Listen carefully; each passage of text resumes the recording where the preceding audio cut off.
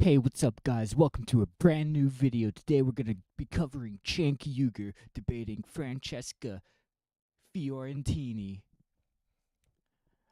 about his appearance at TPUSA with Charlie Kirk. Their shows, and that's why I'm very concerned because as of late, there's been a different tack, especially from the main host and founder and head of TYT, Cenk. If you don't know Cenk, he founded TYT back in 2002. 2005, it was the first YouTube channel partner. Basically, was and is YouTube. It's been such a backbone of progressive media for so many people. I think it truly, in the Bernie years, really pulled people to the left and got folks to think differently and systemically about our political system. Cenk also was a congressional candidate in 2020. He ran for president in 2024 as a protest candidate against Joe Biden. And lately, since Donald Trump has been reelected president, Cenk Uyger has been going on a number of shows, but particularly right-wing leading shows. Patrick Bet David, Tim Pool. His latest appearance was at the Turning Points conference with, of course, Charlie Kirk. And he has thoughts on why he's doing that, and I have thoughts on what he is doing. And so I wanted to hear them out and also express my feelings. But so here he is, Cenk Uyger, for as much as we can squeeze into this blessed hour. Welcome for the first time to the Situation Room. Yeah, well, thanks for having me on, Franny. I appreciate it. and thanks for the intro. Yeah, man. I gotta say, it's not an understatement to say that I've lost sleep over what's been going on. I have lost sleep over this, Cenk. That I've been really upset. I have too. I stayed up until like I live in a West Coast time, so I didn't stay up until 5 a.m. yesterday doing a stream on Cenk's debate. I didn't lose sleep. I mean, angry and like wounded, if that makes sense to you. I have also refrained from tweeting at you, Cenk. I've refrained from doing videos about you without your presence. I've refrained from misrepresenting you. But man, on the inside, it's been rough. So I do want to ask you, I feel like we are on the precipice of a really perilous time of true authoritarianism coming to the United States. And someone like you, who has been such a leader on the progressive left, has such a massive role to play in this moment as a stalwart of resistance, as so many of these centrists are kowtowing to the right.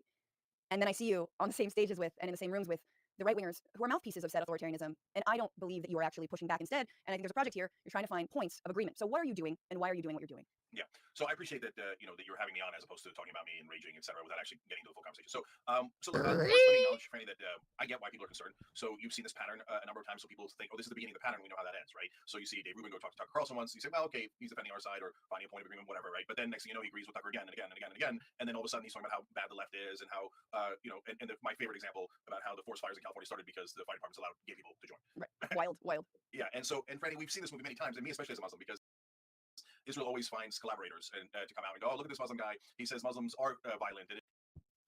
and so like this first part, Cenk is like explaining how things can come off.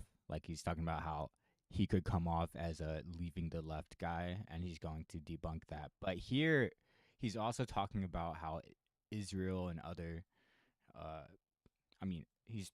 we'll just stay with Israel, have, mouthpieces that are Muslims spreading the message of Zionism. And so, like, Cenk is also kind of afraid he's going to come off like a useful idiot.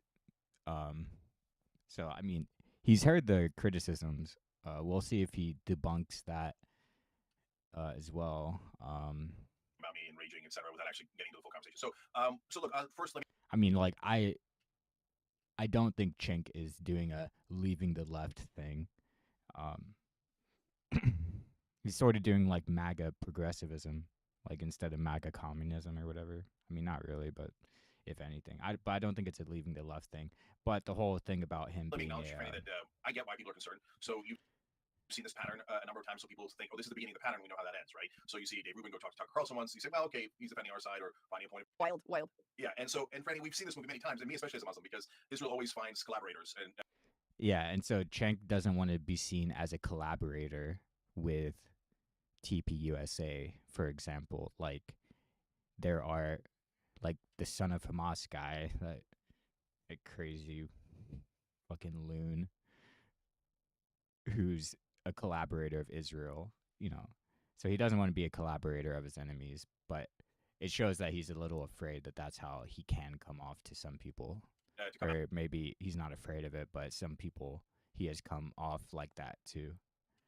and go, oh, look at this Muslim guy. He says Muslims are violent, and it is in their book, and it's all their fault, right? And one of those mouthpieces. So I understand, guys, that pattern exists, and so why people would be concerned the minute it seems like you're taking the first step there. But it is possible to not do that pattern, and we are not doing that pattern, and there's massive differences there, right? So they let go of all their positions, we let go of none of our positions.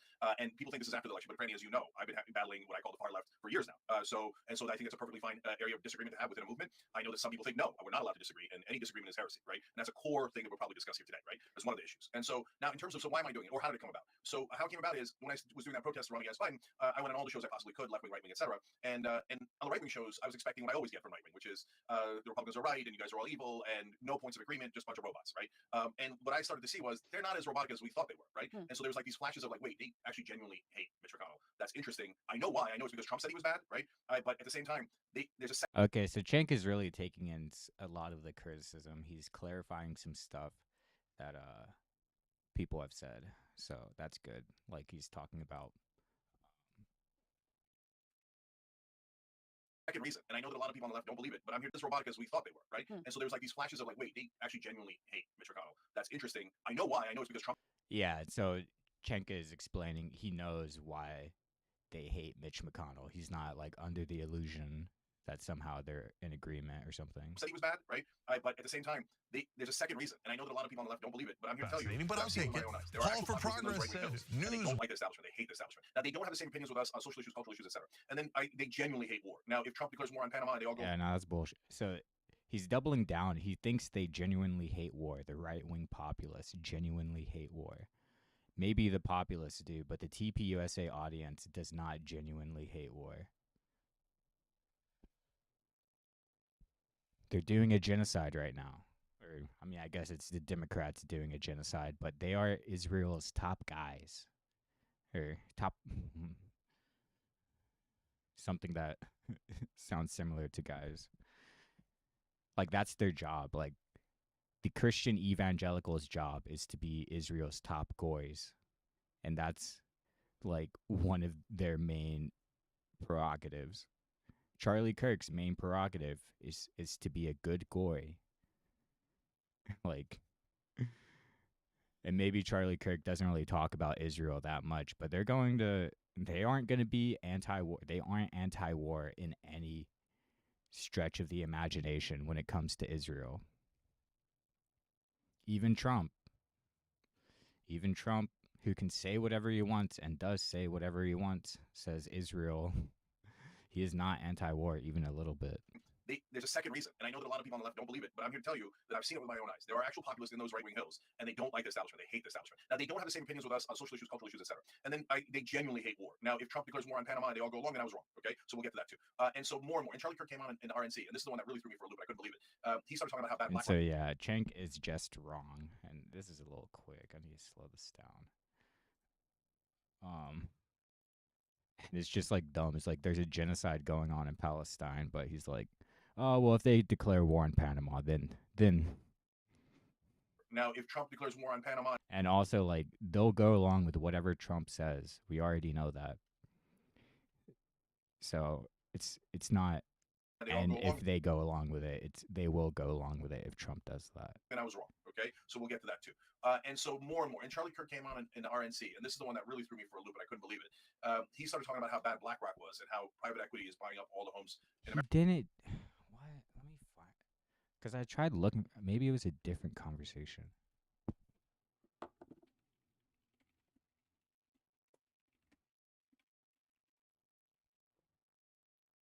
Thank you.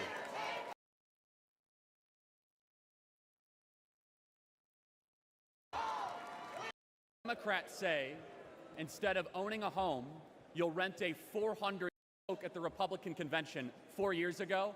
I've become a husband, and the American dream has become a luxury item for the wealthy elite. When he was president, young people were richer than ever before. The years. Thank you for your vote. America's future is a series of choices. Save America.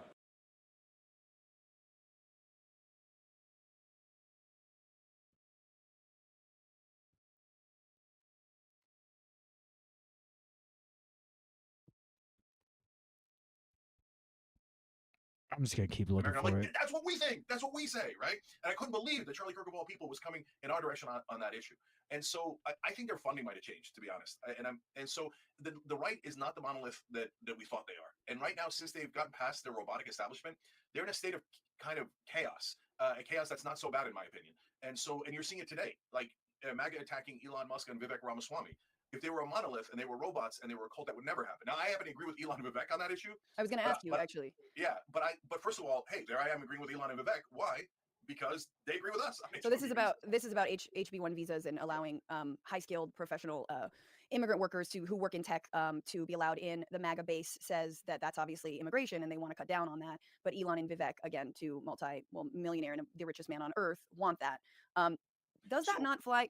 Does not Charlie fly Kirk in the has joined face of some of what you've been saying about the base and how the base is actually great and the base is great at populist ideas? One of those populist ideas, Cenk, is mass deportations, is stopping any migration, is getting people out of this country. Let's go. So I think I found what Cenk is talking about, but let's see what he has to say about immigration. Because I'm really glad to see Francesca bring this up, but also the Vanguard brought this up. How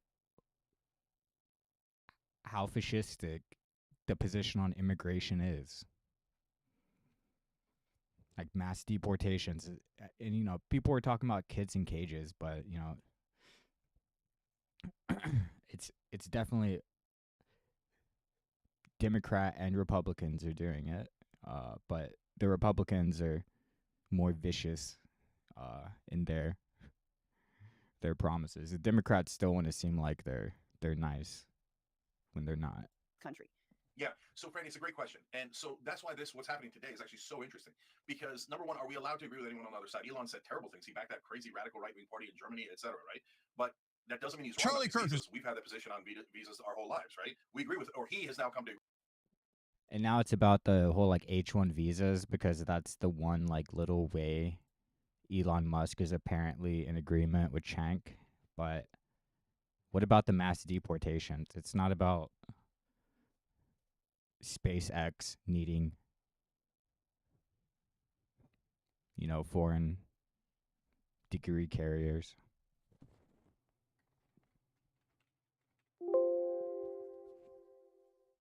Well, really, really interesting dynamic. The BlackRock thing, I agree with.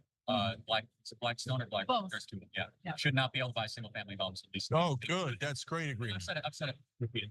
Same Good. with foreign countries coming in and Agreed. purchasing. Oh, here. Okay. You have a country of ownership, not renting.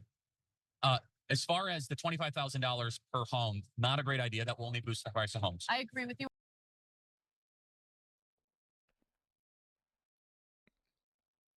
Dude, I thought these guys wanted their homes to accrue in value and be more expensive.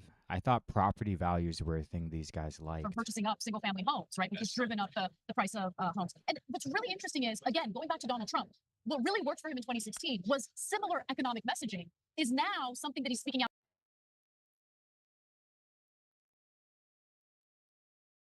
against because Kamala Harris is proposing it. Well, Really, so really interesting dynamic. the BlackRock thing, I agree with. Blackstone or BlackRock? Both. Yeah. Should not be able to buy single-family homes. At least. Oh, good. That's great agreement. I've said it. Repeated. Same Good. with foreign countries coming in and Agreed. purchasing. Oh, here. You Okay. have a country of ownership, not renting. As far as the $25,000 per home, not a great idea. China Only boost the price has of homes. I agree with you on farms. that. It's not a great. We need more inventory. Yes, we need more inventory. So you have to deregulate. You also have to lower the price of energy, which brings up the price of everything. And you guys aren't going to like that, but that includes drill, baby, drill, and bringing down the price of oil and natural gas. Dude, these guys. Why is he nodding along to this?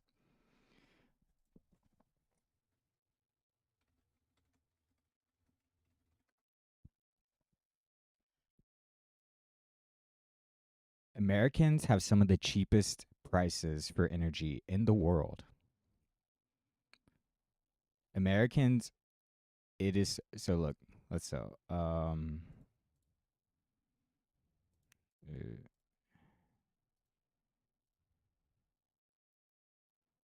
Are these like the average, or anyways? Bermuda is more. Italy, Ireland, Liechtenstein, Switzerland, Denmark, Barbados, the United Kingdom, Germany, Belgium, Austria, the Czech Republic, the Bahamas, France, Guatemala, Jamaica, Estonia, Australia, Lithuania, the Netherlands, Kenya, Latvia, Singapore, Poland, Slovenia, Uruguay, Portugal, Luxembourg, Honduras, El Salvador, New Zealand, Greece, Japan, and then when do we get to the U.S.?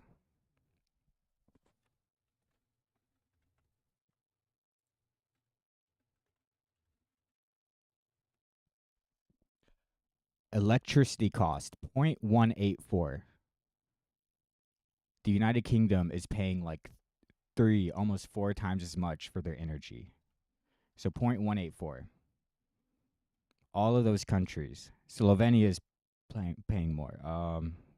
So there we go. The U.S. So who has cheaper energy than the U.S.?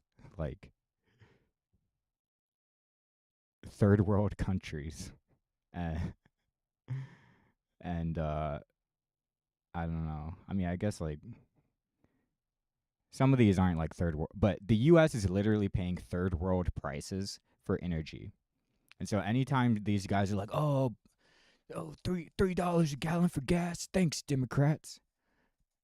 If we were paying our fair share for like energy prices, like any other country in our same like category, we would be paying like $6 a gallon. I mean, it's obviously not just like it doesn't. I don't know if gas is really that much cheaper, like gasoline, but like the energy we pay for our homes is third world prices. And you have a Forbes top 30 under 30 millionaire telling you about how we have to drill, baby, drill to keep energy prices down when we're paying 1/4 what similar countries are paying for energy. That will only boost the price. So whatever. It's it's such nonsense, but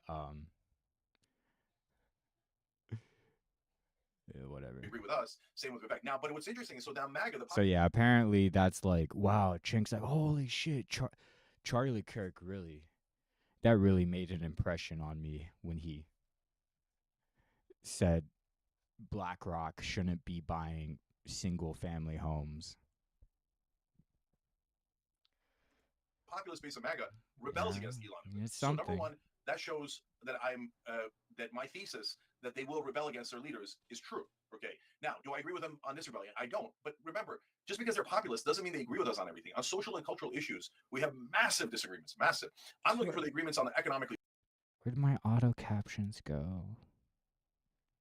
populist stuff. So on this one, they're anti-immigration. And so again, it's not a monolith. It's a little bit more complicated. But overall, the massive MAGA is anti-immigration, and I obviously don't agree with them on that. I'm an immigrant, and I'm first generation. I wasn't even born here, right? So all this talk of deportations, and now this crazy thing that one of them came out with denaturalizing people. That's just nuts, right? So and I say that to their face in all the shows that I go, and I go, look, I don't agree with this. I don't agree with that. I think you're nuts on this, right? But now we do agree on some things: anti-war, anti-corruption, etc. Even if They aren't anti-war, dude. And it's not like TYT was even that against Ukraine. Like, they're Slava Ukraini, but now they're like, oh, but Trump's anti-war now suddenly. And I know, guys, I know Trump is massively corrupt, and they've been misdirected. But within that chaos of the right wing, interesting different coalitions can break out, as you're seeing today with these different coalitions within MAGA. Yeah. So imagine if we had, this is really wild, right? But you've got to take a first step to be able to get to this ultimate conclusion. Imagine if we had voting blocks that weren't strictly Republican or Democrat or strictly MAGA or not, and we could then join the voting block, in this case with Vivek and Elon, and protect these visas, right? Or in another case, we could join the populist right-wing block and prevent Vivek, Vivek's the guy who wants to end birthright citizenship and revoke citizenship for the children of illegal immigrants. That's your man's with this H-1 visa thing. Do you think Vivek is more likely to support mass deportations or mass visas? And it was your man's. It was fucking first generation born in America man's. Friggin' man. Just some Indian fascist who literally thinks he's a Superman because they worked really hard, and now Vivek might be the first Indian president. Wow. Isn't that inspiring? Vivek Ramaswamy. The guy who wants to revoke citizenship for anchor babies. He doesn't call them that, but that's what he thinks they are. Prevent a war. Again, those are like huge dreams. I mean, I think it's It's just insane. America has turned over so many times.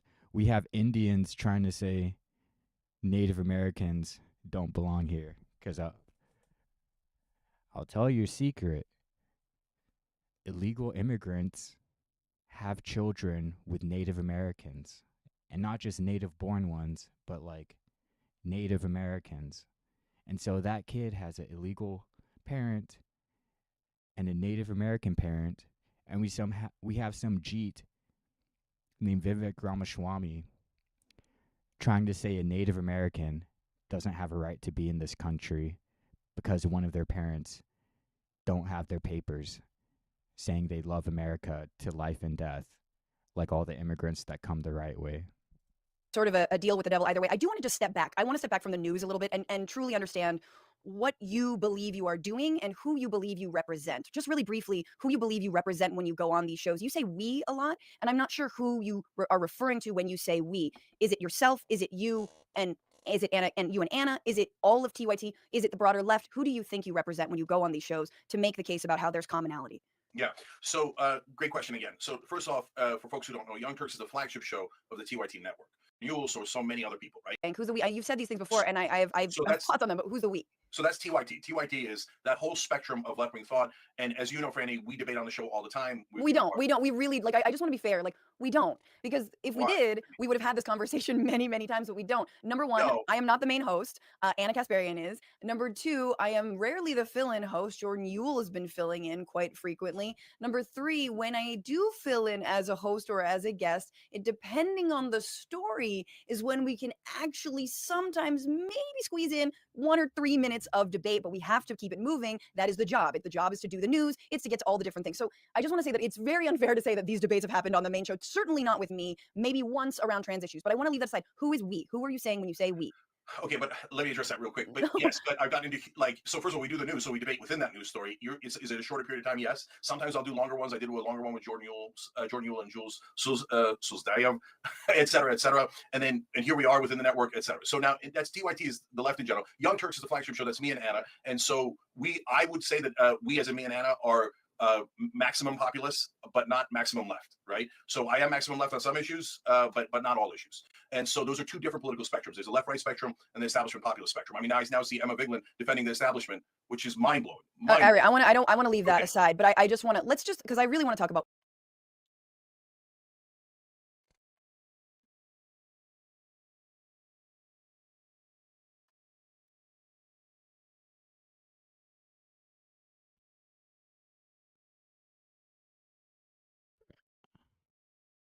the bestest leftist. As someone who has been a paid sub for the show and TYT for more than 5 years and watching both almost daily for more than 10 years, I implore you to stop commenting on the selectively clipped videos that circle leftist Twitter. TYT has some bad takes, but they and the show are ideologically aligned on not scamming to get us started talking about this. All right, I'm not going to waste time trying to find whatever thing he's bringing up with Emma there. Maybe there's something more specific he can bring up, but like, if I search Emma Vigeland establishment, I don't think I'm going to get what he is referencing.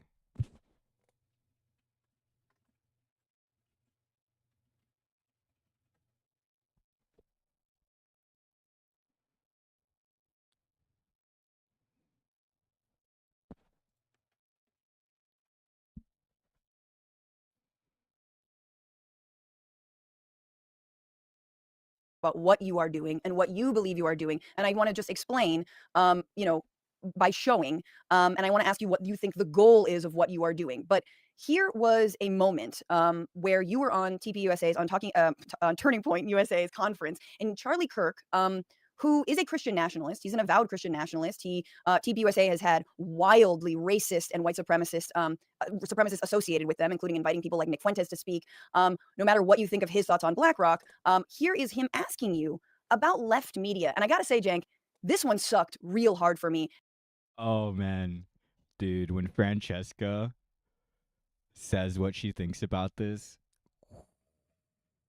ooh, spicy. Oh man, she's still just talking, but it's so good, man. Holy shit, this is gonna be fucking. Oh, dude, it's gonna be just as good the second time I'm hearing it.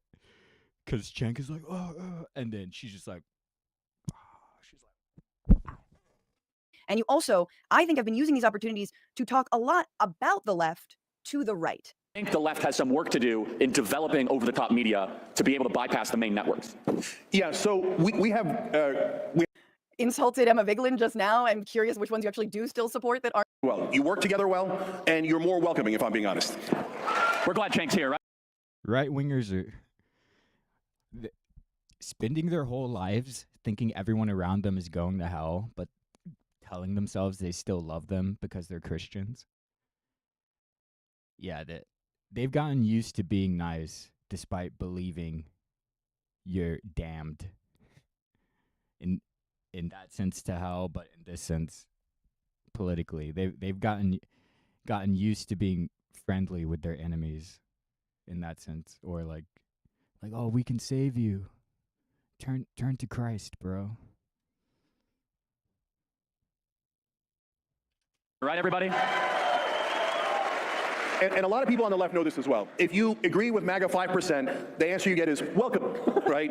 Come join us, right? On the left, if you disagree 5%, they go, get out of here, you're a right winger, you're a fascist, right? But if you push enough people out and you guys welcome enough people in, eventually you win the popular vote. And that's what I warned them about, and that's what happened, right? Okay, so there you are, and you know. Yeah, love it. Stick with 100% of what I just said there. I'm 100% right about that. So let's discuss. Yeah, let's discuss. You had your say there, and you've been saying various degrees of that same thing. And I gotta say, like, I watched this whole I watched the whole clip, and it started off, and I was like, this is pretty good. This is good. Like, pretty good interview. I like that you're sitting down. It wasn't bad. This moment, like, truly a part of me died when I watched this. Wow, I can't believe that. Yeah. Let's go. So Cenk is like, he's still like in his smiley face, but let's see. I don't really remember. I didn't look at his face to see how it affected it when Francesca drops her thesis, but let's just see. Super. Just like shriveled up and died, floated away into the ocean. Here's what happens. A couple things. He asks you about left-wing media and why there isn't more left-wing media. Which already, as you are there, in the sort of kingdom of turning points, is like, that's such a dig. Like, why are you guys so weak is effectively what he's saying. And instead of pointing out the way that TPUSA has been bankrolled by Republican mega donors out of Chicago and many other places for years now, and talking about how the Daily Wire was she's like gathering her energy. funded by the fracking brothers, the Wilkes brothers. Now they're fishing for new, investors, whatnot, but that there is so much money on the right. He handed this answer to you on a fucking platter, and all you said was, you know what? You guys are really good at being welcoming. People just like you. Cenk, they've got all the money. What are you talking about? That's effectively what you're good at coalescing. And here's my question to you about so that's just number one on the media, because that just stings because I'm in media. But on the 5%, if you disagree with MAGA 5%, they still welcome you. How did that work out for Liz Cheney? Yeah. So look, is there a part of MAGA that'll push you out? Of course. That's what we know. When do they push you out, Cenk? When do they push you out? Largely when you disagree with Trump.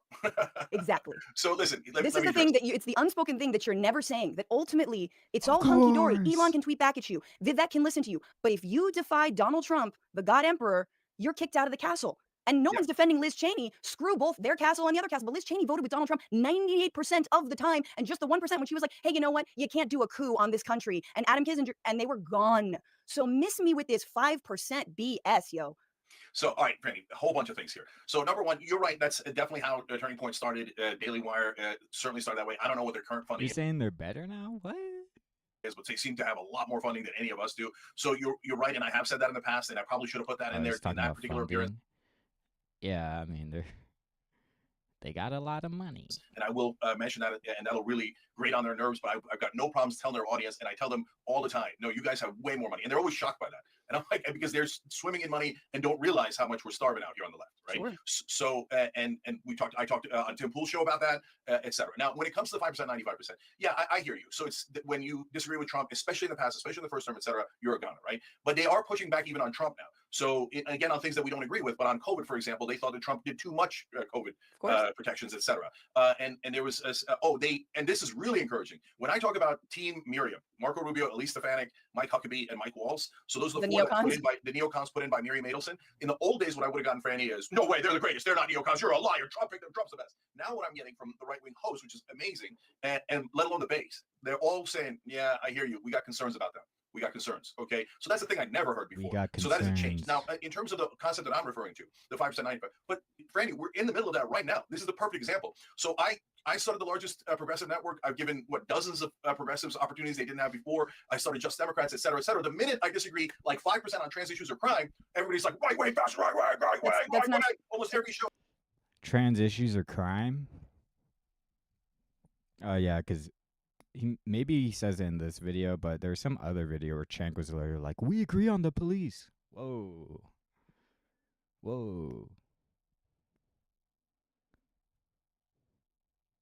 Really? You back the blue, bro?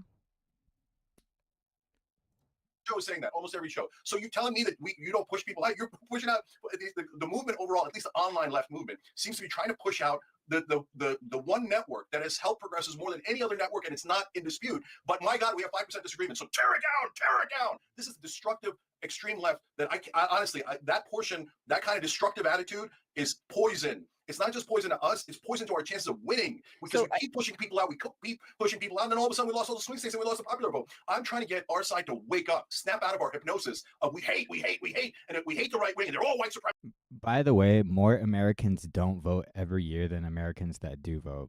So there's like hundreds of millions of people that never vote that you could be getting to vote and just getting new voters instead of trying to fight over the half of the country that regularly votes, and that the majority of those are not swing voters and they've been Republicans or Democrats election cycle after cycle. So yeah, I don't know. It's just like kind of silly. It's like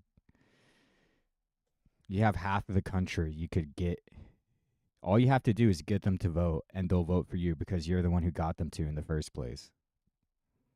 But we have to fight over the Premises, and they're all racist. The pro-police and whatever other, like the pro-police and trans-critical libertarians, or the pro-police trans-critical populists. We have to get them to vote for us. And they're all sexist and we hate, and we never go in the room with them. We hate. What the hell happened to us? And no one's allowed to disagree. We're now authoritarian. No. Wait, Cenk, can I just clarify? I will never allow the left to be authoritarian, and this idea. And that's like cringe. The left, I mean, an authoritarian left. Once you get to authoritarian, people like Cenk, like anti-authoritarians or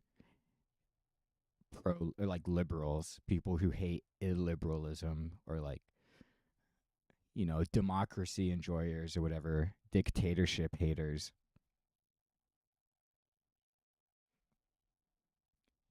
They'll like deny any like authority, like China, for example.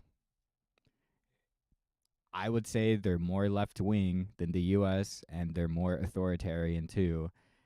And that's really made their country a better place than it was 2 decades ago or longer.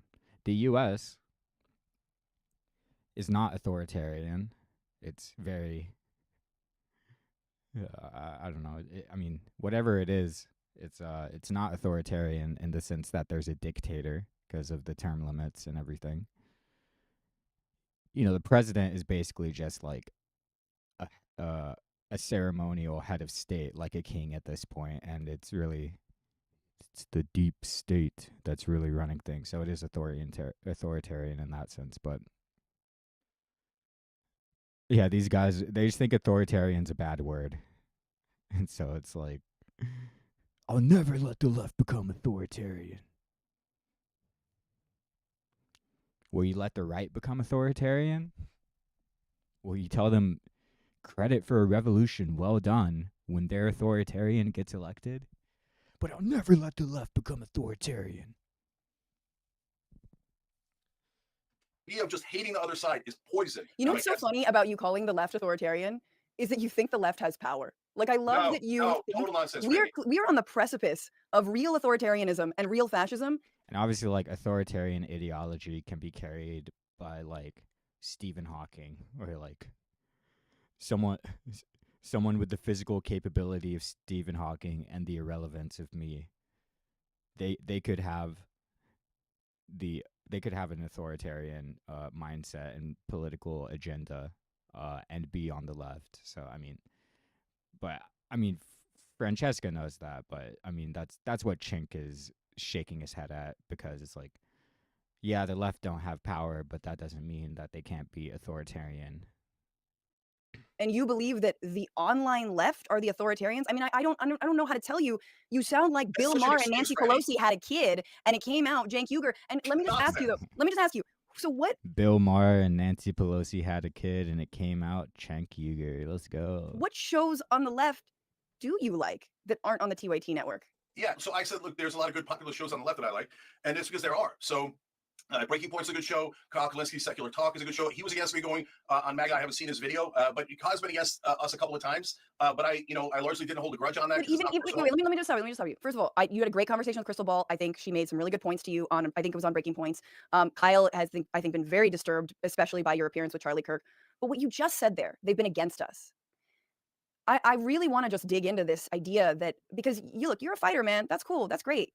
But like, you really do have a very, I almost want to call it Bush-like, Cheney-like, you're with Let's us or against us go. attitude. 100% wrong. Like you just literally, I love that you're Yes. proving my point. But No, when I'm I not. say You're this, proving my point. you Okay, truly, so let me explain. you sound like people are either against you, but if No. they criticize you, they are not. And yet here you are, Cenk, telling the entire right wing that all you want to do is break bread with them, that you want to debate with them, but afterward you want to go have a beer. Yes, I do. You want to have a beer with people who want to put people in mass deportation camps. They want to deport. You think we're going to get put in camps? You sound all right. Anyway. You think we're gonna be put in camps?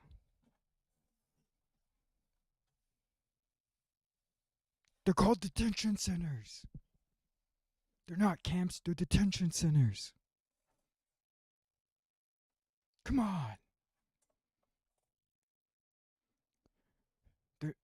And then when they start doing like the tent, like military style, I mean they've already done the tents with, like, I saw like images of like a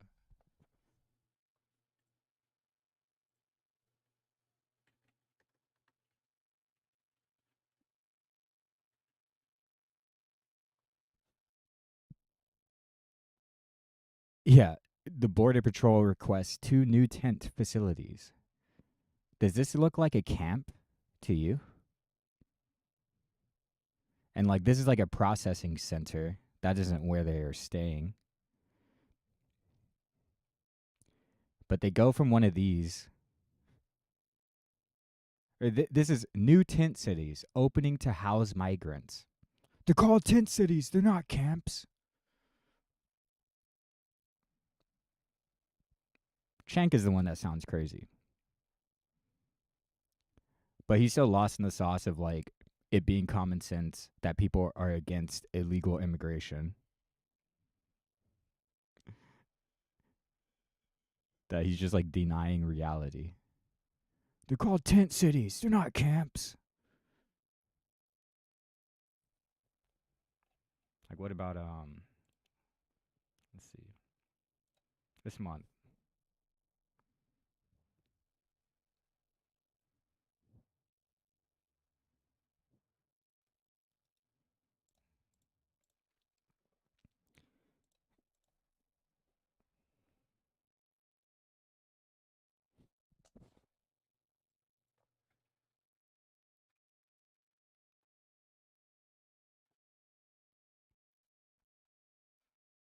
Commander of Texas Tent City blasts dumb zero tolerance immigration policy.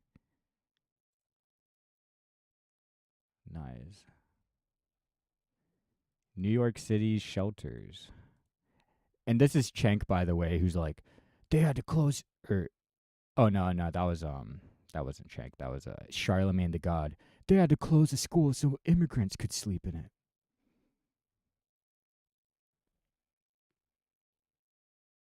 We aren't gonna open camps. The Commissioner of Customs and Border Protection said today the agency has stopped referring immigrant parents for criminal prosecution until federal agencies can agree on a plan to keep families together. President Trump wants to immediately. They're called tent cities. They're not camps. You sound crazy right now, Francesca. 20 separated children are here in this tent city in Tornillo, Texas. We were allowed to tour without cameras. The video distributed by the government gives us a glimpse into their lives here. The supervisor, which has a government contract to run this tent city shelter, said the administration's zero tolerance policy was, quote, a dumb, stupid decision that should have never happened. We are working as fast as we possibly can to reunify children with sponsors here in the U.S. Mark Weber is with the Department of Health and Human Services, which oversees the facility. The incident commander called this a dumb, stupid decision. Everyone is allowed to have their opinion. But has the policy put an undue burden on HHS and these other facilities, these other shelters, your staff even? And this program is set up to manage influx, and this program has demonstrated, once again, it can do that. I did interact with several of the boys.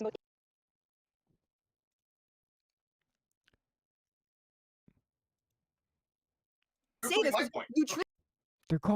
They're called tent cities, not camps. You sound like people are either against you, but if they No. criticize you, they are not. And yet, here you are, Cenk, telling the entire right wing that all you want to do is break bread with them, that you want to debate with them, but afterward you want to go have a beer. Yes, I do. You want to have a beer with people who want to put people in mass deportation camps. They want to go have a beer. Yes, I do. You want to have a beer with people who want to put people in mass deportation camps. They want to deport. You think we're going to get put in camps? You sound all right. Anyway. And so there we go. Notice how Cenk says we. You think Muslim immigrants are going to be put in camps? Not millionaires like you, Cenk. Not immigrant millionaires like you, Cenk. You and your buddy Vivek and Elon, apparently, y'all are safe. But non-millionaires, or in their cases, they're both billionaires. I'm pretty sure. Vivek is close to a billionaire, right? Or maybe he is. I don't know.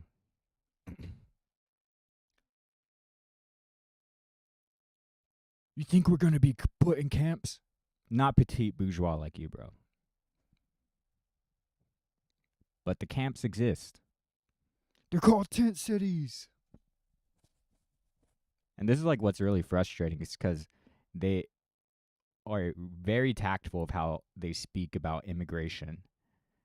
And so like you have to take their like refusal to answer things and extrapolate, or like their misinformation. Like say, oh, you're saying camps? That's crazy. Was it crazy when people talked about the kids in cages? Wait. Where are those cages located? In camps? I wonder if TYT used to talk like that.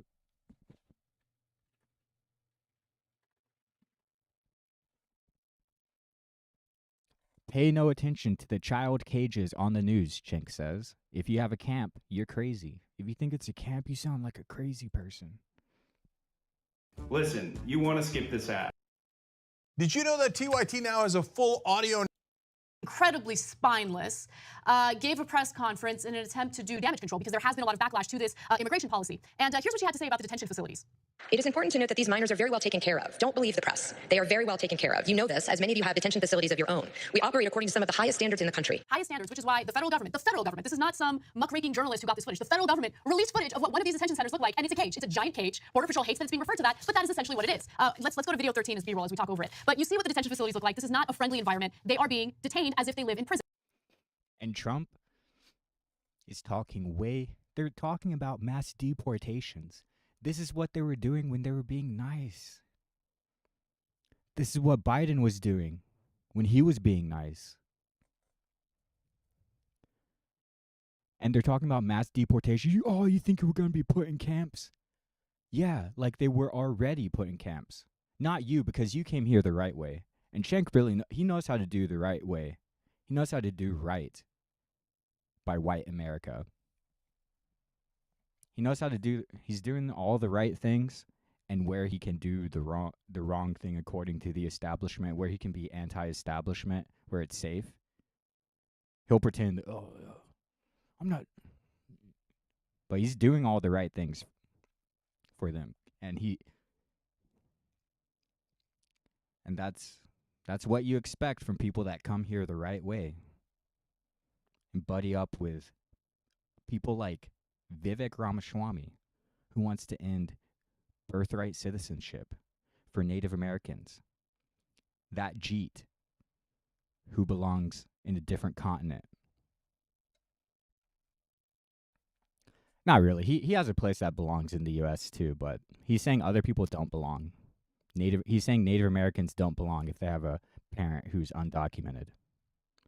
And again, undocumented immigrants, DNA test, overwhelmingly indigenous. More than the average Native American, federally recognized as an indigenous person. There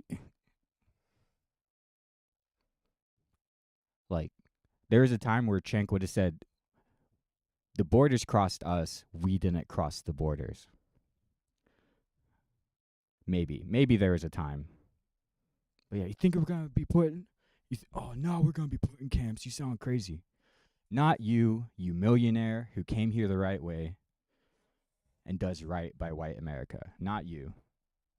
Prisons. Some of these kids are being detained in a tent city in Tornillo, Texas. This is not, really, this is the highest standards. It's America. Maybe it is the highest standards. We have a gigantic homeless population. So maybe that's what she thinks U.S. standards are.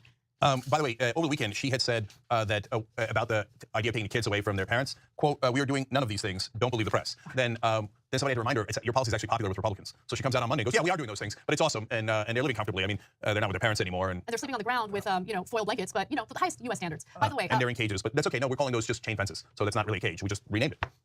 But don't call it a camp, Francesca. You sound crazy.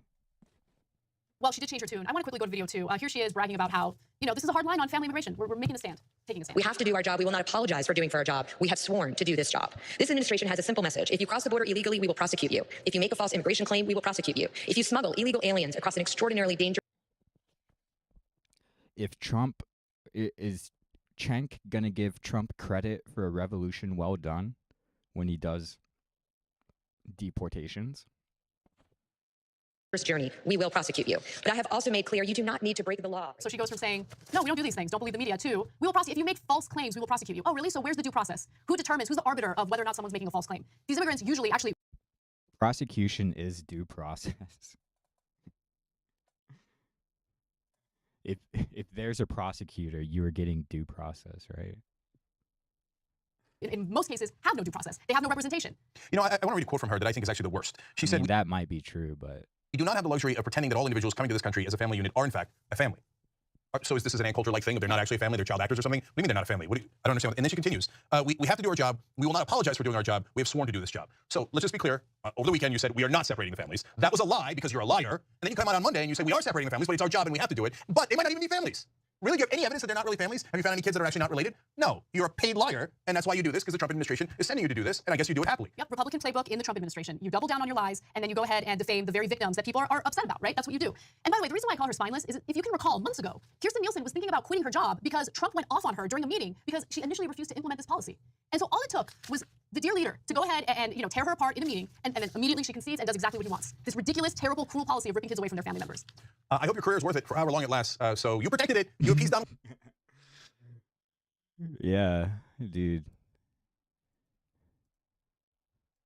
I love Cenk from 6 years ago talking to Cenk of today. I hope your career is worth it for however long it lasts. So you protected it. You appeased Donald Trump. Congratulations. You must be so proud. 2 easy ways to follow Young Turks. Let's fucking go, dude. Oh, now we're gonna be putting camps. You sound crazy. You think I sound crazy? They're starting with Chinese people. That's my fucking family, dog. Like, what are you talking about? That's such an excuse. Okay, they're going to start with Muslims. They're going to start with my people. Okay, Sure, if they sure, start sure. at all. Yeah, so yeah. just stop hiding behind vulnerable. Oh, my people. Oh, I know. Dude, Cenk is he's doing the thing he was worried about in the beginning of the Muslims Israel finds to run cover. Cenk is literally doing the thing. Oh, it's my people. It's not your people, dude. You came here the right way. You came here legally, and you're a millionaire. The people we're talking about are undocumented. They're illegal. Their presence here is criminalized because they aren't citizens. Cenk, you're a citizen. Those aren't your non-citizens aren't your people. And certainly they aren't your people with how you're talking about immigration right now. Oh, you're saying my people are going to be put in camps? That's ridiculous. 6 years ago. I hope your career was worth it. Vulnerable communities. I'm hiding behind vulnerable communities. Yes, you are. You're using I'm them as human standing in shields. front of vulnerable communities. No, James, you're what not. are you doing? What No, are you doing? I'm in front of vulnerable communities. Uh-huh. I'm the most endangered, Franny. By tweeting at Elon Musk? Please. I'm the most endangered. Me and my... Dude, is like Elon Musk is more your people than a non-citizen. That's just true. Some people need to forget where they came from because they're not that anymore. You ain't that anymore, even if you never were because you like immigrated legally anyways. But even if you ever were that, like 6 years ago when you could say kids in cages in tent cities, and I want to put it past them 6 years ago to call them camps. But now it's ridiculous. And now he's the arbiter of undocumented immigrants being put in camps. Oh, he's the arbiter of saying mass deportations aren't going to be that bad, really. Hope it was worth it. Please, whatever. don't help me. Come Okay, on, so this Jake. is This is total so BS. sad. That's Okay, so so sad. let's Let's take it down. Let's simmer down. No. Simmer down. I'm asking. Let me just ask you real, honest to God. You already sent 12 things that I need to respond to. Can I respond to them? No, I want to ask you this one No, of question. course not. Let's talk about you going on these shows. Just simmer down. Let me ask you one question. Imagine if Kamala Harris had won. Okay, she wins. She wins the popular vote. She wins obviously the Electoral College. Incredible, first female president, blah, blah, blah, all this stuff. And Tucker Carlson started making all these rounds on like really like progressive leftist shows, went on Kyle's show, went on my show. I'm like, who the hell? Started reaching out and wanting to talk and wanting to come to agreement on things. What would that look like to you? Yeah, it would look like Tucker was trying to reach out. Tucker's a bad example because I would be surprised if he did that. But okay, yeah, no. Tucker's a great example because he went independent after Fox. And if you've watched Tucker after he's been independent, that's your guy. If Cenk actually wants to like build a coalition with populists, Tucker Carlson should be his guy, not Charlie Kirk. Look at what Tucker Carlson has said in the past year and compare it to Charlie Kirk. That's a guy I would way sooner collaborate with, not just because he's more famous and more influential, but because he's actually independent now. And he's had a long enough career where Tucker is spitting, bro. Tucker's spitting as much as Donald Trump was spitting in that one clip yesterday that TYT was covering. Tucker's going hard on this whole populism nonsense, and he's doing it better than almost anyone else on the right wing, at least if you're thinking about collaborate. He's doing it better than anyone else. Tucker would have someone like Cenk on his show. That is something that could happen.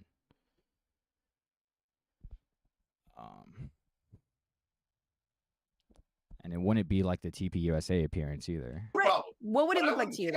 I wouldn't. And do I think that Tucker would be selling out? No, there's no chance. No. Well, I'm not. It's not about selling out. What would that like? What would it just seem like? Hey, man, we can agree. Yeah, you know what? I did say that Kamala Harris was a DEI hire and she's basically a communist, but now I just feel like I've antagonized you and I'm here to like break bread and let's talk and let's get stuff done. What would that look like to you? She's about to drop it. It would look surprising, but I wouldn't care. I'd find it interesting. Why? What does it look like to you? I mean, to me, if Tucker Carlson did that, I'd be like, oh, we fucking won. We won like crazy. We won so resoundingly. He's doing an apology tour because 3 ghosts visited him in the middle of the night, and he's completely changed his tune because he wants to throw down with the winners. We are crushing it. And I saw in that moment, you want me to play it for you? When Charlie Kirk goes, "You're wrong. we're glad Cenk's here, everybody." No way, you're And wrong." that was the feeling is that in I think a denial. lot of right wingers have when they look at you, Cenk, where they're like, damn, yo, we crushed so hard. Even this guy is turning now. Yeah, except I'm not turning. I've said it 2,000 times. I'm just saying what it would look like. I'm just saying what it would look. Keep saying it like it's true when it isn't remotely So true. But okay, let me address it. So, okay, number one, you're empirically wrong because guess what's happening? Matt Gaetz has reached out to us, Tucker Carlson, to come on our shows, and so it's your exact analogy. Okay, Why haven't you, him and Tucker Carlson have talked before, right?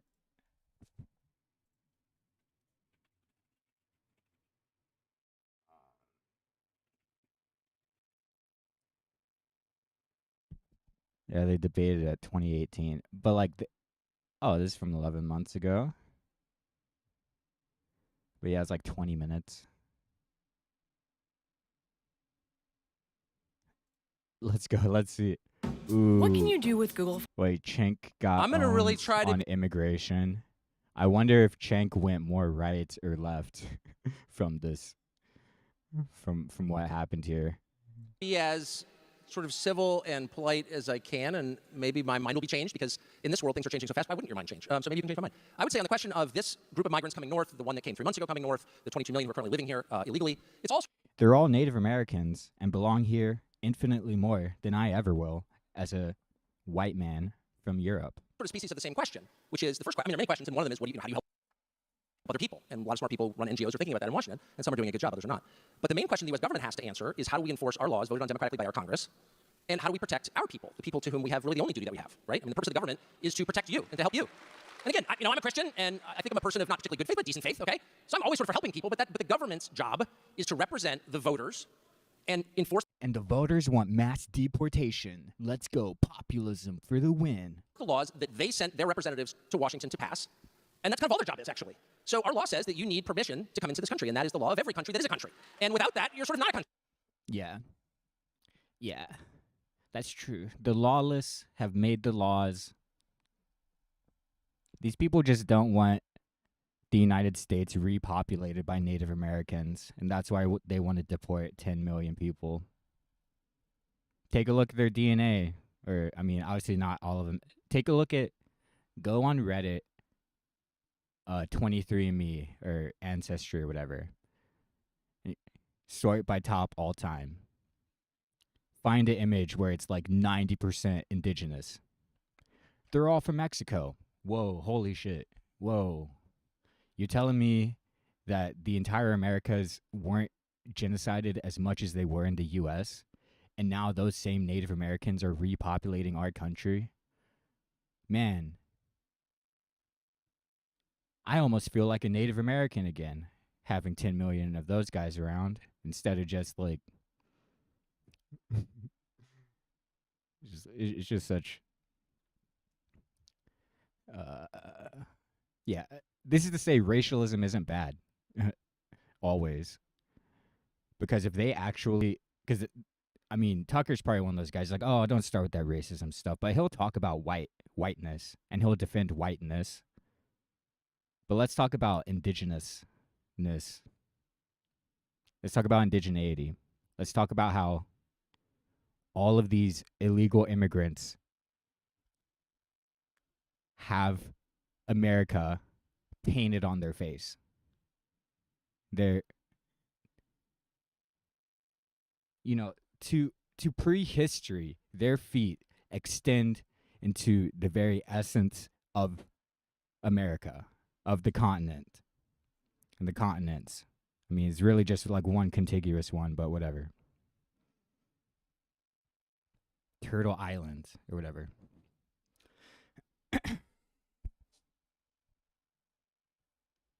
You can't take that from them. You can deport them, but you can't take that from them. And it's just this is why these Euroids resent immigrants so much, because deep down they're unaware of it, because like their concept of race is like completely twisted. Like Hispanic parentheses white is like such a con. It should be Hispanic parentheses indigenous. But these Euroids, these legal immigrants, think they have more of a right to be here than Americans. More of a right to be here than, like, I don't know what the national plant or whatever of America is, but country. So, I mean, you could ask the obvious question, which is, there are an awful lot of poor people around the world. Does everyone have a right to come here and go on Medicaid? I don't know. I mean, if you think so, let's speak slowly so I can understand, and let's talk it through. And tell me why. Where does that obligation come from exactly? Is it written in the Constitution? Is it in the Bible? What exactly? That obligation comes from the United States being a country of immigrants. Unless you want to go back to it being a shameless colonial empire based on supremacism of your people, who it doesn't matter what's right or wrong universally. It matters that we have the power and it's our country and we're defending it. If that's what you want to, I mean, that's what these guys are doing, but they want to be like, oh, well, I'm for immigration. I'm just against illegal immigration. But that's where it's written, dude. It's written by your white ass being here. The right for anyone from around the world to come to this country comes from you not being from here. That's where it comes from. You not being from here and you not thinking you're superior to other people. But most people struggle with that second part. They think they have a right to be here more than someone else. Are you saying? But you're not hearing that. Instead, you're hearing an awful lot of the kind of moral bullying that has come to characterize all of our political conversations, where the person you're debating, in this case I'm debating, begins with the presumption of I'm a better person than you. I care more deeply for these people than you do, and if you were a good person, you would agree with me. Well, I mean, that's a theological debate. And I reserve a huge part of Sundays for those. But that's not really a public policy debate. There isn't much of a public policy debate here. Our laws are as they are, and if you want to change them, send representatives to Washington to do that, and maybe we're about to see that happen. But there's a massive cost to any government saying, because of political pressure, temporary political pressure, we're going to ignore our own laws. Then, well, why can't I ignore the law? I pay way more taxes than I feel like paying. There are all kinds of things that I would like to ignore. So I'm not really sure what the debate is, to be totally blunt with you, other than the virtue debate, which is not interesting. Let's go to Cenk here. Yeah. I like how these super rich millionaires, I have fame, I have money, I have fortune, but I wish I had to pay a little less in taxes. I got problems too, bro. You're living in a tent city in a cage. I got problems too. I pay taxes. My taxes are going. All right, so let's break it down. And backstage, we had far too much agreement, so let's break that out. So first of all, on the caravan, I feel like Fox News from time to time touches on it, but overall misleads. And I'll tell you why, Tucker. It makes it sound like the caravan's going to come in and bust through a gate of some sort and then go ravaging in the country. Well, the reality is, the reason they're in a caravan is because they're seeking asylum. So if they wanted to sneak into the country, they wouldn't do it in a giant caravan. So, and so when you're talking about the laws, there are also laws in place on how to seek asylum. And that is exactly what they're following. So that caravan actually, in a way, should be celebrated because they are not going to cross the border illegally. They're going to go to a port where you ask for asylum.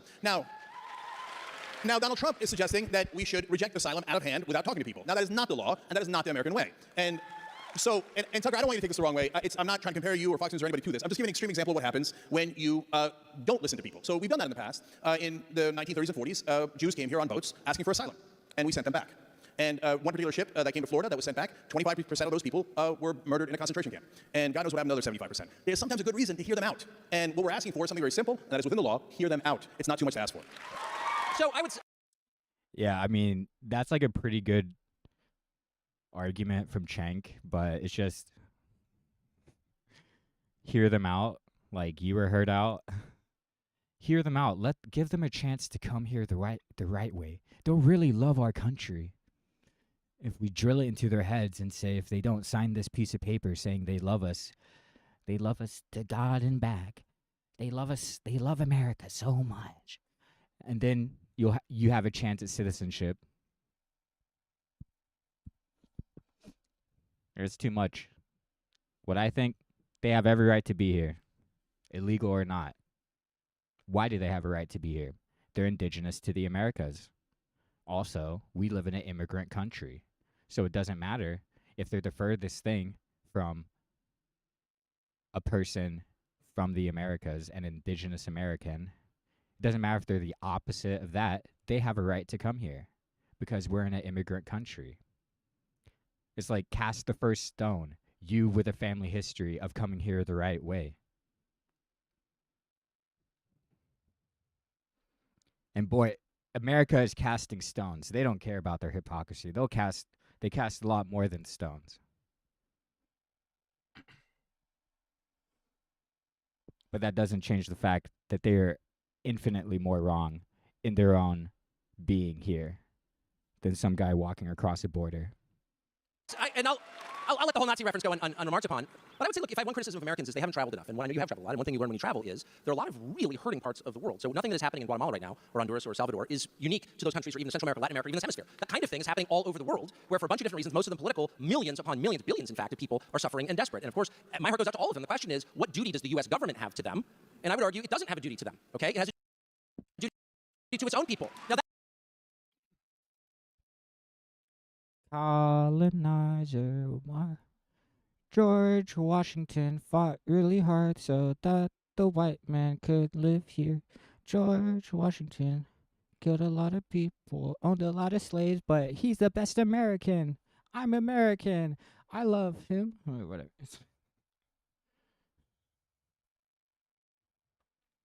But, it's just awesome seeing Americans like.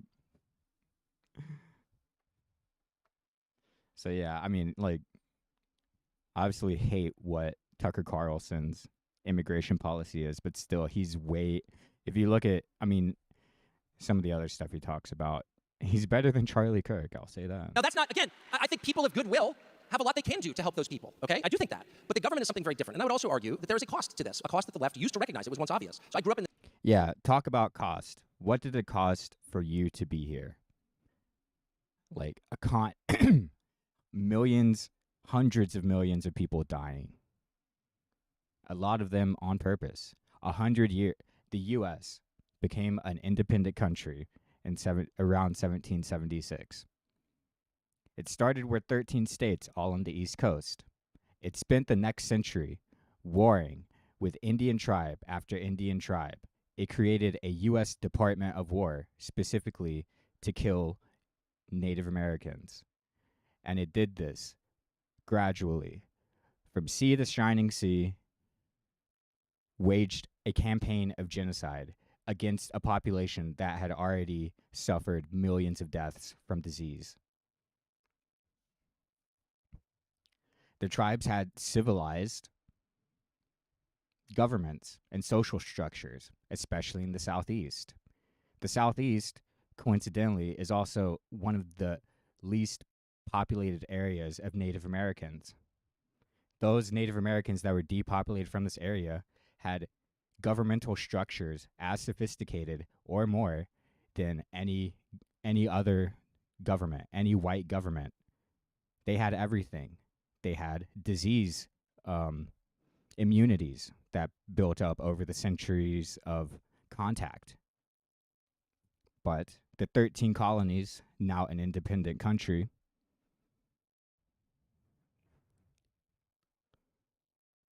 had a destiny that they manifested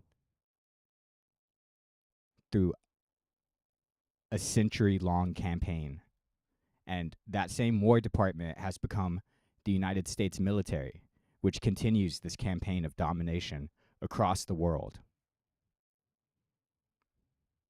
But the U.S. military, make no mistake, their first 100 years of knowledge and establishment was dedicated to killing Native Americans to take land. And you want to talk about cost? My kids are going to have to do their school on a laptop because some migrants have to sleep in their gym.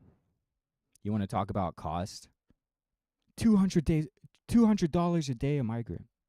What if it was 200 of your people dying a day? Like, for a century. Like, they want to talk about cost, bro. They haven't seen. Ooh, oh man. It's always the richest people that talk about the shit they can't afford. Oh, I can't afford that. I can't afford that. That costs too much. It's the richest people who carry that resentment within them.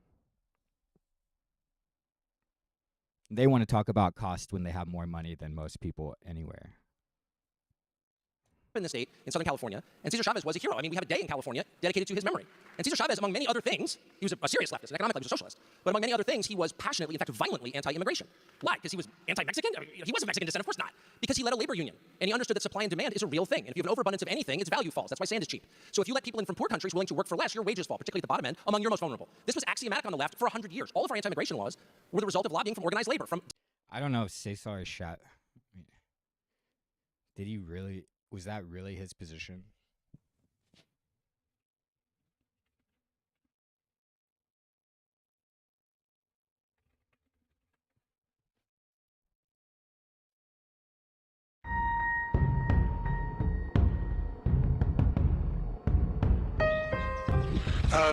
This question of the illegals I find very interesting. Would you say that it's, at this particular moment, as important as any of the other problems facing the union? Oh, yes. In the last 3 weeks, last 2 weeks, it has become an emergency for us. There's not a lot of illegals coming in. By the hundred, by the thousands, our people are not only in some of the crews where there's now strike breaking. Some of the crews are 100% illegals, outright, openly, with no attempt to disguise it. And so it's so bad now that we estimate 60 to 70% of the farm workers in California are the resident worker. Workers of the world unite against the Gusanos. They're coming in by the thousands, just unbelievable. Cry more. Cry more. Make the labor unions cry. I don't even care. I live in a right-to-work state. Cry more. We estimate 60 to 70% of the farm workers in California are the resident worker. The citizen is out of a job because of the wetbacks. They're coming in by the thousands, just unbelievable. See, they're coming in with the consent of the immigration. He just called them wetbacks. Let's go. Service, which is part of the Department of Justice. How else would they come? We, for instance, know that if you go to Coachella, you go around the El Paso area, the secondary immigration checkpoints have been unmanned now for at least 3-4 weeks. They're closed. They're at night. They're dark. There aren't any patrolmen there. It's a gimmick. We think that it's a prelude at the beginning to a big drive on the part of the administration and the Mexican government to bring the Bracero program again. It's a vicious attack on the local worker, and it's just one of those things that every business thinks they can get away with it. And our job is to inform the whole country what's happening together with the boycott and solve it that way. And so the workers themselves, even though a lot of them are Mexican descendancy themselves, are very uptight, very, very worried and very mad about the illegals coming to break their strikes, and it takes away their jobs, their livelihood, and so forth. Does that put you in an uncomfortable position to be against the illegal immigrants because they are from Mexico? In other words, part of your program has been an appeal to equal treatment of people of Mexican origin. Right? Oh yeah, sure, but we're speaking of the legal ones. We don't want Mexico to export its poverty to us, and then we pay. It's not the agriculture, it's not society in general. It's the farm worker again paying for those sins. And Mexico should take the initiative and stop exporting the poverty to us. They should do something about the rural economy over there. And then see, it's a way of breaking the strike. It's a way of demoralizing the farm workers. And for instance, the workers are going to ask for stamps, for food stamps. They're lining up the offices for welfare, and they're being told we can't give you a job because there are plenty of jobs. And the workers say, well, there aren't any jobs. We just came from the fields. They won't hire us, or they just lay us off because either because we're strikers, or because we're members of the union, or because of the illegals will do the job for half the money we're getting. It's the illegals' fault.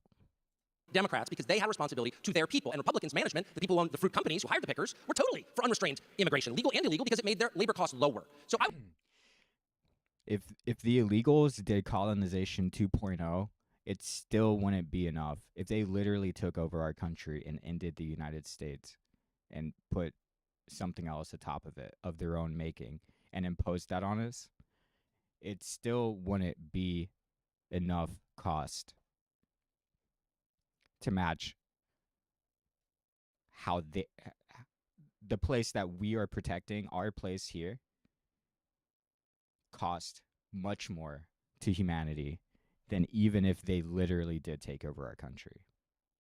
I would only say, and it's a more complicated question than just this, but this is a huge part of So cry more labor unions, cry more Cesar Chavez, cry more, they're called tent cities, not camps. Cry more legal immigrants.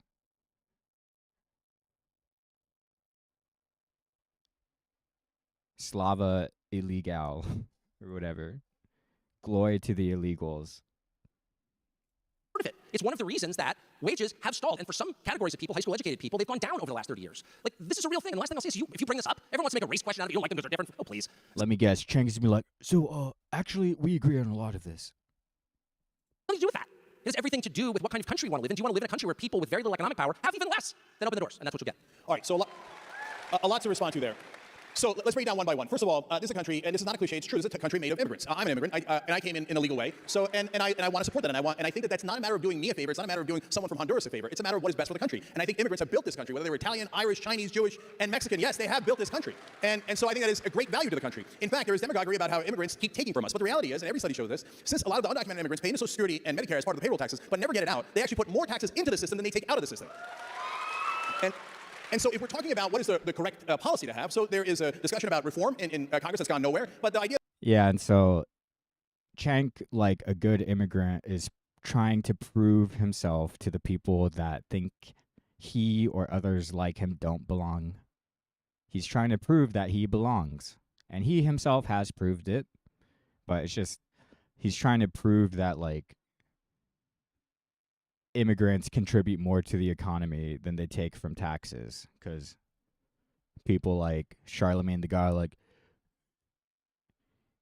yeah, there's like, black people really be talking about how illegal immigrants are taking all their welfare.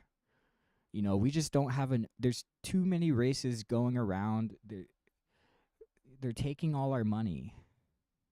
They're taking all our taxes. And so Cenk is trying to, like, disprove this idea of we shouldn't be spending taxes on illegals by saying that immigrants contribute more in taxes than they have expended upon them. I mean, I've heard that statistic a lot, but yeah, it's just, we need to stop trying to prove ourselves. That's what I think. I think illegal immigrants don't have to fucking prove themselves. The United States should prove itself by giving them documents, amnesty for all illegals, and citizenship for all people in the world, really. There is no cost too great that the United States could bear. Or there is no cost too great that the United States could reject and become, it will always, any rejection, no matter how great the cost being put upon the United States for immigration, any rejection at all is hypocritical, is hypocrisy. It is taking more, it's not than you've been given. I don't know, whatever. It's just simply hypocritical. The United States could be on the verge of collapse, and the cost still would not be too much for them to have the responsibility to bear it. The idea there was to take indentured servitude and double it. And then if you work here... Anything less is hypocrisy. Any rejection, even a little bit, in any hypothetical situation, is hypocrisy. 14 years, if you're undocumented, you could have a pathway to citizenship. Now, the right wing said that's too lenient. I don't know if they want 3 times indentured servitude. I don't know. But my answer is, look, can we at least go back to indentured servitude? So if for 7 years they work and... Not, dude. Famous rhetorician Cenk. The average reformist. We should at least go back to indentured servitude. Baby steps. Average reformist, bro. And they pay their dues, have they not done enough and shown enough to become U.S. citizens? That means they are adding to our country. They are not taking away from our country. It doesn't matter if they've proven themselves. They're illegal. They've broken the law. The best person in the world can still be a criminal, and they're categorically labeled criminals for being in our country. It doesn't matter how much they prove themselves. And you need to understand that. Cenk proved himself by coming here the right way and by signing whatever paper he had to become an American. Illegals won't be given that chance.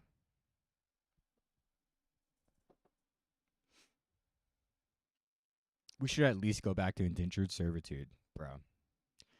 Cenk, chill. So that is a proposal that I believe in and that I will fight for. And immigrants are net positive in almost every way imaginable. It doesn't matter if they're a net negative. Again, our country took everything except the few people left in Native America. They took everything except the few people left. Everything. And they've only started to give us a couple things here and there, like federally recognized tribes and a bunch of D-tier federal contracts to the Indian forts we call government centers. But before that, they took everything. And so now we're given stuff here and there. But you got to stop thinking about people have to be a positive for you to tolerate them. Doesn't matter if they're a net positive or a net negative.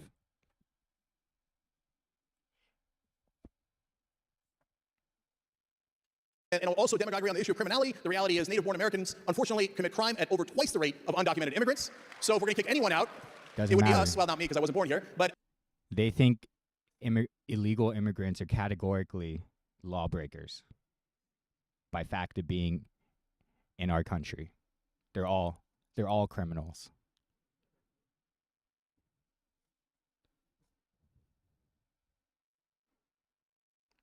And like I guess some of them are asylum seekers, but it doesn't. The difference between someone who's overstayed a visa and someone who's in the process of asylum, people don't. Well, I don't know their lives. Maybe that does have an impact on their lives, but how people talk about immigration, there is no distinction between those two. But of course, we're not going to do that either because we all work together and we can win together. Now, in terms of wages, Tucker's absolutely right that wages have been stagnant. And they have been stagnant since about 1978. Productivity has not. The American worker has been wonderfully productive. It has gone up by over 200% since that time. But if you're looking to see who took your wages, don't look down, look up.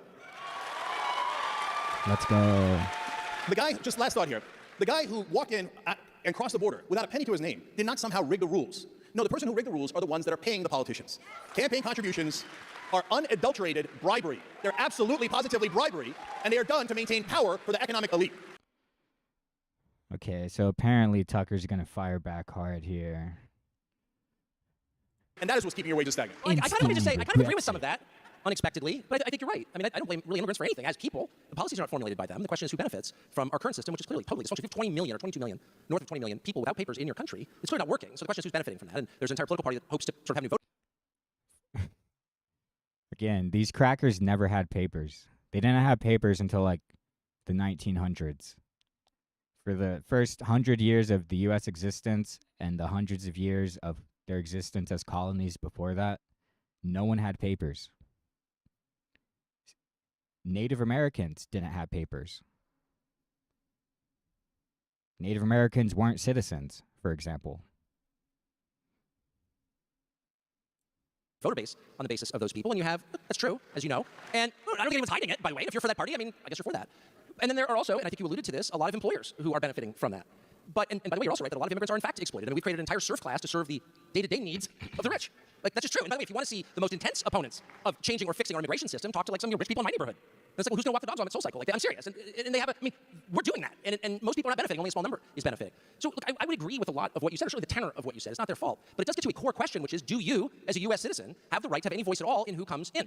Because No, you don't. You genocide descendant. You genocide heir descendant. No, you don't. You don't. You settler. You European. You don't. You don't have the right to say an indigenous person to the Americas can't walk across your fake line that you established and maintain through the monopoly of violence. You don't. You don't have that right. Not the moral right, certainly. You have the legal right because we live in the concept of nation states who enact a monopoly of violence on and within their on their citizens and within their borders and on their non-citizens too.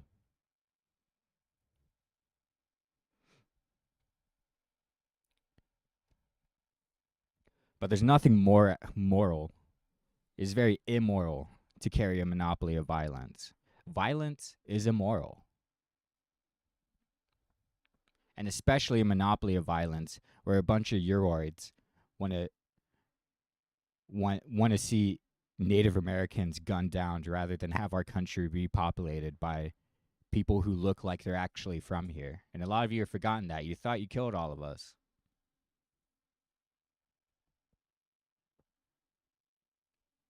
But America is a lot bigger than just the United States. And not everywhere was as vicious with its extirpation of the indigenous population. And now, people are coming back. America's going to look like Americans are going to look like America again and not Europe. And once you understand that, unless Americans are just immigrants, in which everyone has a right to be here, but it doesn't really matter. Whatever you want to call Americans, you look at an illegal immigrant, it is painted within every fiber of their being, this continent. And you're not from here, you never will be, and you'll never have the right, simply because you're a citizen, to say who belongs and who doesn't belong. And whatever right you think you have to that comes out of the monopoly of violence. And it's just, America is a hyper-violent, vicious country. What a surprise. And Americans think that's awesome. Demographics is like one of the key questions. Who lives here? Again, not a racial question. It's a substantive factual question. And I don't think you'll find many people in this country who are opposed to immigration. We have more immigrants, aggregate, total immigrants, than any country's ever had in peacetime, ever, okay? And you don't have riots in the streets. You don't have lunatics. Lots of other countries do. South Africa right now, killing Zimbabweans because they're mad about unchecked immigration. I get it. We don't have that. We like immigrants. The question is, are we allowed to make the decision? It's our country. And in that I would include lots of naturalized immigrants, including you. We all have a right to decide. So to say it's anti-look, I'm for dinner parties. I have lots of dinner parties. I love inviting 12 people over to my house and having dinner. If you decided who they were or said you're not allowed to decide who the 12 people are, that wouldn't be a dinner party, would it? It would be an invasion or something. It would be something I'm very much against. So the question is, where is the economic debate? I mean, what I appreciate about your response was and I disagree with your numbers, but at least you marshaled them. Like, what is... And that stupid hypothetical, is Tucker Carlson going to take out his Glock because someone brought someone not invited to his party? Like, how are you going to get rid of the people not invited to your dinner party?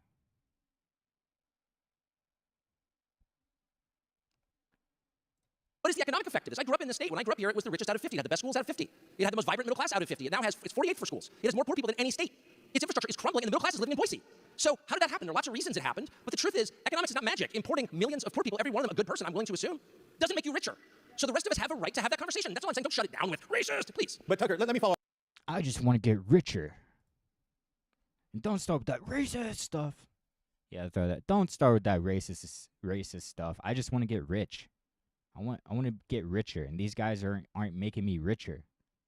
And Cenk's like, no, the immigrants, they are making us richer. They are. They've proven themselves. Good person, I'm willing to assume, doesn't make you richer.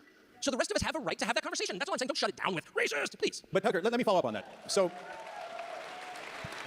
I think I know why California schools are disastrous, because of the propositions that that did not allow us to invest in the schools. And all right, whatever. Apparently, Cenk instantly regrets that. Tucker Carlson was just being a Yakubian colonizer. So that plays well to the people of America. So I imagine Cenk probably regrets this more and the TPUSA thing way more than actually defending immigration a little bit, even though he thinks immigrants have to prove themselves to some genocidal cracker. Patrick Bet-David, et cetera, and they won. They're still trying to come on the Young Turks. Why? Because they're trying to have a conversation, not because they want to do an apology tour. They think they are ascendant, but nevertheless, they want to talk to the left. But you had to make it's because they think that your version of the left says, no way, we never talk to the other side. But we're not authoritarian. Crushing it. And I saw in that moment, you want me to play it for you? When Charlie Kirk goes, we're glad Cenk's here, everybody. And that was the feeling that I think a lot of right wingers have when they look at you, Cenk, where they're like, damn, yo, we crushed so hard. Even this guy is turning now. Yeah, except I'm not turning. I've said it 2,000 times. I'm just saying what it would look like. I'm just saying what it would look like. It doesn't look like that. It's true when it isn't remotely true. But okay, let me address it. So, okay, number one. I mean, it is true. They did win. And they won hard. You went on stage and like, I told you they're going to win the popular vote.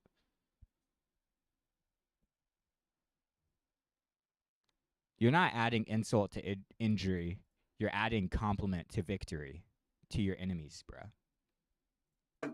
You're empirically wrong, because guess what's happening? Matt Gaetz has reached out to us, Tucker Carlson, to come on our shows. And so it's your exact analogy. Bring 'em on. Okay.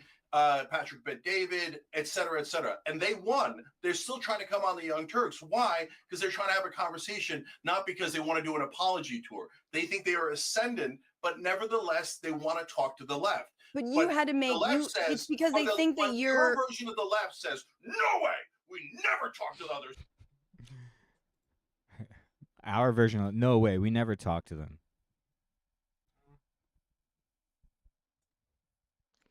It's just not true. Just not true. But we're not authoritarian. Jake, that's not true. We're not authoritarian. You're not allowed to disagree 1%, but we're not authoritarian. We have no power, so we're not authoritarian. Cesar So that's not how it Chavez, works, Franny. And the establishment Democrats We're are not authoritarian. I think a lot of people would say they probably sympathize with authoritarian. Like they think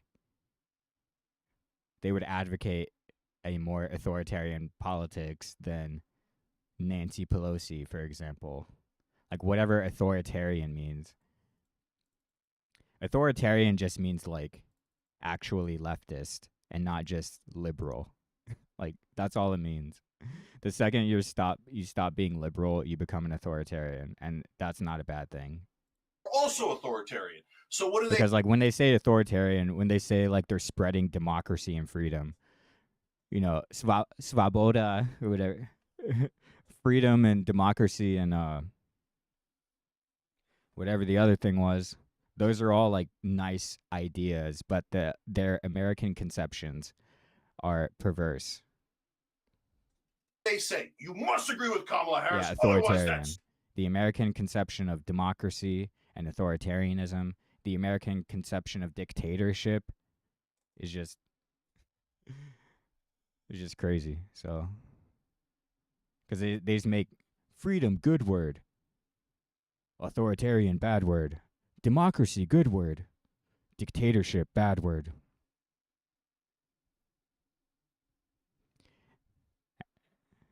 So, freedom and democracy. I mean, if I don't think voting is good. Probably, like representative democracy is. I mean, voting is good.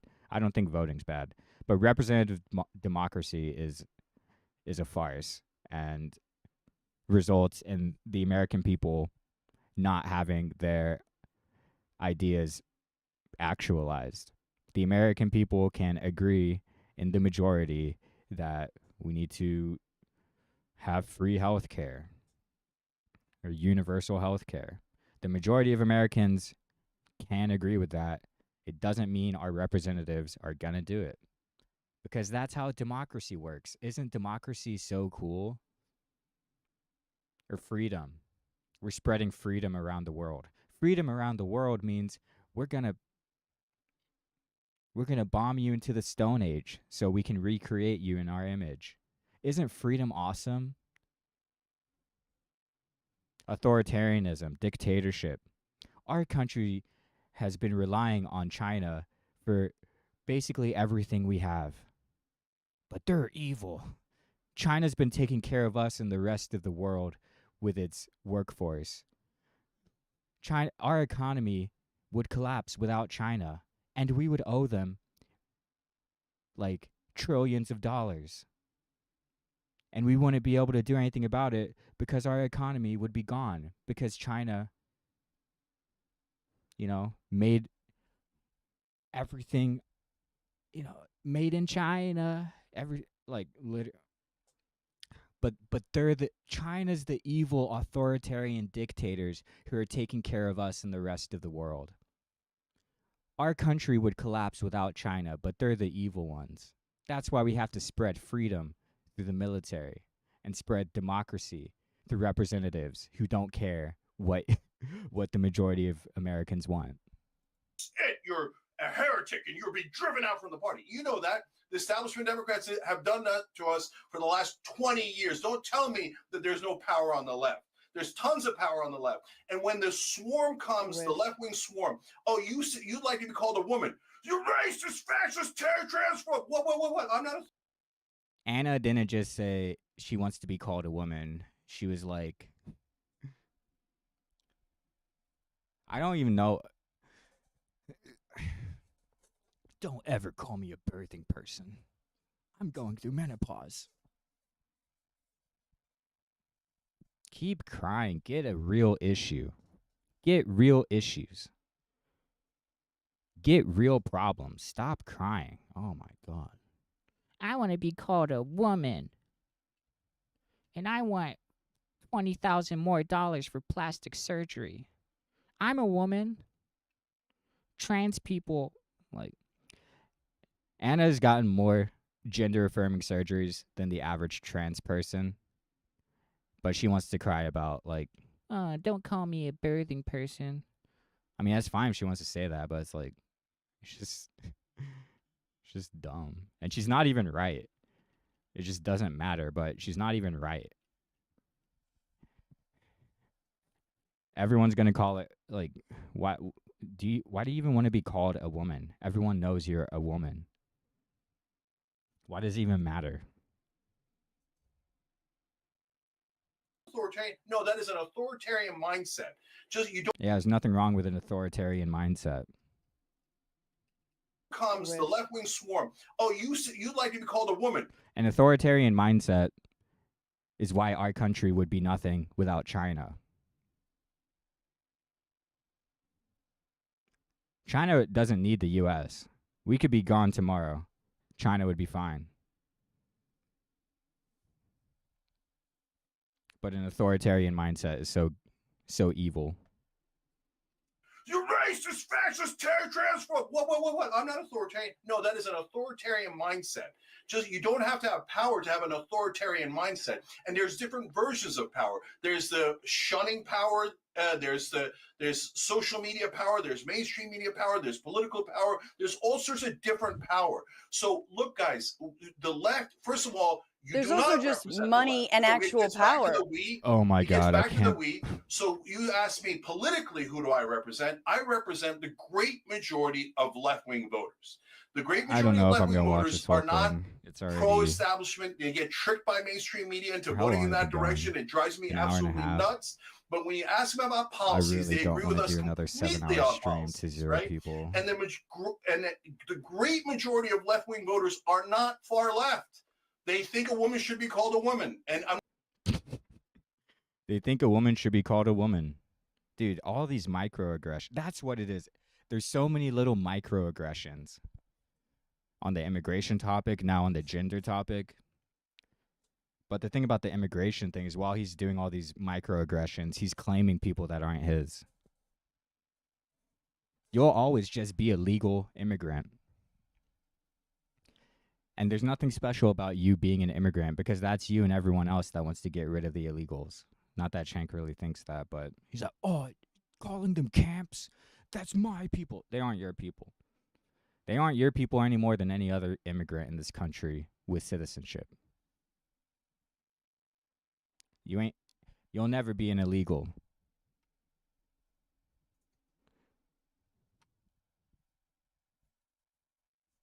I'm not saying that in some dismissive way. I'm in favor of trans rights. If you want to be called a birthing person, we love it. We got no problem with it. You be called a birthing Okay. Oh, yeah, but he's talking about the majority of Americans. Person. But when you say no, we call everyone a birthing person. America. No one's saying you can't call women women. But birthing person, Anna was basically saying you shouldn't call people birthing people. Like she thinks it's an unhelpful term.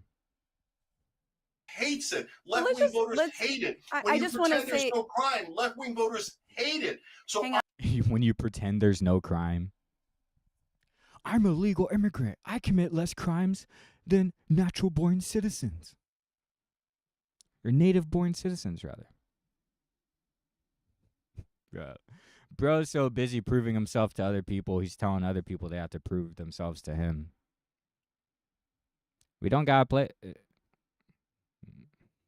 You're the one who had to take the test saying you take the test on how great America is to get a citizenship.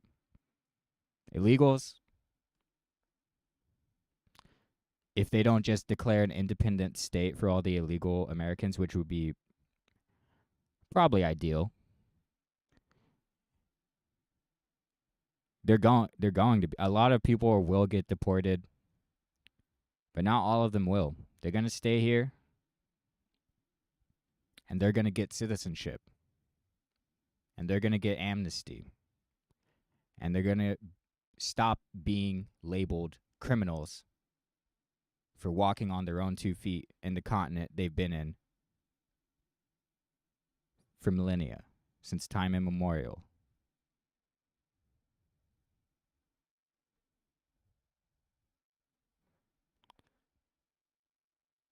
Y'all are the ones who are saying people don't have a right to be here. You who have been here so short. Maybe not Cenk is really saying that, but it's like he's doing this whole, there's like, oh, people are ignoring crime. It's like We call everyone a birthing person. America hates it. Left-wing voters hate it. When you pretend there's no crime, left-wing voters hate it. So I'm standing up for the overwhelming majority of Democratic voters and left-wing voters. I hear what you're saying. I hear what you're saying. Yeah, you're the perfect Democrat, Cenk. Nice. Remember when progressive didn't mean just Nancy Pelosi and that other person that Francesca said Cenk was born from? Libertarian sides of the left saying you're not allowed to disagree with the establishment. You're not allowed to disagree with the extreme left. Oh yeah, you're not allowed to disagree with the establishment, the American establishment. Okay, whatever. Seems like saying there's no crime is like disagreeing with the establishment's like incarceration system, for example. Like people aren't actually locked up for crimes, for things that are truly criminal beyond the rule of law. No, I am allowed. I am allowed. And, hang on. Wait, please. I don't want to lose the forest for the trees here, truly. And I hear what you're saying. I know it can feel online like a circular firing squad. I understand. Billion%. Happens every time. I know it does. So I come from movement backgrounds, right? I've been in many spaces since the global justice movement in the early 2000s, then the anti-Iraq war movement. I've been in a lot of organizing spaces. I have been in more organizing spaces, far left spaces than I have in political campaigns, for example. So I know those spaces very well. I know we can often over-police one another. I know we can tear each other's throats out. I absolutely concede that. I do agree with that. At this moment, sad to say, that's not the biggest fish we have to fry. In fact, we are in, again, a moment just before Project 2025 will be implemented, and people like myself, people who are on the streets demonstrating for Palestine, will be recommended for deportation, among many other things. But of course, I guess maybe I'm using that as a shield. I don't know, according to you. But I did want to ask Cenk before this. That's true.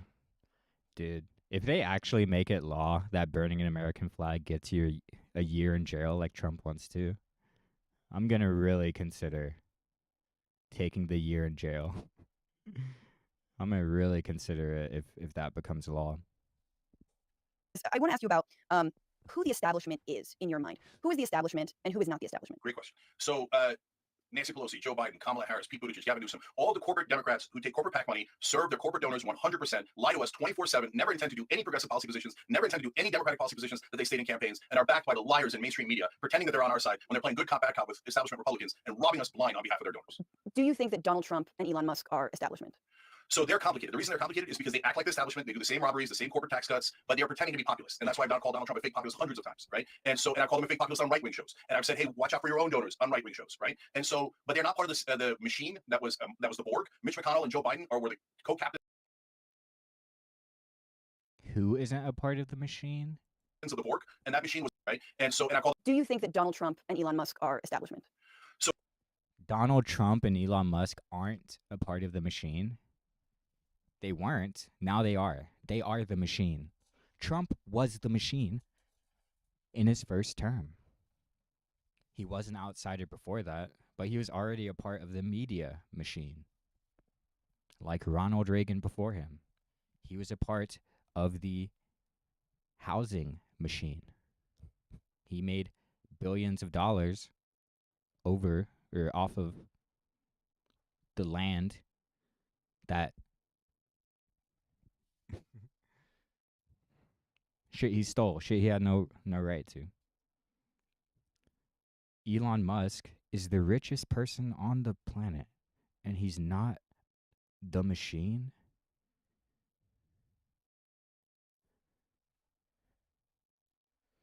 Hasn't Cenk ever heard of the machine appropriating seemingly anti-establishment rhetoric to reincorporate it into the machine? Like,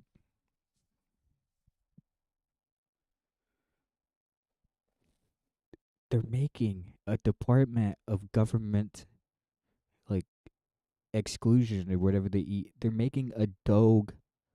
They're making a whole new part of the machine. Trump made SpaceX, or the Space Force. Trump made Space Force. The United States made Elon Musk the richest man in the world through government contracts. And he's not the machine? What?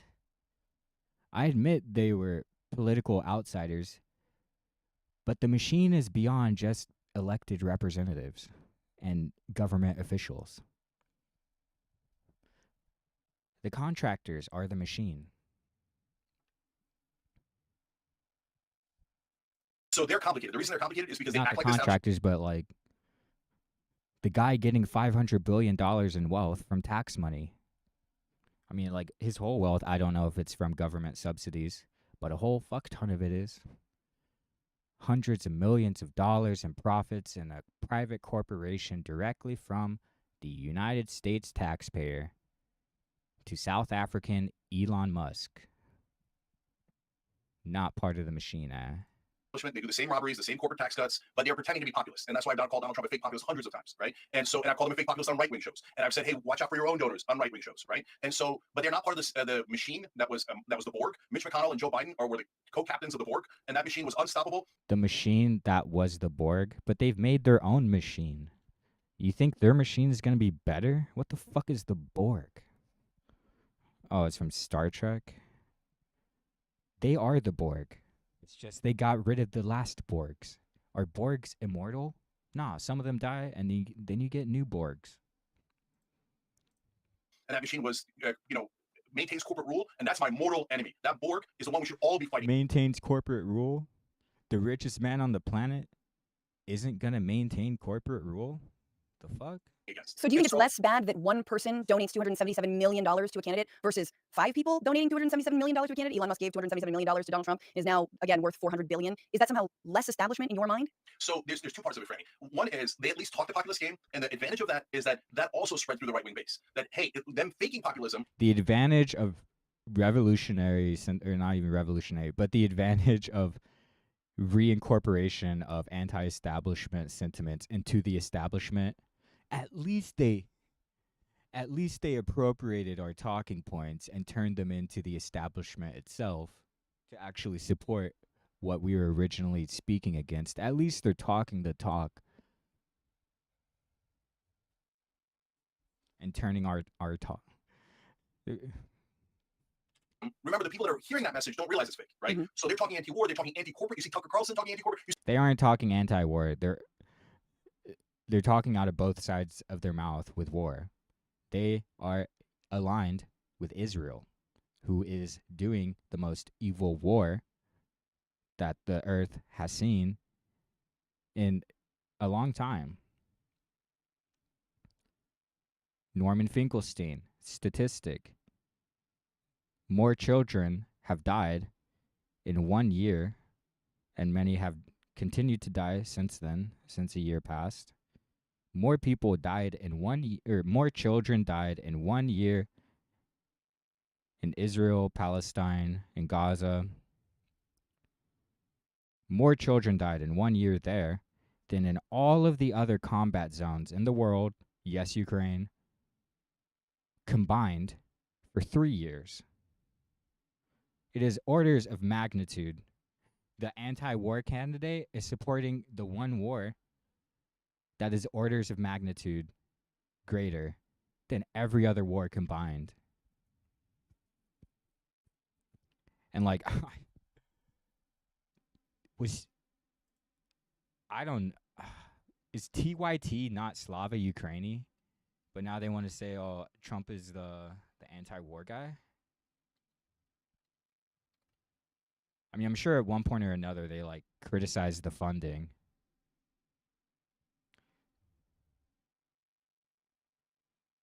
Oh, and I guess they're criticizing sending the missiles or like authorizing whatever, crossing whatever red line.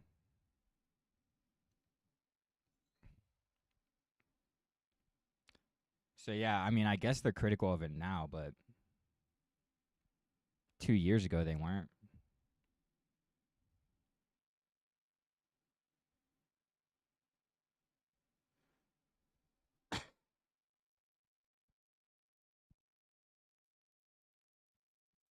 What about this? With every passing day, conflict between Ukraine. 74,000 have. Not Like do Pope- stuff to Pope- fight. like- Growing up in Germany at that time, we were told as kids, if war ever happens, everyone's got to get to France as quickly as they can because we are a bunch of turncoats and cowards. Dude, this guy's the right. Oh, dude, the right immigrant telling of how, if war happens, we have to abandon our country. That's the kind of people we are. women and children. It's called root to branch. You kill all your threats. Growing up in Germany at that time, what the fuck is he talking war about? in Germany, I was in the service, and the fundamental Someone who is in the service is talking about how as soon as war breaks out, he'll abandon his country. Average legal immigrant. difference between us and the Russians is not one of philosophy I'll just flee to France and then the U.S. or anything else. It comes around the end of World War II because the Russians are the kind of people who round up groups and they put them in camps. And they the Russians are those kind of people. Okay. Americans aren't. They're called tent cities, not camps. kill men, women, and children. It's called root to branch. You He's saying they kill men, bro. kill all your threats. Growing up in Germany at that time, we were told as kids, if war ever happens, everyone's got to get to France as quickly as they can because the Russians had orders to round up all the families and kill the wives and the children. And Wait, TYT has never been left. This guy's just doing propaganda. Oh my god. What the fuck? The Russians are just those kinds of people. They're orcs. And you're like, oh, dude, that's Cold War propaganda. Yeah. Yeah. Okay, how is it not? Let's see. Well, when Dad was head of NATO and they opened up the Stasi files, that was exactly the plan. Because they do it. That was exactly the plan. When they opened up the Stasi files. Confirmed. Over and over and over again every 30 or 40 or 50 years to whichever country they're occupying. And to What about the United States over and over again starting wars across the world? What kind of people are we? We don't round them up. We just napalm them. We don't even bother. The Russians are the kind. They round them up and execute them, just like with the Romanov family. That's just the kind of people Russians are. Since the Romanov family, they've been doing that to everybody. Something done to a czar and his family could be done to any wife and her family. That's just the kind of people they are. Over and over again, they did that. We opened the Stasi files. They wrote it. You don't have to, bro. Can you give anyways? What kind of country is America, bro? Again, it's like these anti-authoritarian Cold War propagandists. What kind of country is China? They haven't attacked a single country in decades.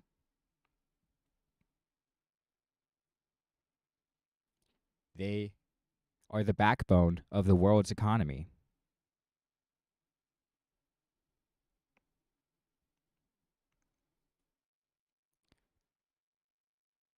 And America is better because we go around the world pummeling tiny countries to show the world we mean business and to not fuck with us.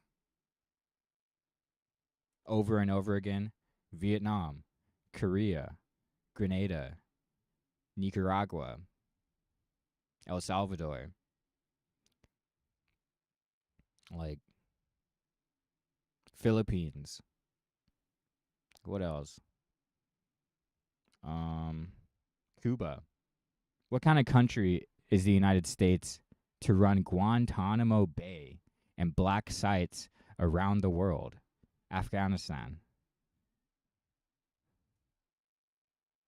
What kind of country are we?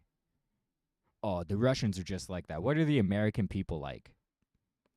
They'll come to a country, genocide everyone there, and then say others don't have a right to be there. They'll make a country in the most wrong way imaginable. They'll immigrate in the most wrong way imaginable, and then turn around and say, well, if you want to stay here, you better kill you. If you want to stay here, you got to do it the right way. You got to take over our country and take a spot in our country. Because we're not just going to let you come here willy-nilly. Act like, no, they're just insecure. Okay, great. The Russians are insecure. That's the kind of people If you went Americans to college are. in the 70s or 80s, all you heard was, the Cold War is all America's fault because we don't understand Russian insecurity.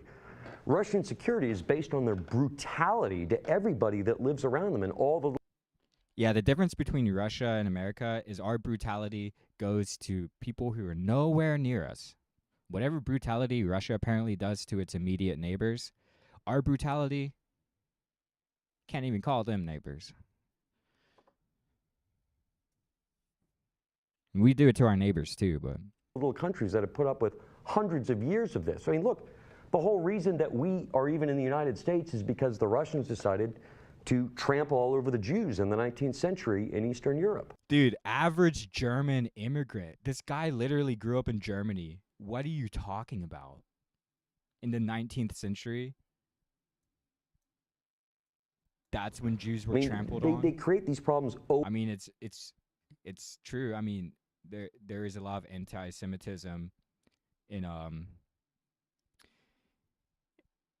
in the last decades of the Russian Empire, or whatever. I don't know. I've just read a lot of Dostoevsky, and he definitely has some anti-Semitic things. And it's like, but it's not just Russia. It's Europe. It's Germany, for example. It was a lot of places. But now it's Russia's fault. Jews were trampled on in the 19th century, and not. This guy lived in Germany. He served in the German army. He said if war happens, he'll flee. Who is this guy? This guy sucks so hard. Well, when Dad was head of NATO and they opened up the Stasi files, that was exactly the plan. Because they do it over and over and over again every 30 or 40 or 50 years to whichever country they're occupying. And to act like, no, they're just insecure. Okay, great. The Russians are insecure. If you went to college in the 70s or 80s, all you heard was, the Cold War is all America's fault because we don't understand Russian insecurity. Russian insecurity is based on their brutality to everybody that lives around them and all the little countries that have put up with hundreds of years of this. I mean, look, the whole reason that we are even in the United States is because the Russians decided to trample all over the Jews in the 19th century in Eastern Europe. I mean, they create these problems over and over and over again. So if you're Pole or you're from the Baltics or Ukrainian, you think this. That ain't the whole reason y'all are here. The whole reason you're here is because America's here. That's why you're here. The whole reason is because Russia trampled on us in the 19th century. That's it. This is our chance. Let's get away from these people. So a couple of quick things about that. First, Let's get away from these people. Dude, what a Russophobe. Dude, Russophobia is so tolerated. It's disgusting. Okay, Wes, that's Stasi files, and that's old school, so they're not necessarily in modern day, except for the fact that, as you pointed out, Putin was a KGB spy master. That's what the world he grew up in. But yes, he's a KGB spy. But like, not everybody there who has made 25 years worth of cash off a vaguely capitalist system and an opened up society is going to be delighted with a return to that way. Like, So it can't be as ingrained, right? No, so that's it right there, and that's what's really interesting. Whether the interconnected of our financial systems and our markets, that phenomenon has grown to such a point that it overwhelms old imperialism and aggression is a question at hand. Because okay, hold on. Set it up so it can't. So let's. I hear you on that. I'm going to give that point in a second. So the idea is, what can we do, right? If goes into Ukraine, Estonia, et cetera. Other than military, although if you went into Estonia, we'd have to respond militarily. But what we could do is just shut down all the trade and say, that's it, you're done. We don't even want your energy. We'll buy more expensive energy from elsewhere for Europe, et cetera. And We'll blow up your pipeline. just clamp down on him to the point where the Russian oligarchs would be like, whoa, Vladimir, what are you doing? We just lost several $1 billion apiece, right? And so we can't have this. That's the consequence of our interconnected financial world. Now, is Russia going to stop with imperialism? No, he's going to test it. You know, because it's not just that he's former KGB. He already took a part of Georgia. He already took a part of Ukraine. And historically, guys who take that kind of land don't settle. I would. I'd be like, great. I just got 2 great pieces of land that I didn't have before. I'm done. Okay, I don't want to get greedy. But guys like that are greedy by nature. That's why they took it in the first place. Do you say I didn't have or I've never had? Take that kind of land don't settle. I would. I'd be like, great. I just got 2 great pieces of land that I didn't have before. I'm done. Yeah. Sure.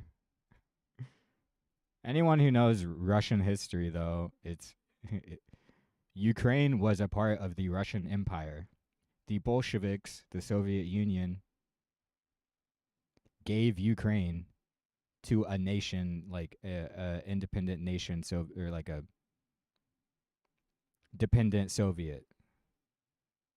Russia agreed to end the Soviet Union and become a nation state like its neighbors, Ukraine. Ukraine became an independent nation state because after being a part of the Russian Empire for a long time and being a part of the Soviet Union too,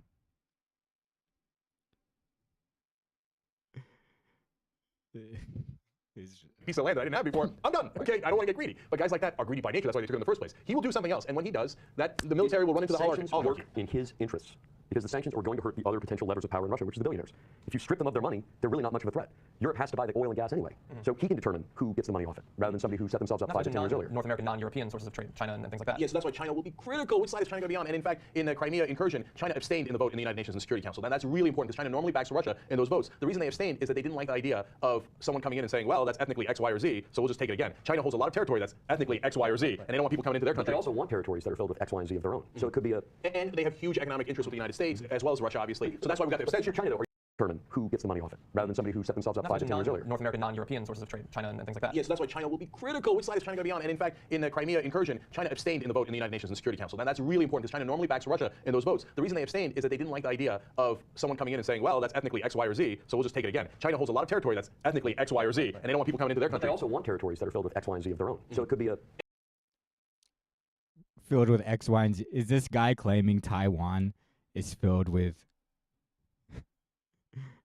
a different ethnicity than the mainland or Hong Kong? Well, who is this guy? And they have huge economic interests with the United States, as well as Russia, obviously. So that's why we've got the abstention. China, though, are you going to hitch your ride to Russia?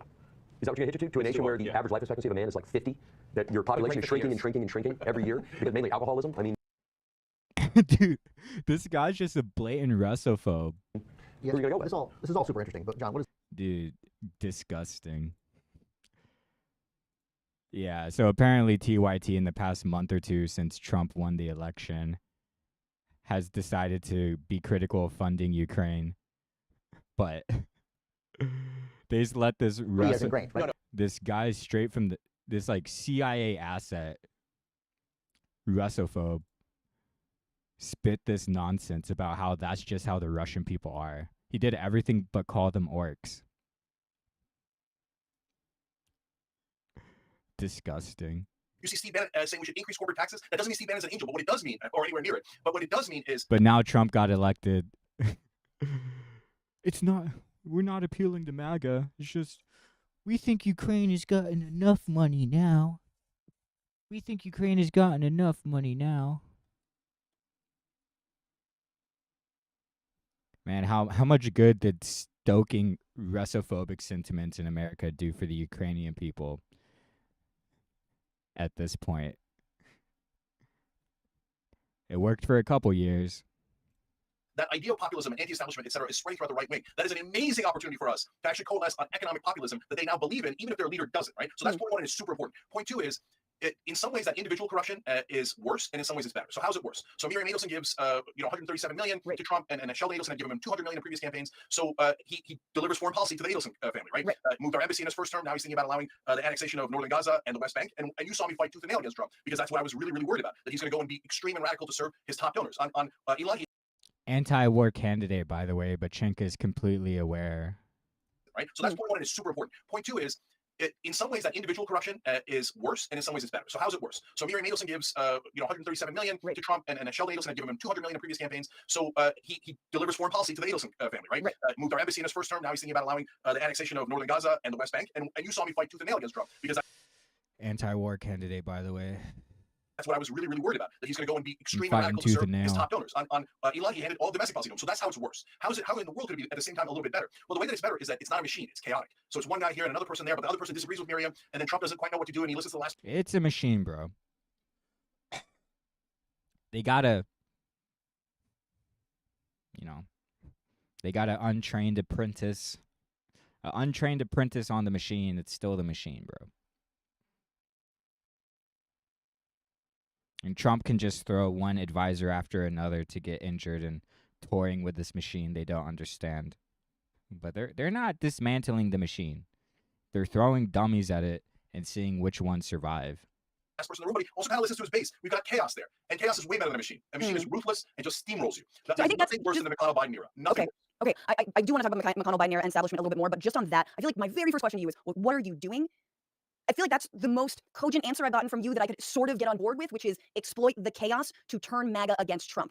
But even if you wanted to do that, I'm not sure you're achieving it through the kinds of interviews that you're doing and the way that you're playing to the right, especially when you go on those stages and hit the left more than you do the right. But I just want to leave that there. I accept the hey, let's plant the booby traps so that we can make them fall into them later, that kind of thing. That makes the most sense to me, even if I sort of strategically disagree with it. I want to talk about the establishment, though, and Mitch McConnell. So, for example, Mitch McConnell, who I am no fan of, obviously, believes that there should not be recess appointments for the Trump administration. Would you say that is establishment, ergo you are anti that and anti-establishment? Mitch McConnell is against recess appointments. Yes. So that was a super tough one because sometimes the establishment will block something. Like if Bernie was president and he wanted to put in Stephanie Kelton as Treasury Secretary, I actually would disagree with that. But I put that as an example. The establishment would say no way, and it would block it with everything that they have. There's a scenario where I would say, Bernie, do a recess appointment, right? And so on the other hand, if Bernie came in and said, I don't care about advising consent of the Senate, I'm just going to do everyone as a recess appointment, I would say, no, don't do that. Don't do that. That's not a good idea. Why? So because it's anti-democratic. Was that? Yeah, the core of so Franny, the core of the question is when we talk about the system, what do we mean by the system? Because there's two different systems that people refer to, and then they conflate them. The system we want to protect is democracy, the Constitution, civil rights, etc. That's a system that we love and believe in. The system we do not want to protect and we want to fight against is donor money, establishment, protecting the status quo, protecting corporate rule. So if Bernie did a recess appointment, which is an authoritarian type thing to do, does that mean authoritarian type tactics or authoritarian mindsets used by the right people is good? Authoritarianism good when Bernie does it? Separate those two things out because one referred to and then they conflate them. The system we want to protect is democracy, the Constitution, civil rights, etc. That's a system that we love and believe in. The system we do not want to protect and we want to fight against is donor money, establishment, protecting the status quo, protecting corporate rule. So separate those two things out because one, the permanent system of the Constitution and democracy is great. The current system of corruption and establishment rule is horrible. Yeah. Do you understand that the right actually just conflates those two things? American democracy is great. Representatives who how can it be great? It's not like our representatives would actually become better if they stopped getting a bunch of money. They'd still be Americans who think they have more of a right to be here than indigenous Americans, for example. Conflates those two things too. Well, okay, so you would be in favor of Donald Trump doing recess appointments, or you wouldn't in this case? So if he's doing blanket recess appointments, I'm against it. I always think shoe on the other foot. That's why I brought up Bernie Sanders. In order to be fair, hey, how would I feel if it was the other way around? If he does one or two, I understand it as a matter of philosophy. Okay. But if he does a recess appointment, I'm very likely to be against that particular person, like a cash. But the authoritarian left with no powers of recess appointments, they're scary. But when Trump does a little bit of authoritarianism, I get it.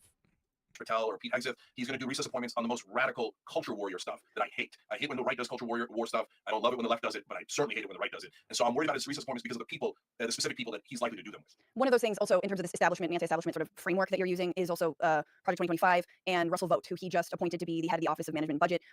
Russell Vought would like to fire federal workers, replace them with loyalists.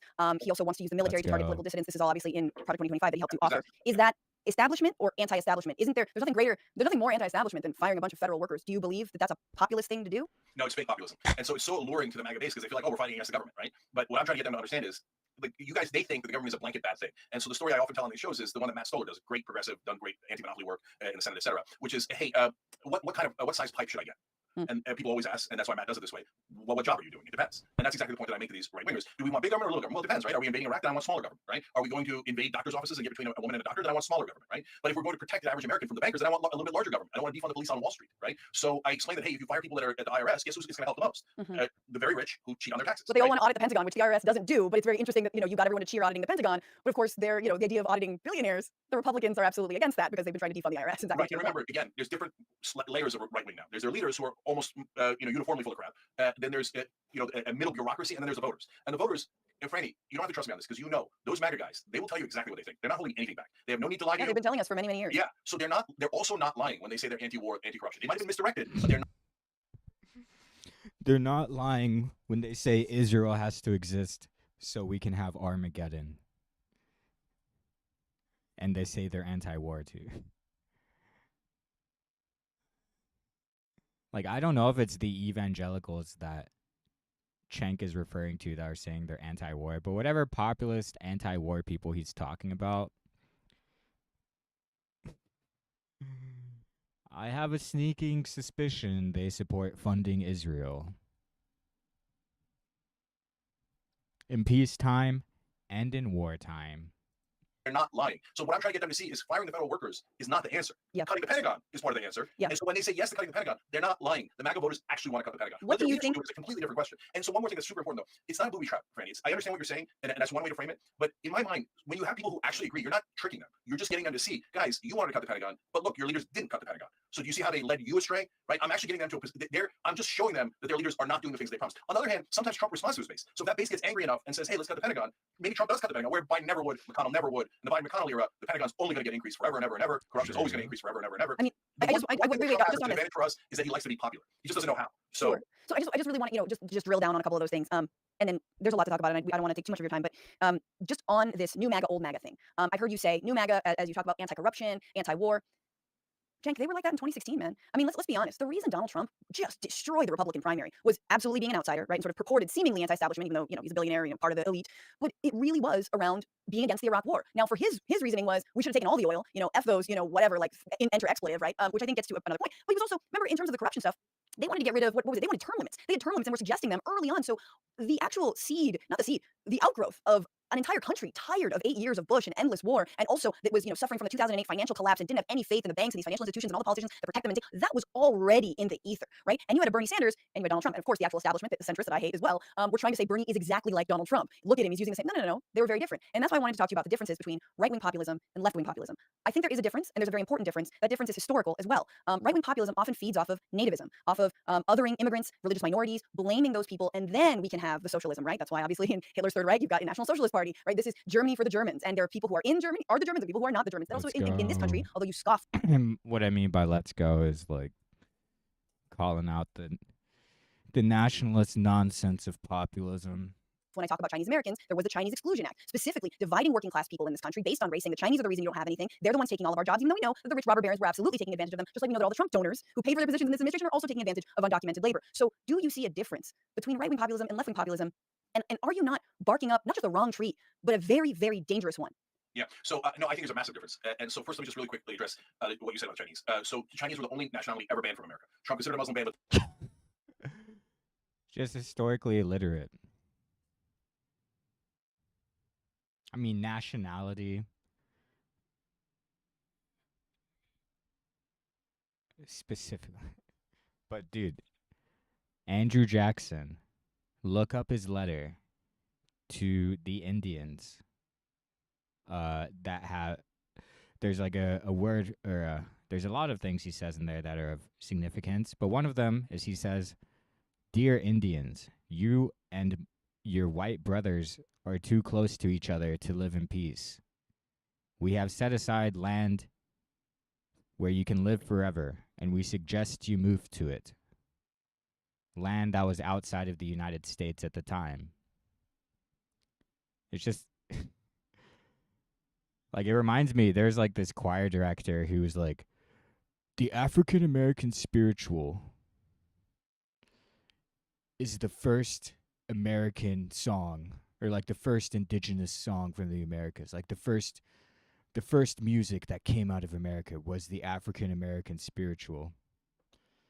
And like, bro, come on, what? Like, bro, we're right here. We're still here, man. The Chinese was the first nationality to be banned from America. Bro, you think they just let us in? What? Come on. What? We're right here, bro.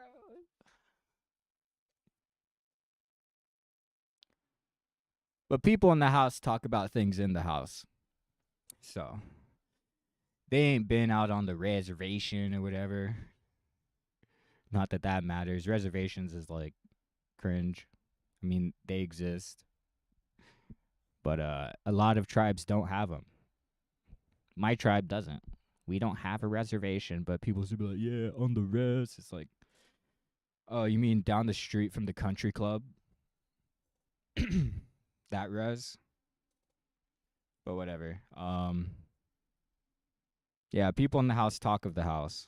So that's why they think they never been outside that mindset. So they're like, yeah, African American spirituals are the first songs from America, and also Chinese people were the first people not excluded from America, bro. But didn't actually execute one. Chinese were actually banned from America for a long time. So I know all about racism against Chinese, and obviously that also sprung up during COVID, etc. But I know all about it. No one knows more about it than me. That's why I just give historically illiterate takes on almost anything I speak about. just in that heated moment there, I was saying that the Chinese, are maybe third or fourth in line these days. Muslims. Not for what they're talking about. I mean, I'm just looking at what they're saying, which is like this would be the easiest group to like sweep up. Like all that Wait, racism what against is Chinese. it- Yeah. what is this So quote no, I think there's a from? massive difference. taking advantage of undocumented labor. So do you see a difference between right-wing populism and left-wing populism? And are you not barking up not just the wrong tree, but a very, very dangerous one? Yeah. So no, I think there's a massive difference. And so first, let me just really quickly address what you said about Chinese. So the Chinese were the only nationality ever banned from America. Trump considered a Muslim ban, but didn't actually execute one. Chinese were actually banned from America for a long time. So I know all about racism against Chinese, and obviously that also sprung up during COVID, etc. But just in that heated moment there, I was saying that the Chinese are maybe third or fourth in line these days. Muslims. Not for what they're talking about. I mean, I'm just looking at what they're saying, which is like this would be the easiest group to like sweep up. Like I'm just saying, not like the Chinese Americans been here for decades. No, I understand. That's why I said that. I didn't just pick it because I'm Chinese. I literally just. The Chinese also have a really cool country to go back to, and even if they like want to hold on to their American colonizer mindset, they can go to Taiwan. If they don't like the really cool mainland China country, they can go to the still cooler than America, Taiwan. Which is the only country I have to go back to is this one. And it doesn't even know I exist. Just look at what they're talking about. But anyway, but so you do agree. So I'm not. Sure. I'm You worried agree though. You agree that there is a difference between left-wing populism and right-wing populism. Yeah, so now let's get to the core of it. So there's left-wing and right-wing populists on social issues disagree more than we disagree with the establishment. The establishment is generally like, we don't really care if you're Chinese, Muslim, whatever. The only color we care about is green. As long as we let us rob you from here to eternity, I'm good with it. We'll allow Peruvians to rob you, Jews, Muslims, Christians, everybody can rob you, right? And so And the establishment is again just Biden, Kamala Harris, McConnell, everyone takes corporate McConnell. donations and serves corporate donors. Okay, But not so Donald Trump because he 95%. doesn't take corporate, except for all the corporate money he's taking. But he's different. Okay, keep going. I'm just trying to understand who the establishment is. Back money. I mean, I call it a big populist before you believe me. Okay, so the establishment is better But Trump is chaotic, so that means he's not a corporatist, I guess. on social and cultural issues than the populist right is. So that's why, like, this is not, you can't make blanket things like, in my opinion, never talk to them. They're all racist, etc. I never said that. I never said not to talk to them. I never said that. Hold on. Or they're all lovely and they've all turned and they're all amazing and are going to agree with us. No, of course not, right? So, but on economic issues, we agree a lot more, way more. Credit to a revolution well done. What's that? Where does that fit in between the dichotomy of, oh, they're all racist or they're all good? Where does credit to a revolution well done fit within that? And that's super important. And so, and you know what it is, Franny? They're using the culture wars, in my opinion, to create a wedge between us. That's why they're called wedge issues, to get us to hate one another instead of realizing that the problem isn't to our left or right. It's up, look up, look up. The problem is up, right? And so, but right-wing populists on that native strand that they have, which is real, yes, it's scary and it's super wrong-headed, and it does put us in the line of fire. So when Steve Bannon, he says both of those things. He says tax the rich, increase tax on corporations, and then he says my favorite book is Camp of the Saints, where the hero murders all the immigrants that are coming into France, right? So virulently anti-immigrant, right? And so I don't fire. So when Steve Bannon, he says both of those things. He says tax the rich, increase tax on corporations, and then he says my favorite book is Camp of the Saints, where the hero murders all the immigrants that are coming into France, right? So virulently anti-immigrant, right? And so I don't want to empower the Steve Bannons of the world and the Ann Coulters of the world to do their crazy stuff, right? That is anti-immigrant, anti-my family, anti-me, anti all the people we care about, the American people, the left, everyone, right? But we get to fight them on that, Franny. Steve Bannon was a part of that revolution you were giving credit to, no? We don't have to say like blanket Steve Bannon's great, Charlie Kirk's great. No, and I've been so clear about So this. you When think we you've been disagree, fighting? You think you've been fighting them? Oh, on the issues we disagree on, hell yeah. And so I got into a fight in trigonometry over in that show over trans girls in high school sports, and they're outraged by it, and they're like, oh, what? Chill.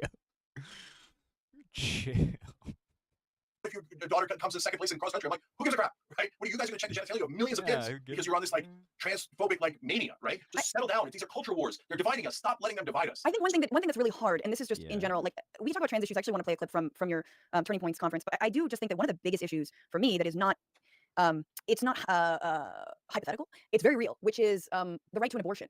And that is one thing that I think a lot of the so-called right-wing populists don't really give a shit about, especially not the mouthpieces of Donald Trump. They don't care that women are bleeding out from miscarriages and dying, going into septic shock. They don't care that they're being turned away from hospitals, that, yeah, their life or death is dependent on a bureaucracy right now. That seems like a difficult thing to find a so-called middle ground on. And I feel like we're just sort of ending up with this hypothetical discussion. Don't start with that sexism stuff. Rather than talking about the actual people who are dying literally right now as I speak. So, Franny, number one, you can't find a middle ground on everything. My idea isn't that we're magically going to kumbaya on every issue. That's crazy, right? So that's why I keep saying thousands of times when we disagree, we fight. And the good news is, but I don't want to get a beer with someone who thinks that I should, go into septic shock instead of be attended by a physician. Yeah, so I know that this is the thought that's breaking a lot of people's minds, but you should. So please let me explain why, okay? Ooh. Dude, Judeo-Christo Cenk. I read the Quran. I didn't see anything about, like, all this Jesus turn the other cheek stuff. I mean, I guess I saw a little bit of that. Yeah. I don't know if it's Judeo-Christo Islam. Which is to say, he's like, you should go have a beer with somebody who thinks you should die from sepsis because abortion's wrong.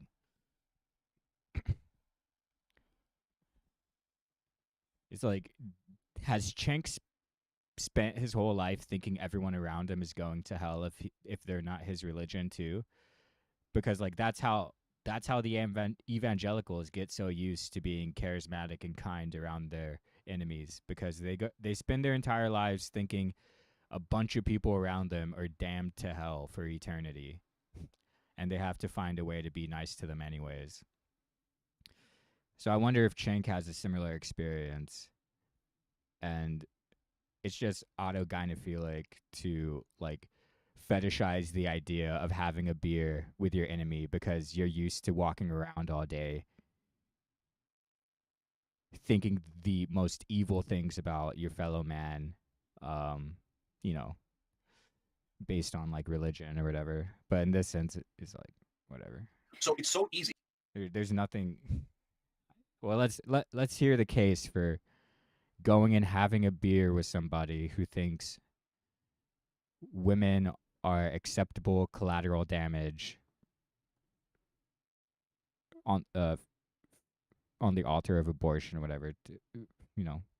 Fetuses are more important than women.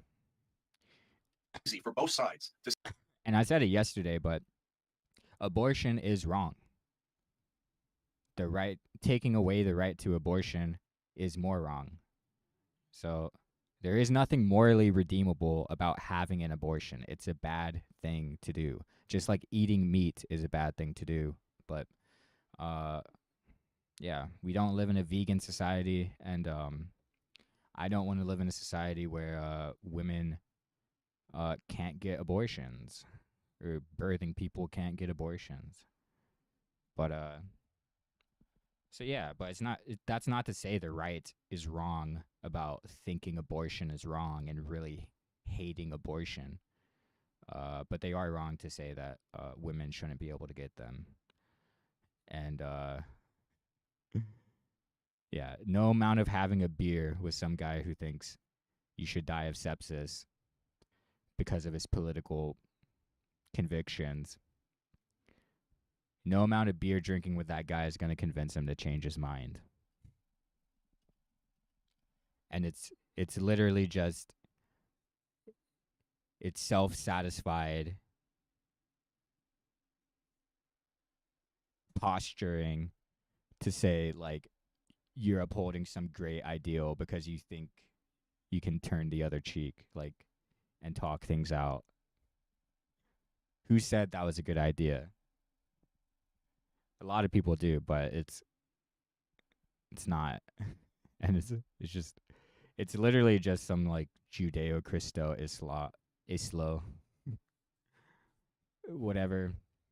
Because apparently Cenk is a Muslim. He really comes off more like a non-denominational Christian to me, but what do I know? I mean, he doesn't even have a beard. What the fuck?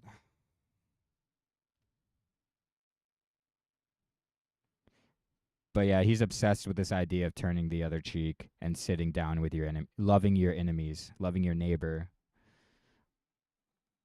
All of these like cultural ideas that are rooted in like religious interpretations that are fed or like, you know, propagated in the US.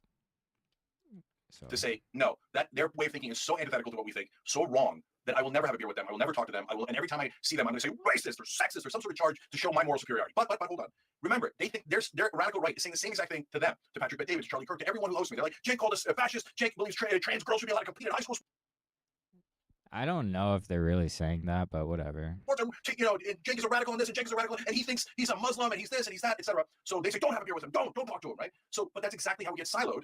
And instead of having conversations and realizing, yes, we massively disagree on 60, maybe 80% of issues, but for Christ's sake, on some of the most important issues, that 20 to 40% where we agree on economic populism, we never get to an agreement, and then the establishment laughs their ass off at us. Sure, but Cenk, because hate each other. if your 5% of disagreement with me is I don't believe you should have equal rights under medical law, fuck you. You know what I'm saying? Like you know, wait, let's go. I'll see you when I beat you. Do you know what I'm saying? And this is to me what left-wing populism is about. This is what I'll Bernie was see so you good at in doing. the He would never throw anyone under the bus. He would always remember black, white, gay, straight, you know, Muslim, Jewish. Like he kept on going and be like, when's he going to finish this laundry list of people he wants to bring on board to the political revolution? And it was brilliant, and he never forgot to do it. And he never caped to the right or the right-wing framing. He said, yes, he might work with Trump on some labor stuff. Did Trump want to do that shit? Of course he didn't, right? Did Trump vetoed a bill that he finally got passed to not sell Saudi Arabia weapons when he finally reached across the aisle? Everything you're talking about, it's all fine, but we're like little insects bumping up in a fucking diorama because at the top is goddamn Trump. And if you don't kiss that ring, then you're absolutely nothing. And so to me, I'm like, I will beat the right, and I will win back these voters, but I will win them back with ideas, with plans, with real policy, and yes, of course, with making our movements and the left welcoming and absolutely doing all of the things that, to be honest, the right doesn't do, because you are absolutely off your shit if you think that the right and left are equally hateful. And that's what I'm hearing from you, that you think that somehow the left and the right, nah, they both hate equally. My goal is, I'm sort of a hate scholar, you know, like I would like to contribute to the canon of hate within the academic sense. Like there's like a couple colleges around the world, I think, that they have like hate studies. And like I would like to contribute some research to that. I would like to make the left be no, I'm just kidding. Well, I'm not really kidding. But I'm not speaking about hate in the same way most people think about it. But yeah, it's just kind of funny. It's like, if you think the left isn't hateful enough. I mean, she's like bringing it up like it's better that the left is less hateful than the right, because the right is evil and they're hateful, and the left is loving and not evil. Yeah, they're good. But yeah, it's just hate is valid, bro. Hate is valid. That's all I'm saying. Not all hate is valid. A lot of hate is invalid, but it's a legitimate topic, and it's not just something welcome, like fucking good vibes nonsense.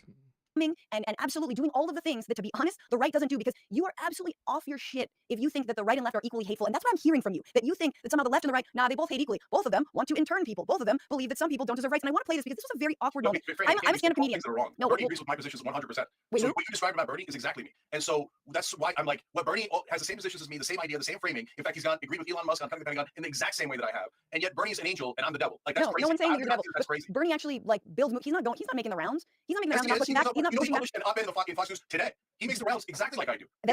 Good. No, I think that's important. But honestly, Cenk, like, file your nails or something, because this was not good. This was not a good look during that conference. I want to ask you guys something. Do you believe that trans Americans should have the same constitutional rights as all Americans to employment, healthcare, and housing? Constitutional rights. Okay, Cenk, I'm a stand-up comic, so I listen to crowds regularly. I know when they are booing. Elizabeth Warren obviously understands killing and murder and shooting somebody in the back is totally unacceptable.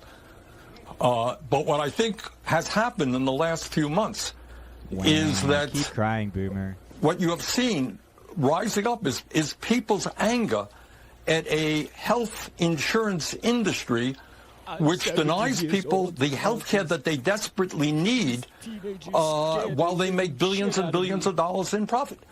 So killing anybody, shooting somebody in the back who's the father of two, is outrageous. It is unacceptable. Nobody should applaud it. I know Senator Warren did not. The monopoly of violence is very important to maintain. Do not rise up against the monopoly of violence. Stay domesticated. It is unacceptable to ever question or confront the monopoly of violence the state has over you. Now let's play it again. They're not on board with trans people having the same constitutional rights. I want to ask you guys something. Do you believe that trans Americans should have the same constitutional rights as all Americans to employment, healthcare, and housing? Constitutional rights.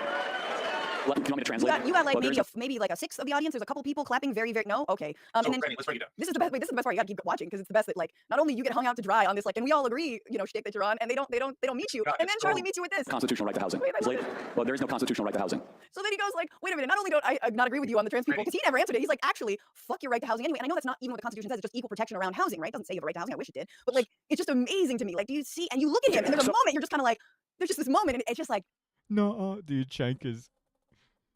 I feel bad for the guy a little bit, but, that's why he gets paid the big bucks.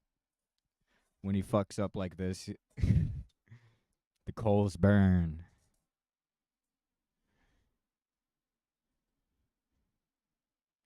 Which isn't to say just because, like, he owns this big company, like, he deserves to be, like, ridiculed like this. But he's just, it wasn't a good performance, and he's just in denial right now.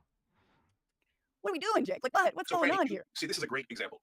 You're being so unbelievably unfair about that interaction. The reason I did that, Franny. I love it. Every time Cenk says it's unfair, he's saying, you're right, I just shouldn't be held to that standard. This is like his favorite thing to do. He's like, can't you be nicer to me? That's unfair. Okay. But say you're wrong. say I'm right and you're wrong. And that's okay, because no one's perfect. But it's just an excuse.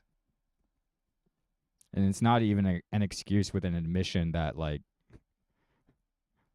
it's unfair. I couldn't have been better. Yeah, no one's perfect, but bro, this was bad. And I knew I was taking a big risk. You were. Because I wanted to try to get some of them because I've done it on other right-wing shows and it worked really well. It didn't work really well this time. That's why it was a risk. But I challenged them on how trans people are like every American and they should have constitutional rights. Well, let's watch a little bit. Let's watch whether you did it. Let's watch whether. No one disagrees with that. It's just they have their constitutional rights. And then it's like, well, they have mental health issues, so they don't have the Second Amendment right. Well, they have mental health issues, so they don't have this other rights. But everyone starts with their constitutional rights, obviously. It's just like, and it's not that trans people should have any of their rights taken away. But, if they become felons, they can have their, but yeah, it's just a non-starter, and it was like a virtue signal and everything, so. Whether you did it. Did you do it or not? Did you do it or not? And you're totally smearing me on a thing that is crazy. You're totally smearing me. I'm getting smeared on my own network. Bro. I'm not getting owned. I'm not getting owned. I'm not smearing you. I'm literally playing the clip. Jake, I'm playing the clip. Will you let me talk? I said I had the courage to challenge them on constitutional rights for trans people. You asked. I had the courage to give them credit for a revolution well done. I have the courage to employ Brianna Wu, a shameless Zionist with trans medicalist ideas. I had the courage to speak out about trans people in a totally irresponsible and unhelpful way. I took a shot and I missed. What do you expect? Sorry. But he never gets to sorry, does he? Oh yeah, you're right. That was bad. He's like, oh, it's unfair. It's fine. I mean, I'm fine with him just saying it's unfair. It's just like, it's just funny. He's like, I'm not getting owned. I didn't get owned. Asked me to have the courage to challenge them. I did, and now you're attacking me for it. No, I'm not attacking you for it. I'm saying you have characterized this. Look at this. They didn't No. I'm saying you're to get them to agree to constitutional rights. That's exactly what we should. Dude, wait. Bro, lolcow Cenk. Let's fucking go, dude. Like, I don't. And again, like, dude, I'm just like a a little like troll under a bridge. I'm a vile human being. Cenk is a better human being than I will ever be, as cringe as he is. That's all true, but this is fucking hilarious. Should do. We should say trans people are just like every American citizen, and they should have constitutional rights. I don't have the courage to challenge that audience to that, and then you want to make fun of it? Like, I'm not saying. I agree with you. What do you want? Do you want me to challenge them, or do you not want me to challenge them? Make up your mind. It was a big swing. You agreed that it was a little bit of a miss, and I think. By the way, you're not. It's a swing and a miss. Exactly. That's what I said. A swing and a miss. It happens. Happens to the best of us, bro. What? Exactly right about that either. So I was in the room. 2/3 of them cheered. 1/3 of them clearly did not, and groaned and the people, cheered. the people who were cheering were not mic'd properly. I understand. I look. It was a swing. It's good you asked, but I didn't think that you really had like a save for that, because I think you were like you actually gave them credit for the few people that agreed. And meanwhile, you have so much disdain for our side. If I say, hey, I believe trans people should play in sports, you have so much disdain. You get so mad. But here you are, and here is what you say. Constitutional right to housing. Okay, so I hear you. What I got out of that, guys. I'm just trying to be the interpreter. Yeah. No, there was a lot of applause and there was some consternation, right? I'll take it. It's a start. It's a start. So, guys, when we can even disagree about what's constitutional, Second Amendment, housing, etc. But just let's treat everyone as Americans. And I say that to the right, and I say it to the left. Bro, this guy's like tombstone is gonna say it's a start. The reformist tombstone. Whoa, like on their deathbed. Well, my life, it was a start. Average reformist. It was a start. Okay, so When's the last time you heard that message? Never. Thank you for I guess thank you, but you have so much grace for people who really were groaning and not on board with what you said. When did I say I have grace for them? I mean, no, you said it right there. You said, "Hey, I'll take it," and it was like, "This is what we got to do." The room said, "Yay, trans constitutional rights." Bro, wait, let's slow this down, because it's just like there's so many ways. You're just like, yeah, I was wrong, but you're unfair. When did I say I have grace for them? I mean, no, you said it right there. You said, "Hey, I'll take it," and it was like, "This is what we got to do." 2/3 of the room said, "Yay, trans constitutional rights." When's the last time 2/3 of AmFest why do cheered you not? for constitutional rights? Why do you not extend the same grace to so-called radical leftists? I'm really glad we're back to this, Franny, because this is important. And you Let's mentioned go. in the beginning, and I wanted to come back to it. Mhm. So, having grace for the left, I run the network, and everybody gets to have their own opinion. Everybody gets to fight me. And by the way, even if it was 1/3 of the audience that was booing, the host, one half of the people on stage, you being the other half, he just shut it down completely. I'll take it. I just got owned on a debate stage by someone who wants to deport people and shit. I'll take it. Everybody gets to state their own opinion without any editorial control. First of all, But you do go ballistic on them like you went ballistic on me earlier. Yeah, you yeah, get, and you yes, very, but and you always Franny- say, "You're wrong, you're wrong, you're wrong." Yeah, You want me to do but that? Franny, I can do it. that's You're right. wrong. You're an idiot. You're But wrong. Franny, We can do it. but We know Franny- what you do when you disagree. It's But not. Franny, It's not. right, I'll take but it. hold on, I'll This is take it. super important for the audience to know. But so we fight, right? When we disagree, I say you're wrong, you say I'm wrong. But is there any consequences afterwards? Do I then threaten your We job? have Do I take people off the habituation. I mean, I air? barely have a job with y'all, but like, look, first of all, it's But not. Franny, editorial control. Like,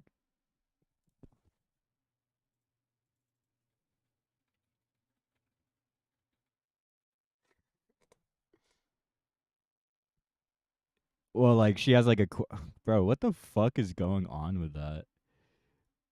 But she's like, we have a sitch,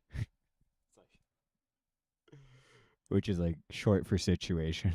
But I'll say we have a bituation right here. There's something going on. Disagree about what's constitutional, Second Amendment, housing, etc. But just let's treat everyone as Americans. And to the right, and I say it to the left. Sure. Treat everyone as Americans, including criminal, undocumented people. Can we treat them like Americans too? Because, by the way, like I've said, they are Americans. In their DNA, they are Americans. When they if they take a DNA test, it's going to say, oh, this guy's from the Americas. Yours won't. Just like Charlie Kirk's won't.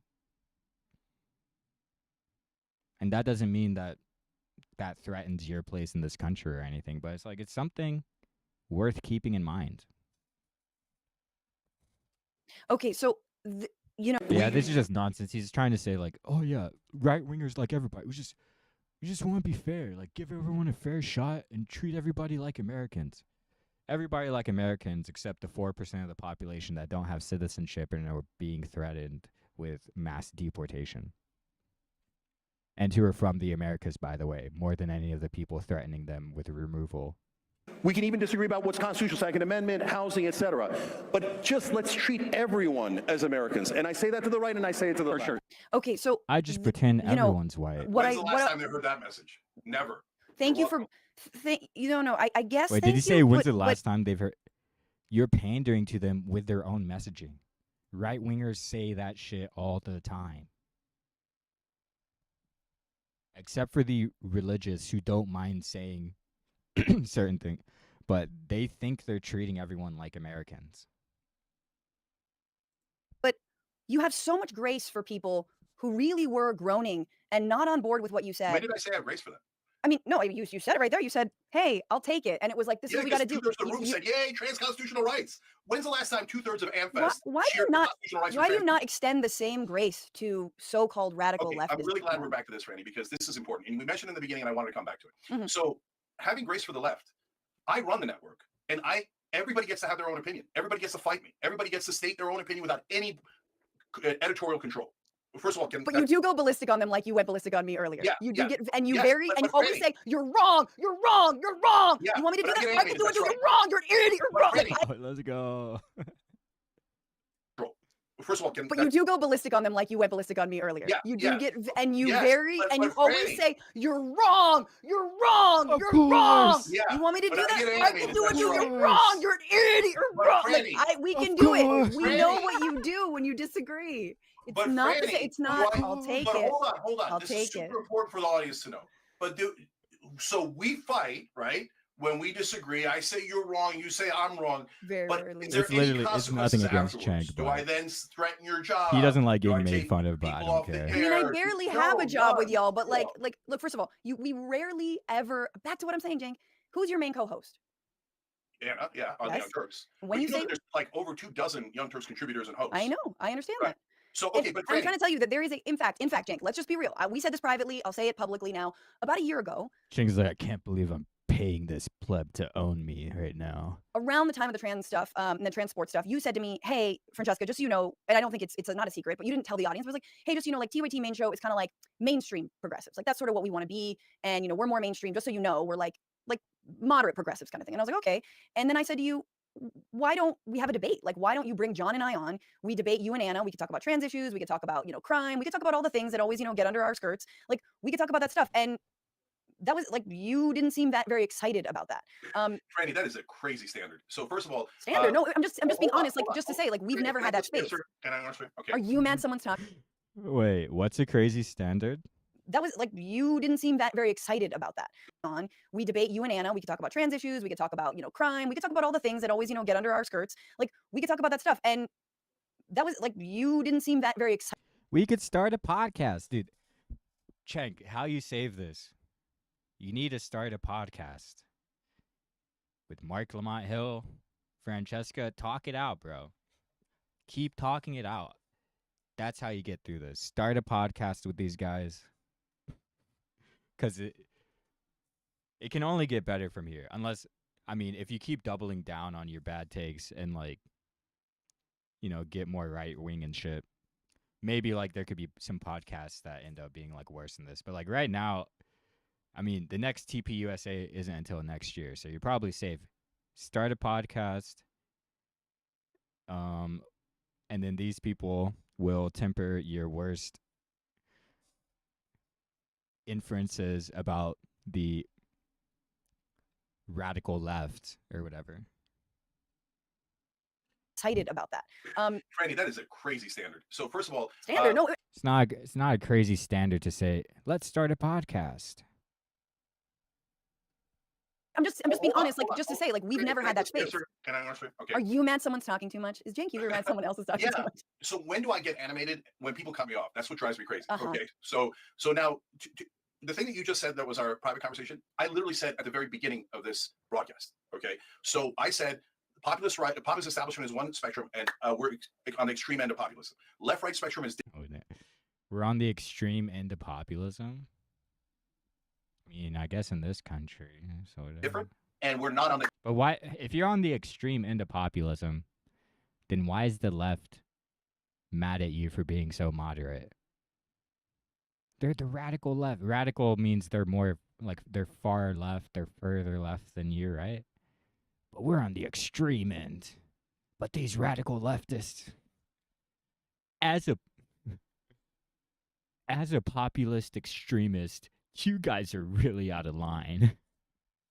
Extreme of the left. I said we're kind of in the middle, not the moderate BS that the mainstream media does, right? Oh, Joe Manchin is moderate. No, he's not. Joe Biden and Mitch McConnell are moderate. No, they're not. They're radical corporatists, okay? They've perverted the word, okay? So, but am I in the center of the left? Yes, I'm in the center of the left, and so is Anna.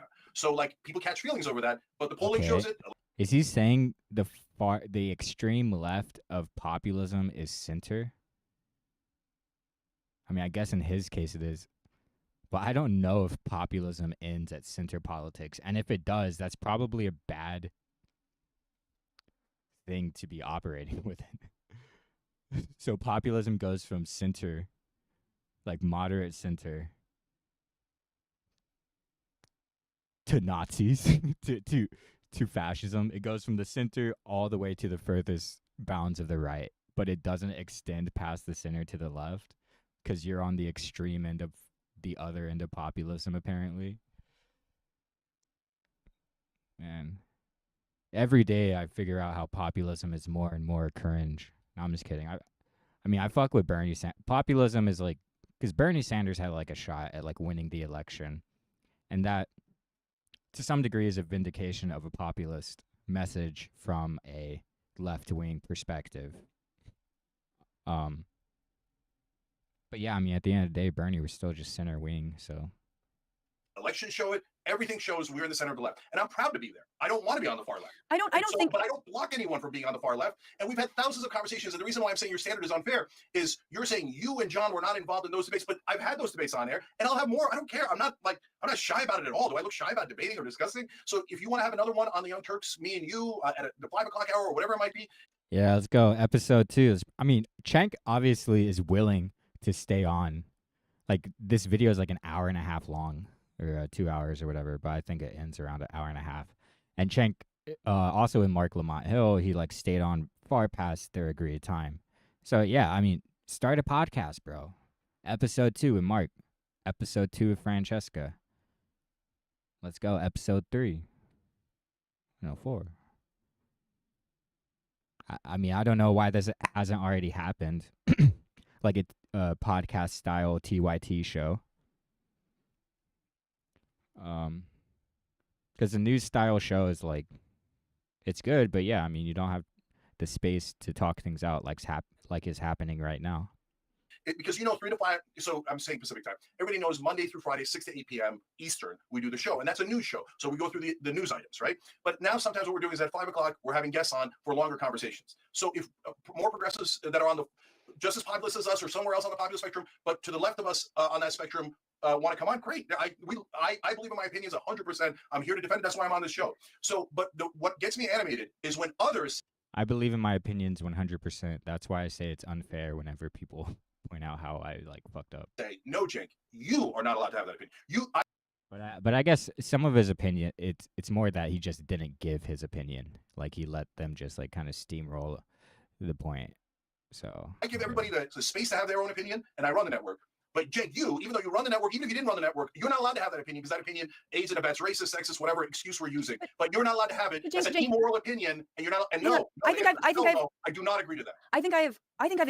I've been an example for the last hour of trying to hear you out on your opinion on all of this, and well, I mean, you trolled him pretty hard, but that's okay. And I feel like I've gotten.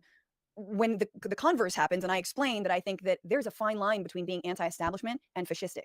There's a fine line between being populist and, pro-authoritarian. That so many throughout history, authoritarians, Mussolini, have been massive populists. They were and fascistic. There's a fine line between being populist and, pro-authoritarian. That so many throughout history, authoritarians, Mussolini, have been massive populists. They were loved and liked, so long as certain groups of people weren't included in that populism. And I think there's a better way to do populism.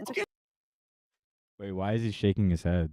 You tell me, Franny, what's your genius idea for how to win the voters back without ever talking to them? Well, here's my genius idea. Let's just say, okay, just imagine you had the biggest YouTube channel for, progressive media. Just imagine you had that. And you had a... Yeah, and keep imagining, Cenk. Ooh, Hasanabi is bigger than yo. Well, I don't know. I mean, I guess TYT's peaks have probably. I mean, it's.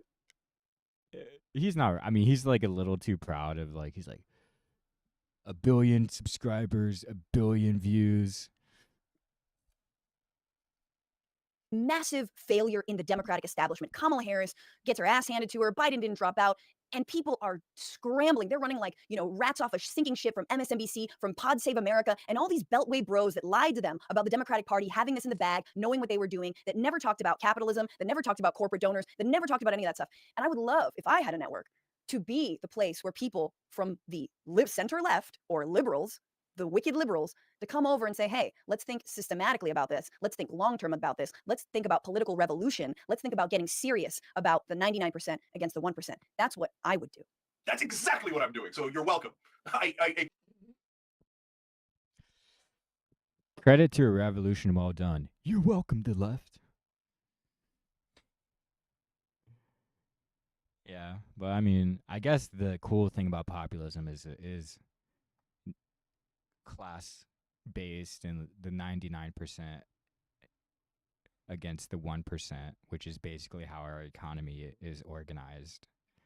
But like inverted, where the 1% has 99% of the wealth. Like, not literally, but. So, I mean, I get Cenk thinks that's what he's been doing. But congrats to a revolution well done, Trump associate. Let's think long-term about this. Let's think about political revolution. You're saying my people are going to be put in camps? That's ridiculous. They're called tent cities. Let's think about getting serious about the 99% against the 1%. That's what I would do. That's exactly what I'm doing. So you're welcome. I explained exactly. I don't.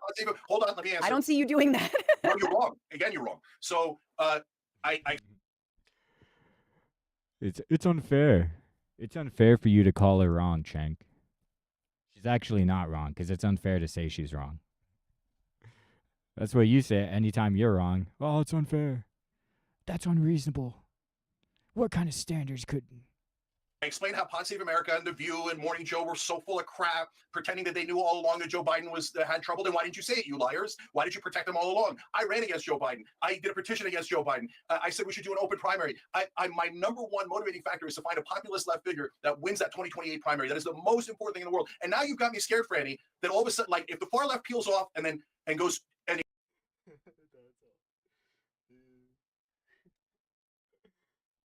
I'm sorry. It's a not vindication, but whatever the opposite of that is of me that I find this so funny. But now you got me scared, Franny. Franny, you got me scared. Franny, you're scaring me. Wins that 2028 primary. That is the most important thing in the world. And now you've got me scared, Franny, that all of a sudden, like, if the far left peels off and goes and agrees with the establishment and votes with them, I will lose my freaking mind. It will be the greatest betrayal of this movement If the far left ruins this for us, you got me scared, Franny. that I have ever seen. So I am massively against I don't think you consider... Anyone on the left should be massively against the establishment. So what you're using is fear of... No, there's something called the authoritarian left, which sees the establishment as something to wield. Like, for example, state-owned corporations, the deprivatization of maybe all industries, but certainly heavy industries. Or like maybe not heavy, but like, the commons. Anything that is so commonly used, like the internet, should be publicly owned. Energy should be publicly owned. Education should be publicly owned. Housing should be publicly owned. Food production, it should be publicly owned. All of the, the things people just need to survive and live dignified lives, that should be a part of the public ownership. And that's authoritarian. If you advocate those ideas, Americans will call you an authoritarian. What is this? Communist China? Yeah, we've been sucking on their teeth. Like, we would be nothing without China. It's like everything's made in China. Like, so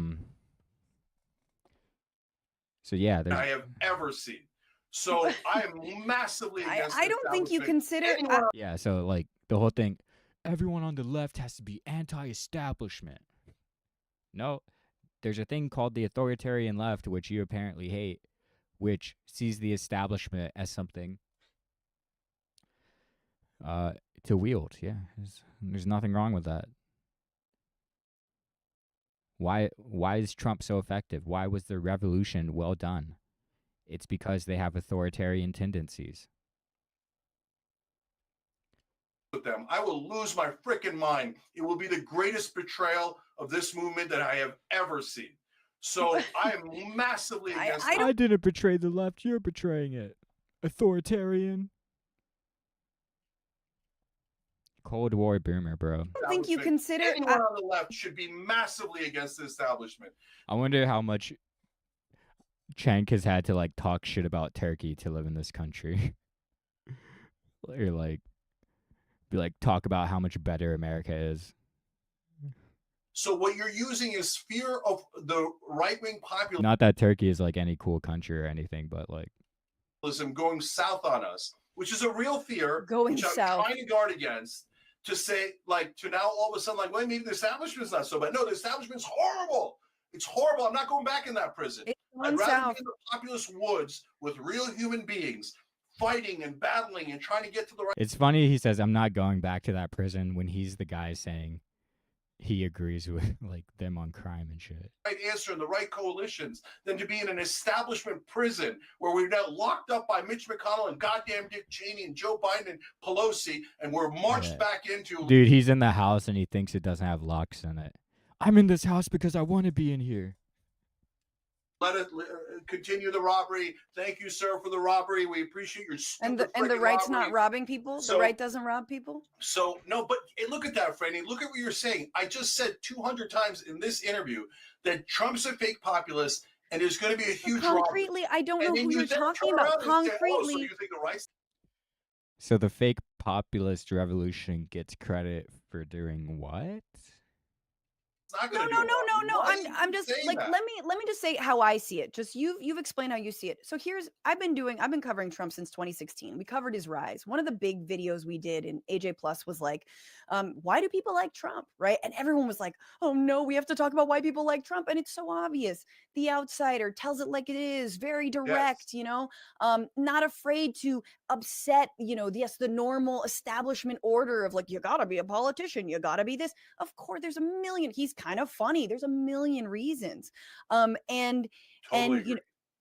And there's a million reasons why people like him. And yet, obviously, there is a massive danger. My brain just made the biggest fart noise on me, and I do not remember exactly what I was saying. But that's okay. So you'll remember. No. Yeah. You're right. You say something. Yeah. So Franny, look, it's when I talk about people attacking us, I want to be clear about this. It's really Okay, wait. You say it really quickly. Yeah, I remembered. My analysis has always been Donald Trump is a great brand master as an outsider, but he's a Trojan horse. That at the end of the day, even though Mitch McConnell, says his bullshit and whatever, of course he wants all the same things that Donald Trump wants. Trump is a brilliant Trojan horse for, yes, the establishment right. Look at all the neocons he's appointed.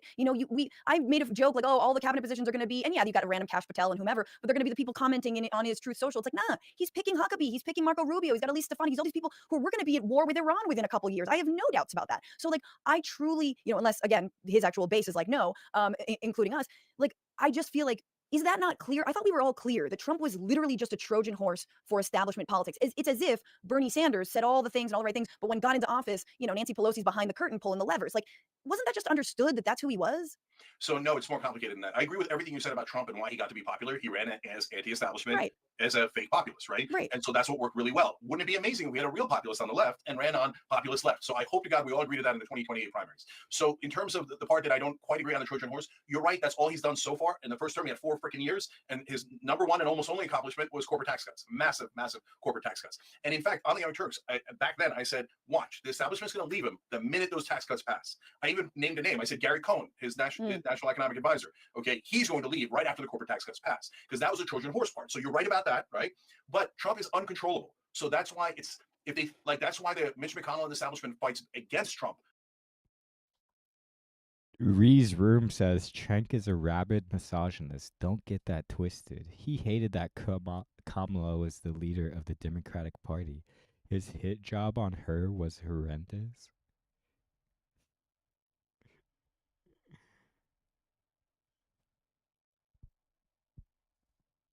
During the primaries, they didn't want him because they want people that can be controlled. Trump is uncontrollable both in terrible ways and maybe potentially ways that could be positive.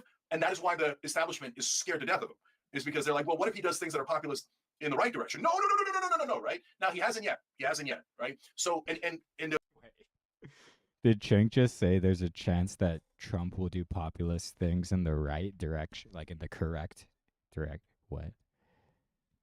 why the Mitch McConnell and the establishment fights against Trump. During the primaries, they didn't want him because they want people that can be controlled. Trump is uncontrollable both in terrible ways and maybe potentially ways that could be positive. And that is I mean, I agree that chaos has revolutionary potential. But Trump being a chaotic leader of the machine, again, the machine is still he's not dismantling the machine. He's throwing a bunch of untrained or weird trained workers at it, and some of them get injured and get booted, and some of them survive. That's what he's doing. He's throwing a bunch of randos at the machine to see how they can twist and turn it, but the machine's still the machine, bro. Come on. I mean, Trump is probably the only candidate that could end the war in Ukraine. At least, soon. Because Ukraine's a small country, Russia's a big country. Trump likes Russia, or big things. Trump likes authoritarians, but he cuddles up with authoritarians because he likes strong men at the top of their game. I don't know if it's populist why Trump said Xi Jinping. The media doesn't like when I say it, but Xi Jinping's at the top of his game, and he's an amazing guy, or something like that. And so yeah, I'm like, Trump's spitting there, let's go. But I mean, his reasons for saying that about China is the opposite reason why he's hating on Ukraine. If he had more humanity in him, maybe he wouldn't take the position he is taking on Ukraine. But another $1 billion in weapon sales isn't gonna save their country or get Crimea or the Donbass back. So yeah, I mean, in that sense, Cenk is a little right that Trump's uncontrollability, even though he is very controllable, there's just some things that he's willing to do, others aren't. Can have positive outcomes, but it's if they that's why the Mitch McConnell. But Trump's chaoticness or whatever isn't a threat to the system itself. Yeah. The establishment fights against Trump. During the primaries, they didn't want him because they want people that can be controlled. Trump is uncontrollable both in terrible ways and maybe potentially ways that could be positive. And that is why the establishment is scared to death of him, is because they're like, well, what if he does things that are populist in the right direction? No, right? Now, he hasn't yet, right? So, and the policy that you just mentioned, Franny, that's the one where the rubber hits the road. And so I am so curious what's going to happen. So Israel has absolute power at this point. And they're drunk on power because they believe Trump is going to give them everything that they want. And in the beginning, he definitely will. That's why he nominated Team Miriam, as I explained earlier, Stefanik, Rubio, etc. Right? And so those guys will be our neocons. They will push for us to fund Israel's wars from here to eternity. If I am wrong, then there'll never be anti-war candidate, by the way. He nominated Team Miriam, as I explained, happened. So Israel has absolute power at this point. And they're drunk on power because they believe Trump is going to give them everything that they want. And in the beginning, he definitely will. That's why he nominated Team Miriam, as I explained earlier, Stefanik, Rubio, etc. Right? And so those guys will be our neocons. They will push for us to fund Israel's wars from here to eternity. If I am wrong, then there'll never be any pushback from the right-wing populists, the MAGA base, and they'll be like, oh, send all of our money to Israel, start more wars. Maybe we should fight the wars for Israel. And then I'll come on your show and go on the Young Turks and say, guys, I was wrong. No, it turns out the right-wing populists, they weren't anti-war. They were just cultists, right?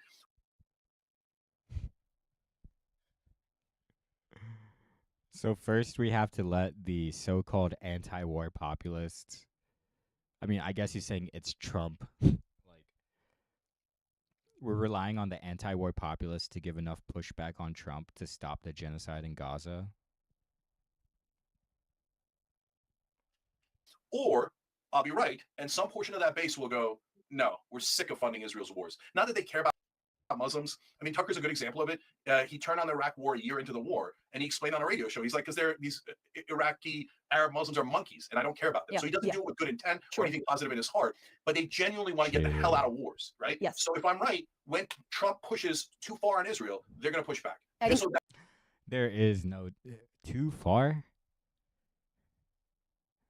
What, like straight up saying just nuke the place? like what? How too far? There is no line. There are no red lines. And Trump won't listen to, like, there could be like thousands of people protesting in the street. People who voted for Trump that are populists and right wing. Trump will just stun on them with a photo op and hold an upside down Quran or some shit, bro.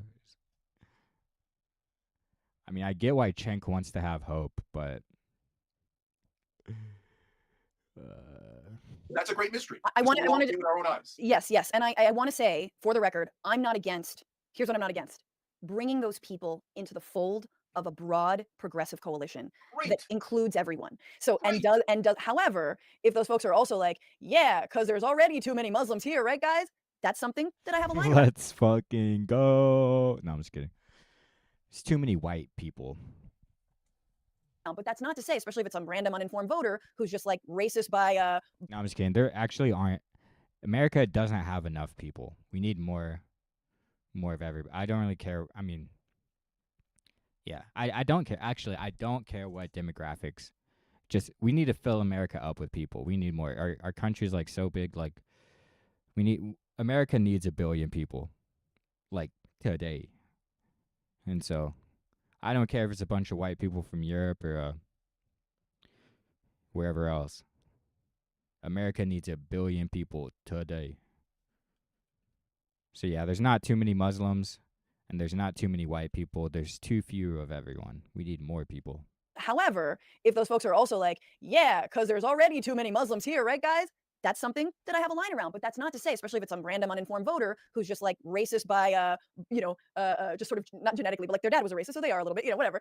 Like those people, those people can be worked on. I do think for me, this is what a broad coalition looks like. But there are lines, and that line for me is respecting human rights and civil rights of your fellow Americans, which I think you're trying to get to. But I do want to ask, we all hate Mika Brzezinski and Joe Scarborough, but like in practice, is what you're doing that different from, like, if you were to get invited to Mar-a-Lago, Cenk, wouldn't you go? Oh, I would definitely go. And so, okay, so to open lines of discussion. Yeah, so good question. So let me address it. So Mika and Joe were very clear. They said we went down there because we're scared, and they wanted to court power and get access again. So to me, what is that about? That's about their ego. That's about their career. That's about their money, etc. For me, why would I go to Mar-a-Lago? 1 billion views a month, 1 trillion subscribers. We are the left online. Ego. Well, I'm not going to ask for any money. I never do. I don't. That's not what I do. And I don't care about their positions. I don't want to be the Trump administration. I don't care about any of that. What do I care about? I care about policy. So I believe that if I'm in a room with Trump, I can convince him on at least one policy. Okay. And I know no one believes that, but just put He says he knows no one believes it, so okay. me in a room with him. Okay. And I'm not going to walk out of it. And if he says no to the policy, right, then I'm done. And I gave it my best shot. And it didn't work, okay? But at least I tried. At least I tried really hard to move that ship in the right direction. Remember, Trump likes to be popular. So that is a place where you can show him, hey, look at these populist positions, economically populist positions, which are overwhelmingly popular. Do that. So a good example is cut the Pentagon instead of cutting Medicare, right? What do you think the probability? That's why I want to ask you a question. What do you think under Doge? What is the probability that the Pentagon is cut versus what every single Republican ultimately wants, and that's why this guy is their Trojan horse, cutting Social Security, Medicare, Medicaid? Like, what's the probability they actually cut the Pentagon instead? I'm giving it a 4% chance on Polymarket. We should do a bet on there. Let's do a bet. So no, I've got it at 20%. So not very high, but higher than what you got it at. 20% that they cut the Pentagon. So 80% that they won't. But now there's a fighter's chance. A fighter's chance that they do. In comparison, like they'd rather. Hold on. What is the chance they try to cut Medicare or Gamblers Social Security? chance. That ain't no 60%. fighting chance. So that's still much more likely, right? And I've started to see and by the way, here's another reason to communicate. I now am seeing right-wing hosts talking about cutting Social Security. So they're coming for Social Security. I see them talking about arresting 2 people. So they, the 2 that they're most obsessed with, Fauci and Liz Cheney. So that's real, and we got to stop that. I hate Liz Cheney, but you don't arrest her because you don't like her. That's not a thing. In fact, I had a huge battle with Vinny, who's a right-wing populist that I agree with some issues on, but a huge battle on that on Patrick Bet-David's show last time. I'm like, brother, you need a crime to arrest people. She hurt my feelings is not a crime, right? She disagreed with Trump is not a crime. I mean, it is. Now, I mean, Kash Patel, if you are a journalist or a pundit going on MSNBC and you say something about Kash Patel, he's going to send you a defamation, letter of defamation, whatever, a threat to sue him. And that's what's happening. I actually, Well, I mean, that's not criminal. That's civil. But, well, no, defamation is criminal. Yeah, I mean, I guess I don't know if Liz Cheney herself should be the first one arrested. I mean, Fauci, I don't know. I'm vaccinated. I got like 5 vaccinations. All COVID. When I was ordered, or not ordered to, but when people were still doing that ish. But Dick Cheney? You need a crime. It's not a crime to be. Yeah, I mean, there's like sovereign immunity of the head of state, which is like why Trump, like, the whole like, well, I did it in official capacity, so I have sovereign immunity. I don't know if they use that phrase, but that's basically what he had. So you need a crime, even though they're like the single most significant actor in death around the world. And that's what their position is for.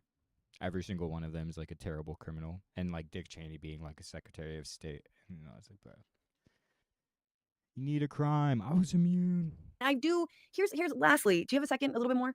Yeah, and I want to say one last thing too, but go ahead, Franny. Okay, I just want to, because this I think was another moment on Patrick Bet-David's show that stung, and I appreciate that you got into it with Vinny. I'm not discrediting that. Again, I'm not saying all of these appearances have been 100% awful. I just feel there have been moments where you throw the left under the bus more than you push back on the right. And I you might disagree with the characterization. That's how I feel. This part stung for me. Why do you think they're losing these names? Yeah, so everything's a little bit different. And he's talking about like the Tulsi Gabbards and RFK Jr. and why the Democrats have lost those names. Yeah. Person's different. So Tulsi, I think, was always secretly a right-winger, but Bobby Kennedy Jr. was not. Cenk is a sellout. TYT is why Kamala TYT is why Kamala lost. Are these people like serious? Are there like Kamala stands in here that don't like Cenk for that reason? He was definitely a Democrat, right? And so he's a decent example. So Bobby has opinions that a lot of people on the left don't agree with, right? To which I say something revolutionary to the left. So what? Okay, he agrees with us on the environment. He agrees with us on housing, on anti-corruption. He doesn't agree with us on vaccines, fluoride, et cetera, right? Okay, I stopped it there because you talked about, giving him a fair shot in the primaries, which I actually agree with you about. However, I take issue with, so what? My daughter's 2. She's going to be going to preschool, then to kindergarten, then obviously in public school.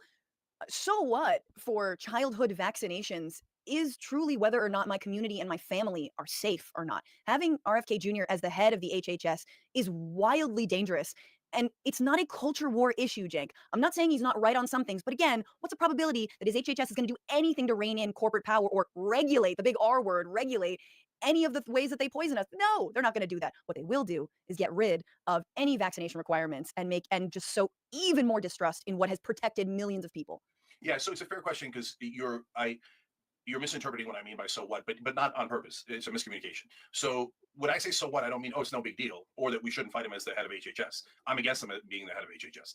I mean, so what is in so what? Then let's fight him on those things, right? So I wish he was the head of HUD, and then I would support him. He's great. He wants to ban private equity from buying residential homes. Great, that's a great policy, right? But as the head of Okay. Does the state buy the homes and distribute them to people in need?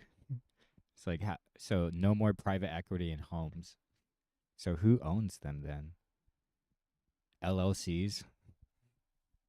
head of HHS, I massively disagree with him, and I think that getting rid of vaccines is a very problematic and not a culture war issue. It's very real. That affects people's actual lives. And when vaccines are blocked, there was a story out of Pakistan. They thought it was like an American trick, and then they blocked the polio vaccine, and polio spread. And they were like, no, sorry, come back, right? So that's what I mean by so what. So what? Let's fight them on it. Like there's no that's partly what's wrong here, which is that we're thinking of them, us, and so if they're in the them, then we hate everything about them, right? And what I'm saying is no, we don't have to hate everything about them. What we have to say is, so I don't agree with Bobby Kennedy on. Dude, It's them, us. We need to stop. Dude, Cenk is getting so close to saying it's us in reference to someone like Charlie Kirk. What is us? Me. What is we about that? But you're not going to. We need to think about us. We're all just, and I mean, he's probably like, yeah, we're all just Americans. That's still cringe, but like, he's literally the steps that it's just.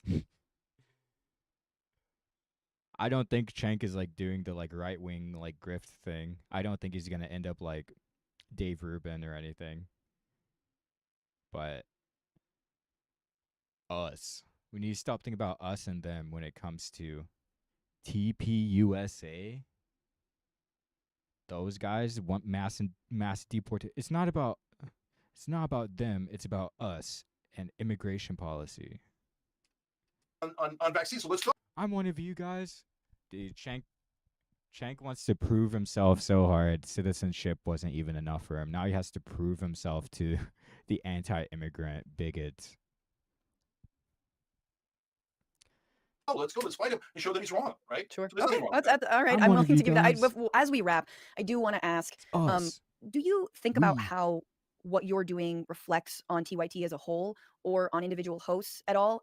I personally feel implicated by a strategy that I do disagree with. Or do you think, well, I'm doing Well, I mean, she probably should feel implicated, right? on TYT as a whole or on individual hosts at all? I personally feel implicated by a strategy that I do disagree with. Or do you think, well, I'm doing the right thing, so everything I do should reflect beautifully on everyone who works at TYT?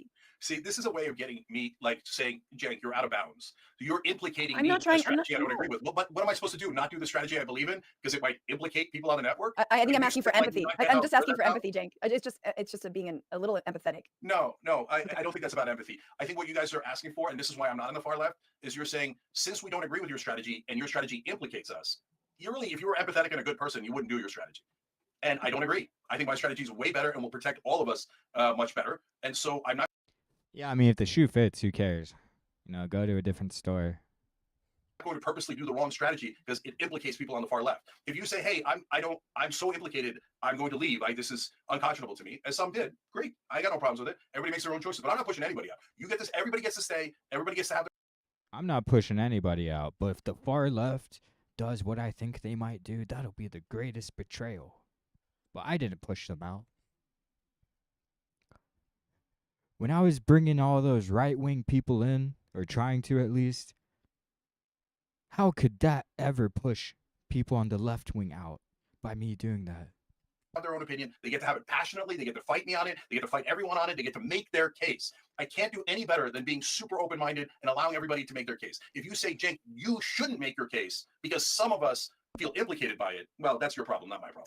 Okay? Yeah, I mean, about that, I'm reminded of the book by I think his name is Michael Schneider on tyranny, and he wrote, it's like 20 lessons from the 20th century about authoritarianism and fascism. And one of the things that has come to mind when you say my strategy will protect us is he has this chapter, I'm gonna bring it up, the first part of it, called "Do Not Obey in Advance," and he writes, most of the power of authoritarianism is freely given. In times like these, individuals think ahead about what a more repressive government will want, and then offer themselves without being asked. A citizen who adapts in this way is teaching power what it can do. In other words, you don't have to do the sort of crackdown on the left around speech because I'm going to do it for you, or you don't have to But come I'm not to me. cracking down. Again, you're misstating it. I'm doing the exact opposite. You're cracking down by saying, Cenk, you're out of bounds, so you should stop I didn't. your stupid opinion. So and do because you you're implicated.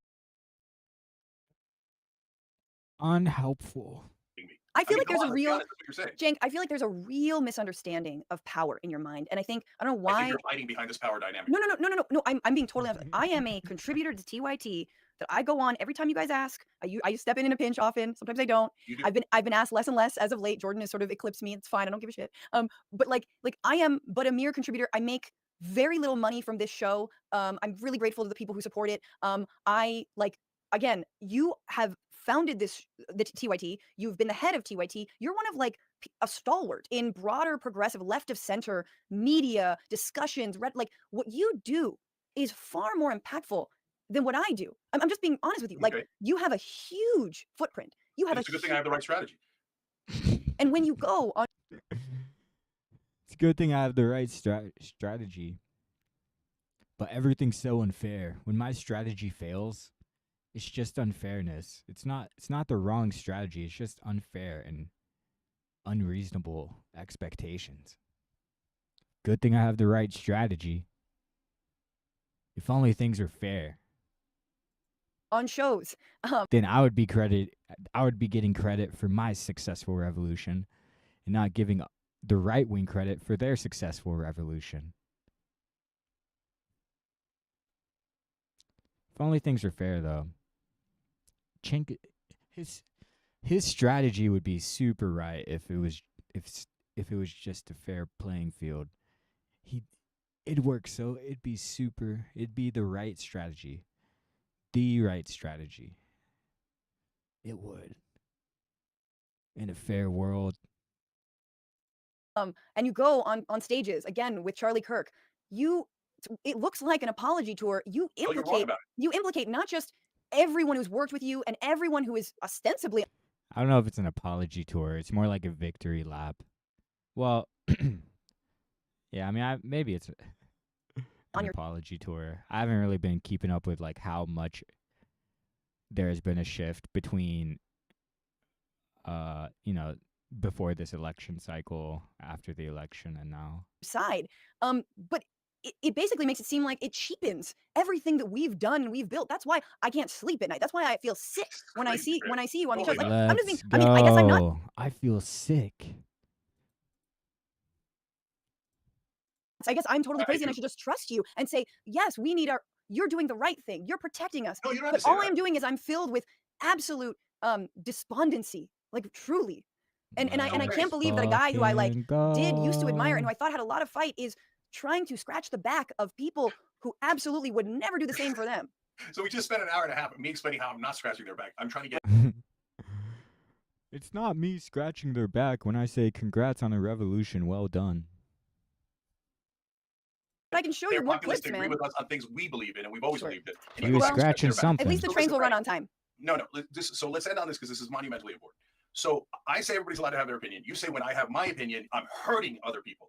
But do you hold on? You're hurting a broader movement. Yeah. Hold on. Do you not get that privileges your position? And says my position is obviously the correct one and the moral one. And since you have the incorrect immoral one, you are implicating me in your immorality and your wrongness. Don't start with that privilege stuff, Cenk. Don't start with that privilege stuff. What about white privilege? Is that a helpful term? So let's end on this because this is monumentally important. So I say everybody's allowed to have their opinion. You say when I have my opinion, I'm hurting other people. But do you hold on? You're hurting a broader movement. Yeah. Hold on. Do you not get that privileges your position? And says my position is obviously the correct one and the moral one. And since you have the incorrect, hold on. It privileges Cenk's position when he says other people's strategies are unhelpful. It privileges Cenk's strategy when he says mine. Good thing I have the right strategy. It privileges Cenk's strategy when he opines about the left hypothetically betraying the movement.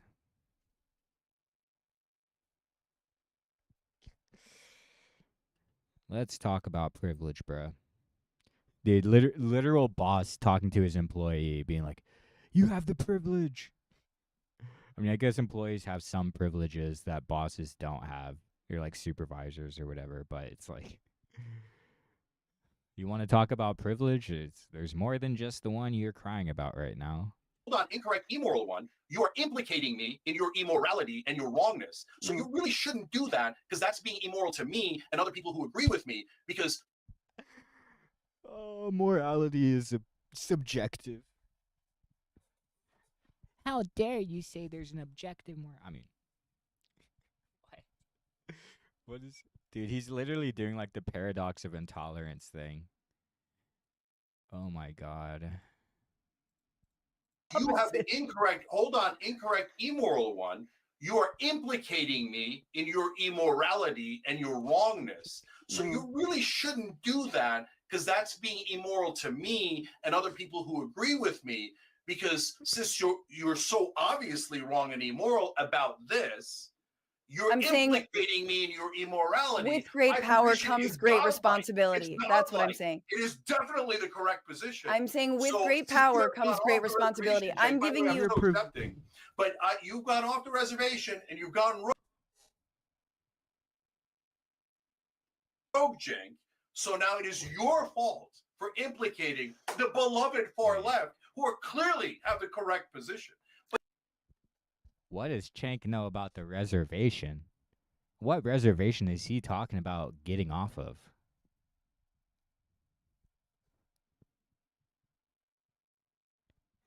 Turkey? I got out of Turkey. I got off the reservation. Man, Cenk's in the house and he's like, at least I ain't on the reservation no more. I'm in the house. I'm in the fort. I got off the reservation and got to the Indian fort. I know what that's like. That's how I did the Native American equivalent to Aliyah. It's by going to the fort. I know what that's like, man. But I want to talk shit about my reservation like that. I got off the reservation. Where'd you go into, man?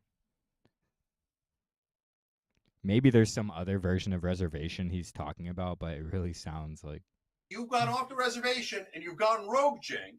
So now it is your fault for implicating the beloved far left, who are clearly have the correct position. But I you really don't have the correct position. I and you don't represent the left. So please stop pretending you represent the left when the voting and the polling clearly showed you don't. And it's not wrong to be center left. You think that it's like center left is voting shows that the majority of people don't vote. Those people are probably left wing compared to what the Democrats are doing. Do you think it's a bunch of left wing people who didn't vote for Biden in 2024? The 8 million people that voted for Biden in 2020 that didn't vote for the Democrats in 2024? Do you think those people might be left wing? Because that's its own statement about voting. That's its own statement about voting. It's also its own statement about voting that it's basically been paper thin margins since like Reagan. is like, no, I don't know what you think. And also, most people just don't vote. What about all those guys? It is MAGA or whatever. But you want to talk about the I power said it's dynamic. Bill Maher and Nancy Any Pelosi idea having a baby, Jay. What voting shows is that democracy doesn't work. Voting doesn't show that, oh, the left got Donald Trump elected, and so I'm going to do the work to get the right wing to vote for us. That's what you get from, because what I get from every election is that voting doesn't work. Democracy doesn't work. If it's voluntary, most people will just voluntary out. I wonder if like people are like actually don't mind authoritarianism that much if they don't even vote in the first place and they don't care to. There's like, do what you want, even though our country does such like crazy-ish. Isn't that sort of an endorsement of authoritarian or like lack of voting that most people don't vote? Doesn't that show most people are willing to tolerate something without their like democratic input as if it really means anything in the first place? When we have, the candidates we have. Cenk, I think ultimately you just need to embrace yourself. It is MAGA or whatever. But does she go by Franny? You want to talk about the I power said it's dynamic. Bill Maher and Nancy Pelosi Yeah. having a baby, Cenk. I Franny, think hold ultimately on. you just need to embrace your centrism, my guy. I think you're It's just more not of a centrist than centrism. you think. Like I just explained. Dude, he did just explain that he is on the left side of populism, which he places at the center of the political spectrum. He just said that like 10 minutes ago. But you don't want to hear it. I said it earlier, Franny. I'm not talking about the disgusting centrism of Manchin and all of that the mainstream media lied to us and called centrism. That's radical. What's wrong with Manchin? Manchin works with both sides. He's a Let's perfect example. fucking go. But Manchin shouldn't be in the House. That's exactly what I'm talking about. Manchin needs to go back to the reservation. He doesn't deserve to be off the reservation. He shouldn't. I'm off the reservation, but he shouldn't be. Manchin is the establishment. The fact that you can't see the difference between a left-wing populist who despises the establishment, who's a and right-wing Manchin populist, who loves and is the establishment. Who's a the right-wing fact that populist? You can't see that difference is stunning. Who's a It right-wing shows your populist? blindness. Who is a right-wing populist? Name him. Who's a right-wing Vinny populist? on Patrick Bet-David show is definitely a right-wing populist. Dan Holloway on Drinking Bros is definitely a right-wing populist. Vinny on PBD thinks that the Biden administration blew up the bridge in Baltimore. He does. That's right. Because they're not saints and they don't agree with us. Dude, I love anti-establishment. Dude. Man.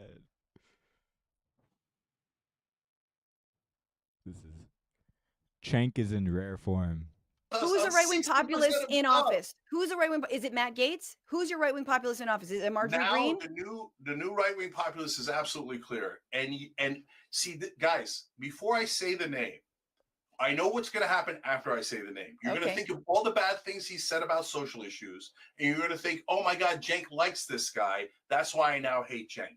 So I'm telling you, ahead of me telling you the name, no, I do not agree with him on the social and cultural issues, and I will fight him as hard as I possibly can on those. And I don't think that he's right on all the economic issues at all, but he has begun to be populist because he stopped taking corporate PAC money. Josh Hawley in the Senate. That is now a right-wing populist. Tom Massey, a right-wing populist, okay? Those guys, Massey, you could say 1,000 terrible things about him, but he is honest. Everybody knows he's honest. He's honest to a fault, right? When he says some things, I'm like, whoa, that's freaking crazy, right?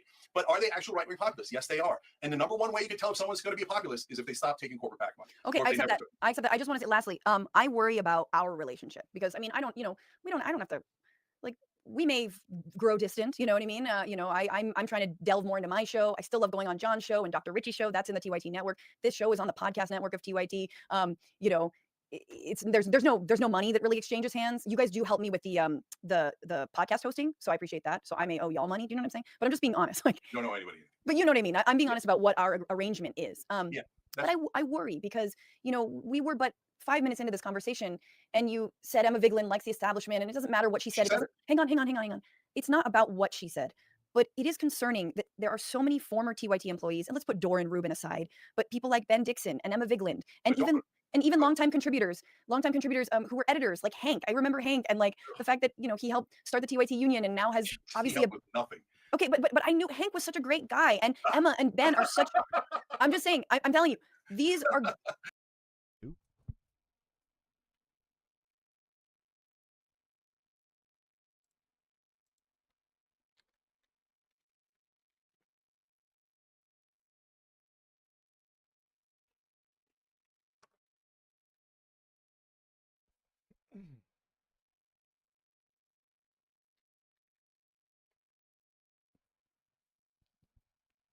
Fucking who? The fact that he helped start the TYT union and put Doran Rubin aside, but people like Ben Dixon and Emma Vigeland, and even longtime contributors who were editors, like Hank. I remember Hank, and like the fact that he helped start the TYT union, and now has obviously nothing. Okay, but I knew Hank was such a great guy, and Emma and Ben are such. I'm just saying. I'm telling you, these are. But okay, how? I'm afraid, man. Like, I'm next. Like, I don't know what I'm gonna do that I'm booted out of the castle, and suddenly it's us versus them. And so what does it say about TYT? What does it say about you that there's so many former employees who are on our side ostensibly, who you have so much disdain for? So, Franny, if you're next, and I have this secret nefarious plan to push people out, why am I on here? Why would I come on here and talk to you for now nearly 2 hours? When if I'm planning to push you, that doesn't make any sense. So, number two, some people have left the network and don't exclude Doran Rubin, because Doran and Rubin and some others they went right, but some others went left or far left or whatever. But some group of them have the same agenda. come watch me, come subscribe to me, not the Young Turks. I'm the morally pure one. I'm the right one. I'm the one that's right, and they're all evil and terrible. And don't give them money. Give me money, right? So let's keep it real. So is that everybody? Absolutely not. Absolutely not. Okay. So a good example. Who cares? You want the views? What's wrong with them wanting to take the views from your company? It's like not nice, but it's just business. It's just business. It's just business. But I mean, to be fair, Cenk is like, you know, of course, Francesca doesn't owe them any money for them. I guess she has like a studio she isn't paying for or something. So I mean, that being said, you know, Cenk is probably like nice or does things like that where he's like, yeah, it's like, I'm not worried about space costs for you know, type shit. I mean, also it's because it would just be like a terrible. Well, I mean, I don't know if it's a terrible look. You know, Francesca herself, you know, says like, you know, people pay for their studios usually, so you know, if she's not bringing in enough money to like, you know, cover the cost of that, then like a more like ruthless businessman than Cenk is would be like, oh yeah. But at the same time, it's like if people like leave and they even explicitly encourage the TYT audience to break off to their platforms. Yeah, I mean it's politics. It's business and politics. Mondale Robinson. I like Mondale, and he has the similar ideological problem as you do, and he decided one day, that's it, I'm quitting, right? Yeah. And so, but bless his heart, that's what God made doors for. Okay. So, and now he's attacking me and saying I'm in league with racists and stuff like that. Okay, that's his opinion, right? But when people cross a line like Ruben and Dor and Sam Cedar, etc., and others. Wait, Sam Cedar crossed a line? What was that? And they say, oh, Jake's just has this evil plan, and he's doing it for money, and he's a grifter, and he works with the CIA, or he works with this guy or that guy. Okay, now you're lying, and you're lying in like extreme ways. So like this whole thing of like Sam, for example, analogized me to a Nazi, but he's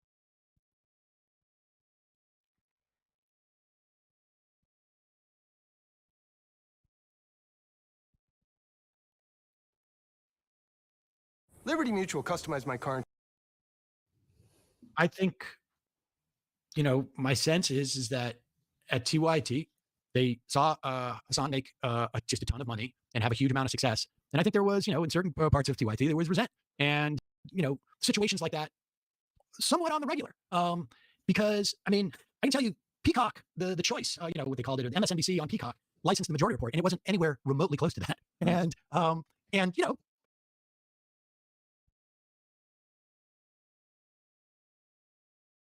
all right, let's read some IMs. Pokemon Go to Hell. Sam, I'm sure you're going to get a lot of IMs today about Cenk. I think if you haven't seen what he had to say about you, you should watch it, but I don't think it needs to be public. TYT seems to be trying to go in a different direction. Criticism should be about their coverage and policy, not about personal disputes. I, yesterday, did see some clips from, I guess, something that happened like on Thanksgiving or whatnot. I gotta be honest, I don't really care. The last, you know, any type of communication I had with Cenk was, I think, like in July. And it was in response to like the, I don't know, fourth or fifth thing that I had seen that I found sort of offensive and wrong. To be honest with you, I can't remember off the top of my head. I think it was about trans stuff, but it could also have been about, you know, they're chasing that fake Venezuelan story. I don't remember when it was. Maybe that was in the fall, so maybe it was. Oh, yeah, they were doing that fucking Venezuelan thing. Oh, that's why Cenk is like, oh, they want to pretend like gangs. Oh, wait, no, that was Charlemagne the God again. He was like, yeah, migrant gangs. It was not that. It was probably the trans stuff. And I made it clear to Cenk that he was invited to come on the show, and you know, we can have a debate, we can discuss whatever. I mean, you know, and he made it clear to me that he was not interested in that. He was mad. He was very, very mad about all of it. And I will just say, like, I didn't hear any issue that he had with the stuff that we talk about. He may have issues with me personally. That's fine. I don't care at all. You know, I told him 8 years ago. It was in October, I remember, because I think he was at that conference. And he said, you know, how can I get you and Jimmy to stop fighting? And I'm like, get Jimmy to learn a thing or two about what he's talking about, because he's not. He's the stuff he's saying. He's promoting Peter Thiel for the Supreme Court. He's saying that it doesn't matter who gets to appoint judges, and this is, you know, this is going to be a disaster. And by that point, he was also talking that Hillary Clinton had Parkinson's and that Steph was assassinated by the Clintons. And you know, my attitude was like, you could criticize Hillary Clinton, and you should, but when you promote right-wing memes like that, you are doing a disservice. It doesn't matter the other stuff you're talking about. This guy was considered for the Supreme Court?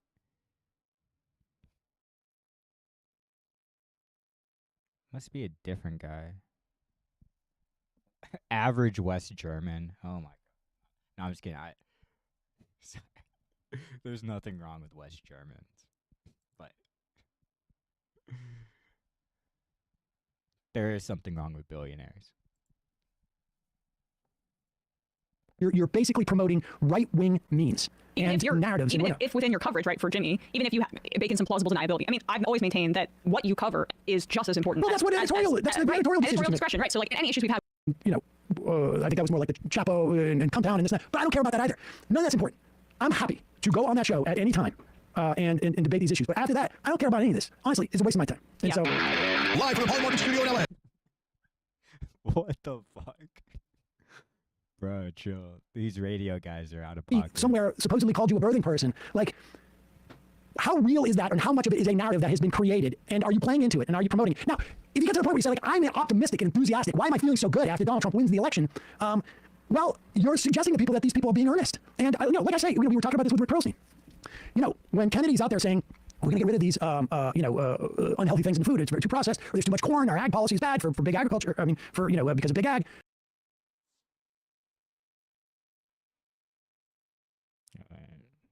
At Harbor Freight, we do. Yeah, The Democratic voters do not agree with you. They agree with us. So sad day for you. And I'm not going to let you lie and pretend the Democratic voters are on your side because you're a liar and they're not on your side. You agree that the Democratic voters are on my side. I don't care about the Democratic voters. You call me a liar.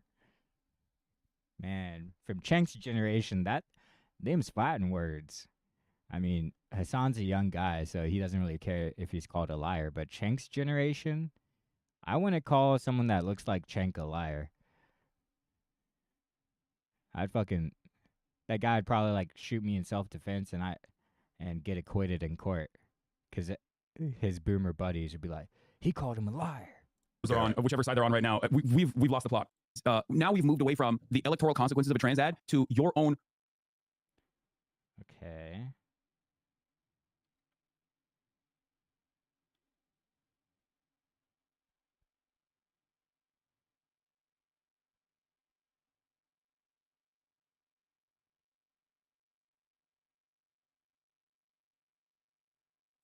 Hey, this is John. I'm calling from Indiana. John from Indiana. What's on your mind?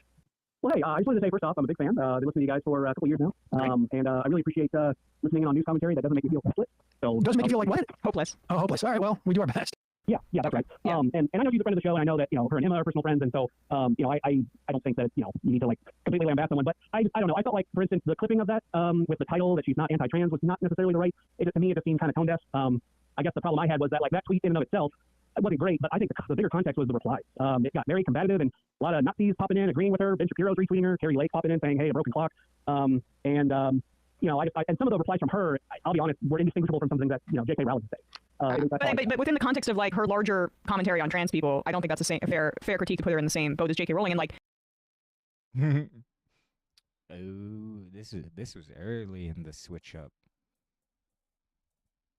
you can have, I think, quibbles with the way the video is titled. I didn't even know that was getting clipped, and I don't have control over any titling. So, but the substance of what I said that's not anything about any one person. That's just more like a critique of, like, just show formatting. Yeah. Well, let me. Maybe. But like, is J.K. Rowling really that much different? What has she really said? Emma addressed this yesterday. Let me comment on it. And I will say this. I mean, in terms of just, I don't want to spend too much time because this is just sort of a process thing about the titling and this and that.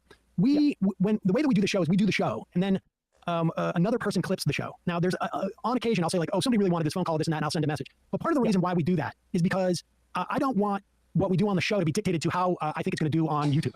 That, to the way that I can insulate the show from, like, sort of chasing clicks, that's the way I do it. I just thought that the tweet itself, and I don't know what her intentions were about it, but the idea that saying, semen providers in any way, and look, I will say, like, saying semen providers, I don't think disregards my manhood in some way. I understand. Yeah, what the fuck? They're mad about birthing people, but men have been called sperm donors. Like, that's everywhere. That there is it's not a perfect analogy, because the fact is that women have been subject to misogyny and to sexism, and men have not. There's a different power dynamic. Nevertheless, I don't think that. Damn, I was just proved wrong in real time.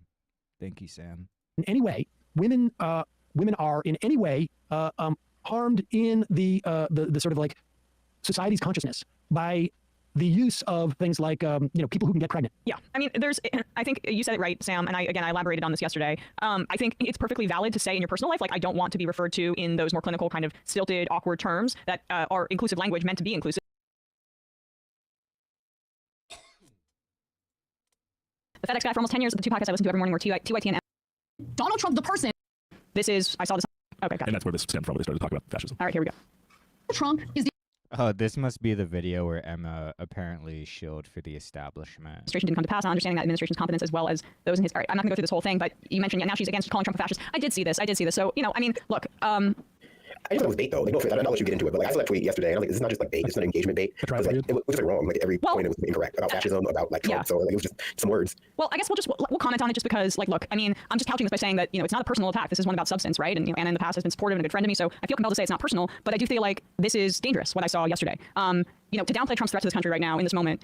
For me, this is not an unaligned or an independent opinion. To me, this is to the right of Nikki Haley voters. I saw this on Twitter. Anna Kasparian here, basically reacting to. Was it no? This wasn't J.D. Vance's comments. This was basically a conversation about fascism. Earlier, they were listening to Mika Brzezinski on The View, who got emotional talking about Trump's threat as a fascist presence in the U.S. and what might happen if he becomes elected. Okay, and that's where this stemmed from, when they started talking about fascism. All right, here we go. Trump is deeply racist and he says deeply racist things, okay? I want to make a distinction between Donald Trump, the person who says and does racist things, and the notion of a fascist. Because look, if we're just going to use fascist toward anyone we dislike, then the word doesn't actually mean anything. Okay, what do you want me to say, Anna? You want me to say wannabe dictator? Sure, you can say wannabe dictator, but I don't even think he wants to be a dictator. Of course he does. That's what Oh yeah, I forgot it. This is epic. Right. I mean, look, if you want the definition, fascism is a political ideology that started as an outgrowth of Mussolini and Hitler's. To it. Sorry, I'm hopped up on this Halloween candy today. So it's not always so all or nothing. Like sometimes populations within society are subjected to fascism, while others aren't. Right, 100%. Cole from Little Rock, the point about people being too comfortable into the status quo to admit what's really happening is the key here, and why most people went along to get along during the Nazis' rise to power. We have some other.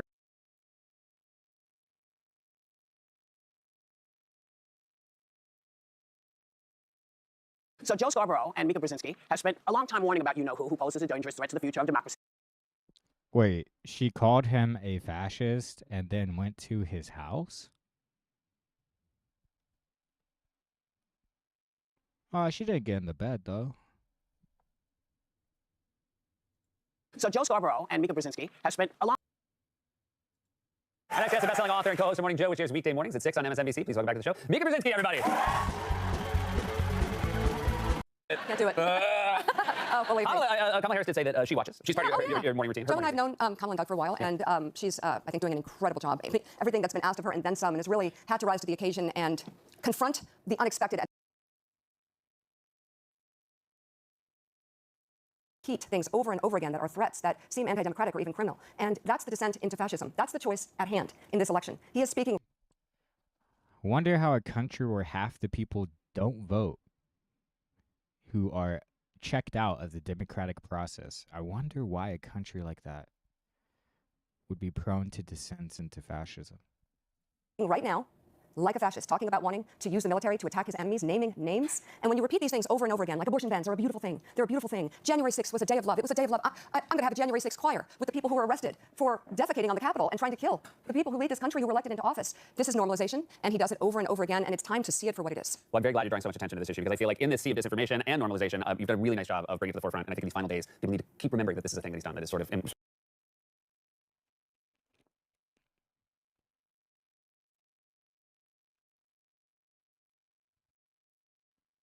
10 minutes later.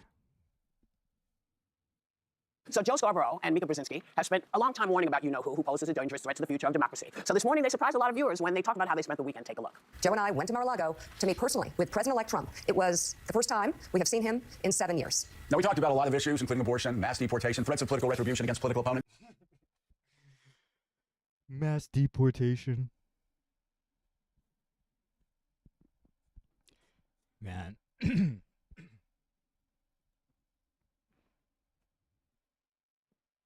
4% of the population. Oh, it's just a policy topic. And media outlets. We talked about that a good bit. And it's going to come as no surprise to anybody who watches this show, has watched it over the past year or over the past decade, that we didn't see eye to eye on a lot of issues, and we told him so. What we did agree on was to restart communications. For nearly 80 million Americans, election denialism, public trials, and January 6th were not as important as the issues that moved them to send Donald Trump back to the White House with their vote. Joe and I realized it's time to do something different, and that starts with not only talking about Donald Trump, but also talking with him. So is this the approach that is going to work with a gentleman who campaigned on calling the media the enemy of the people. So I actually think it was the right thing to do, and I've heard a lot of folks on the left coming after Joe and Uyger saying, don't normalize him. Well, 75 million plus American voters normalized Donald Trump by making him President-elect Donald Trump. In this notion that it's sort of the resistance who opposes him stayed in their safe bubbles, sat on their hands and just complained about him for 4 years, that would have a bigger impact than sitting down. I talked to Meek actually. They met with him for over 90 minutes. They raised very valid concerns. They both see themselves as opinion journalists who want to actually be able to engage the person that they talk about every day, actually be able to raise issues with them when they're concerned. And in the same way that I thought it was right for Joe Biden to meet with him, and I think it's right for presidents to meet with foreign adversaries to try to find diplomatic relations and ways to bring people together and solve problems. This is absolutely the right thing. I would sit down with Donald Trump. I would interview Donald Trump. And I'll go a step further. I hope good people work for him. We need to stop demonizing people because they supported a man who just became president of the United States. We should hope good people are around him and smart journalists are challenging him. Would you sit down with Putin? Look, there is a sobering reality, right? Which is that we have, in 2016, I think people voted for the unknown and voted thinking maybe the gravitas of the office is going to change him. It didn't. In 2024, people voted knowing who he was. And nothing that he is doing, as concerning as I find it and disturbing as I find it, should be shocking because he told us he was going to do these things. Yeah. He was surrounded by the people he's appointing, and he is keeping to his word. And people voted for him knowing that. And so it's hard. It's a sobering truth. It's hard to reconcile that with what we have been doing for the last 8 years. I will never sit with him. I don't think I'm going to have to. I don't think I'm going to have to make a decision because I don't think I'm ever going to get invited. And listen, the truth of the matter is, as we know around this table, that it is hard to criticize and denounce the abuses of power by Donald Trump when he is president. We have been there before. It means threats. It means death threats. It means retribution against your family. It means crazy things showing up at your house. It means lawsuits. It means all sorts of things. We've done it before, and if we have to do it again, we will do so again. I think there's a lot of people who are probably looking at what Joe and Mika did and find it opportunistic. There are people who change their stripes, or maybe their spots, I should say today, depending on who is in power and what benefits them. I don't know that that's what they are doing. And to me, it's a to be determined situation because right now it's the transition. We don't know what he's going to do as president. We don't know what they're going to do. Actually, Trump, we got to support our president. In the Bible, it says that something about something support the president. Render unto Caesar's what's his. If he commits abuses of power as president. So, everybody has to live with their decision. Everybody has to look at themselves in the mirror. I'm good. I absolutely think it was the right decision, and I think it's good that they work on MSNBC. I don't want only Fox people going to see them. That was some of the problem here that I think everyone can agree, maybe even people that voted for Trump can agree, that the things they're watching on Fox are wrong. That's the only network that's had to pay billions of dollars because they got it wrong. So I don't want only Fox people sitting down with him. I want everyone. I don't need to know their motivation. I just know you get nowhere in silence. Conversations had to be had. I also don't believe in we don't platform or we don't do these things. I feel like those are very pie in the sky. If you're not having conversations and winning on ideas, you're not moving anywhere. So to me, this is what the country decided. He's not calling me, but he's not calling me either to be. He doesn't know who I am. But if he did, I would absolutely sit down and always have a conversation because I'm confident enough to sit at a table and contrast and disagree when I disagree. I'm not scared. I'm not afraid. You have the conversations or nothing happens. Are you talking? Well, okay. Look, the bottom line is that America needs a free press that is willing to speak truth to power right now, more than ever. And I think that we have to be very clear-eyed when we think about the president-elect and cover the president-elect. And I don't think you need to sit down for 90 minutes at Mar-a-Lago and kiss his ring to be able to speak truth and to be able to cover a story. So maybe they're not journalists in the true sense. Maybe they're saying that they're opinion journalists. But we have to remember that Trump is the guy who ushered in the era of fake news. He is the guy who ushered in alternative facts. He is the guy who attacked 3 black female journalists. He's the guy that revoked. Yeah, but people do fake news. CNN has... they did fake news about the new Syrian regime while the U.S. is getting rid of the bounty on this guy's head. CNN is doing fake news in a war zone, laundering this literal worse than the Taliban guy. Where does our country get off, man? Revoked Jim Acosta's press credentials for asking him a question.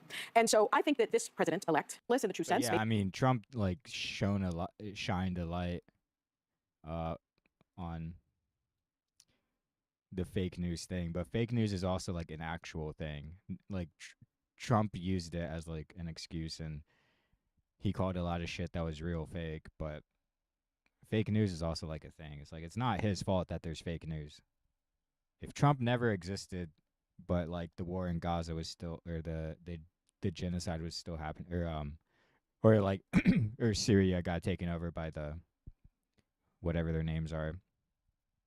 If Trump never existed and Syria got taken over, CNN would still be over there doing fake news in a war zone. Opinion journalists, but we have to remember that Trump is the guy who ushered in the era of fake news. He is the guy who ushered in alternative facts. He is the guy who attacked 3 black female journalists. He's the guy that revoked Jim Acosta's press credentials for asking him a question. And so I think that this president-elect, I hate to say it, would like nothing more than to have only Fox News cover him, would like nothing more than a state-sponsored media.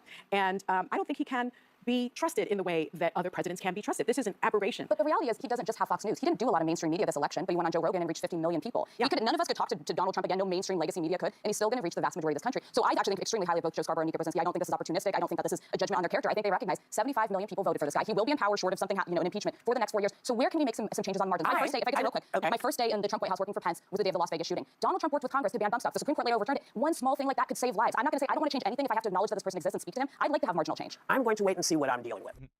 I like marginal change. As I've said since the election, because I don't know. I see some things that seem strange to me, but now they start to seem strange to other people too. So I'm gonna wait. I'm gonna have some popcorn.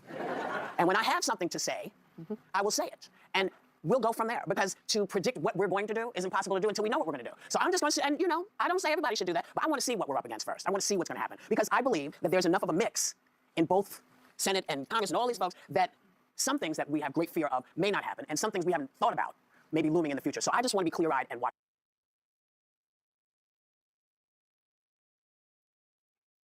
Racist and stuff like that. Okay, that's his opinion, right? But when people cross a line, like Ruben and Dore and Sam Cedar, et cetera, and others, and I don't know how I must have like gotten from the majority part to the View at some point. I don't know why I even watched that dumb clip. they say, oh, Jake's just has this evil plan, and he's doing it for money, and he's a grifter, and he works with the CIA, or he works with this guy or that guy. Okay, now you're lying, and you're lying in like extreme ways. So like this whole thing of like Sam, for example, analogized me to a Nazi, but he's done 1,000 things. That's just one of them. And then when I go, hey, hold on, when I say cut that crap out, and they're like, oh, we're the victims. Oh, I just said you were a grifter, and that you're lying to people, you're cheating people, and I said you might be a Nazi, and you're definitely a right winger. But I'm the innocent one. I can't believe Cenk counterattacked after I punched him in the face 20 times. I can't believe me, poor little idiot. But he believes in saving Social Security and cutting the Pentagon. So can you give him credit for that and work with him? Oh yeah, of course. So I mean, if Sam's going to vote to save the Social Security and not cut Social Security, I'm not the guy who says I don't want his vote, right? I just don't have to go on his stupid show and agree with his and Charlie Kirk. Then hey, and you say hey, you got angry with me. Wouldn't that be a rational reaction? I think there's been a conflation with. Reaction be, oh, I love Cenk. I love that he called me a Nazi. I can't wait to work with him. No, he's a freaking grifter. That's all he's ever done. He literally told me that he was trying to take Jimmy Dore's audience because Jimmy's was bigger. Good. So he wanted to. You remember what Jimmy Dore did to me? You remember the reason Jimmy Dore is out the door was in part what he did to me, and you and I talked about that at the time. It was when he had to finally face the fucking music and be hey, you cannot bully another not employee but contributor. I stood up for you, right? You did. It had to get bad, but you did. He had also been. I mean, he had been going the way of the dodo for a long time. But I just want to say, so it doesn't say anything about TYT that there are these former employees who really, and I just want to back to the last thing I'm going to say is people really liked you. They really did. And they looked up. No, stop. Francesca, chill. It's too deep. You're digging too deep. Oof. I don't like this one. Up to you, and they thought of you as a comrade, a boss, a co-conspirator in this grand political project to really change this country, to make it more democratic. It really is. I have to say, there's a thin line between love and hate, and even these channels that are hell-bent on being like Cenk's this, Cenk's that, you know what, they were all massive Cenk fans. I think we all are a little bit. And so I just want to say, it is sad to us to see you honestly act very small when in fact you could be a lot bigger. Oh, let's go. Let's fucking go.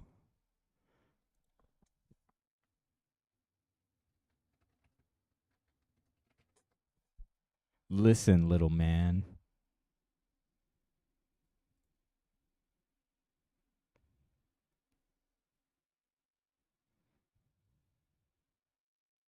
How he suffers and rebels, esteems his enemies and murders his friends. Gains power as a representative of the people, misuses the power, makes it crueler than the power it supplanted.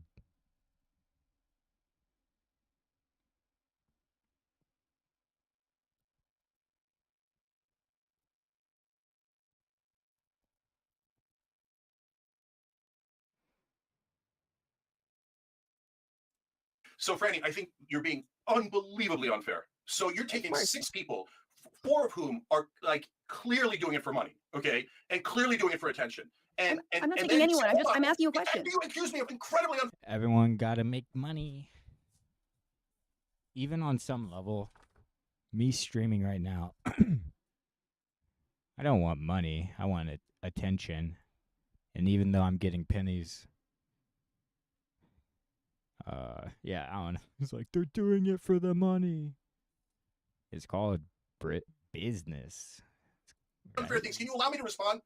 Franny, you know the people inside TYT. They work here 15 years, 17 years, 20 years, 17 years, and they love working at TYT. And what these assholes are doing is pretending that we're bad bosses and we're bad to our employees and we're bad to everyone that works at TYT and we do all these things and we push them out. Bullshit. Every one of those people left and they said, oh, I'm going to be bigger and better than you. And then they viciously attacked not just me, but everyone that works at TYT. Why do you think Edwin and Bart and all those guys have been there for so long? We gave people 12 weeks of paid family. I mean, Cenk might be right about this right now.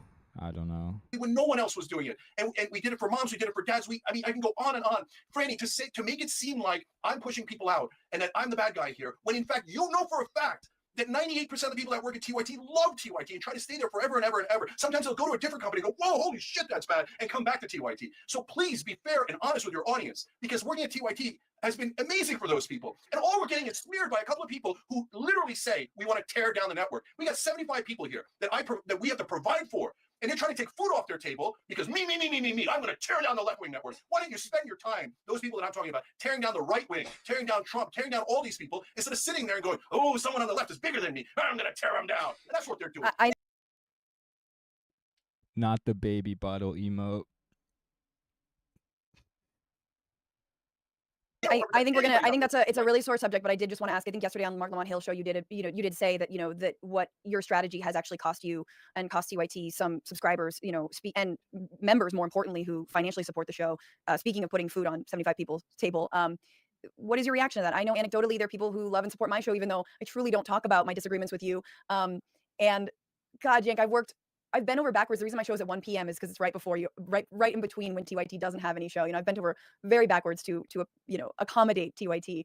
But there are people who love my show who say, I had to stop supporting TYT for a lot of political disagreements. And what do you say to those people, or how does that make you feel? I refuse to be wrong on purpose. So we lost a lot of members and paying subscribers when I started criticizing Obama from the left. And I said he shouldn't be drilling in the Gulf, and he shouldn't be bailing out the bankers without any consequences, etc. And people were outraged. But I didn't do it because I didn't know the term back then, but I know it now. It's called audience capture, and I'm not going to do it. So if you say at the time people were like, no, be pro Obama, be pro Obama. I'm like, no, I'm not going to lie to you on purpose. And now some folks are saying, no, tell us the far left is totally right, and that like there is no crime, and on and on and on, right? No. There is no crime.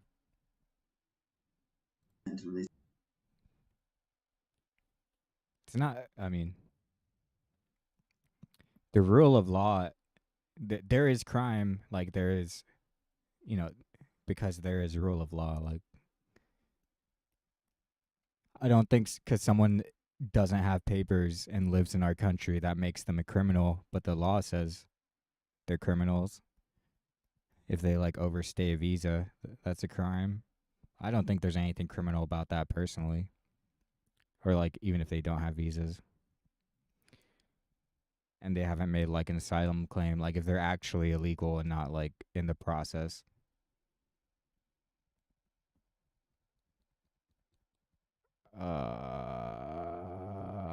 Yeah, who the fuck is saying there is no crime? I'm not going to be purposely wrong. And so I'm not going to do audience capture, and I'm not going to say that. And so how could I be a grifter and say at the same time, I'm willing to sacrifice a lot of money that I'm super worried about for all of us at TYT to do the right thing? That's the exact opposite of grifting. That's saying I'm standing on principle. I'm standing on what I think is the real viewers of. I'm standing on business. To release rest. Thank you for the follow, bro. Thank you. TYT and representing them. And Franny, what you're not seeing is there's so many people on the left who are afraid to state their real opinions because they're going to get shellacked online. All the far left is going to come out and call them a right winger and a fascist, etc. They're so scared to actually state their own opinions because the far left has so much more power than they realize in terms of the social media ecosystem. Sure, right? I agree, and I do think that it would benefit all of us to be a little bit less online, because I do think there is a real left. They are in labor unions. They work in homes. They, they are serving people Starbucks, right? Like there are real leftists. Yes. They are. Not the Starbucks workers are the proletariat. Not with the Starbucks or proletariat. Let's be real. They are on the streets demonstrating for Palestinian human rights. They've been on the streets, although I know this gets into prickly territory, but they've been on the streets saying things like defund the police, saying things like Black Lives Matter. And I know Let's go. And saying defund the police doesn't mean there's no crime. might disagree with them, but they are real leftists who don't just live online. And so I hear you about, I absolutely concede our movements. We always talk about this. How can our movements be more attractive? Be, as Michael Albert, who wrote this book called Participatory Economics, he used to say, how do we make the left sticky? Like sticky, where people want to be there and stay there. And for sure, it's by not over policing one another, and it's by meeting people where they're at. And I think that is absolutely true. But for me, it is not about, to me, it's not about, what I see is conceding to a right-wing framing within the ceiling of Trumpism, because there's always a ceiling, and that ceiling is Donald Trump. But Franny, I'm not conceding, and facts have to matter. Facts have to matter. Well, like, you're painting me as a collaborator when I haven't collaborated at all. All I've done is argue for our positions, and in fact, you showed a couple of times when I argued for our positions, right? And if you showed all the right-wing shows that I was on, you would see me fighting for left-wing positions on right-wing shows that no one's ever done. And do you know that on the Patrick I've been on Piers Morgan. I do that a lot. So, oh yeah, if you count Piers Morgan, I totally agree with you. Patrick Bet Davis show, I made the second to last time I was on, I made a case for paid family leave. They polled their audience. 75% of that right-wing audience said, yes, we should pass paid family leave. Who else has done that? And for that, I get called a collaborator, and I implicate others in my collaboration. Can you not see how unfair that is? So what is the goal then? So, I mean, that's one good thing, yeah? And also the whole paid family leave is just like, it's a good policy, but the reason they like it is because they believe in securing a future for their children and their country.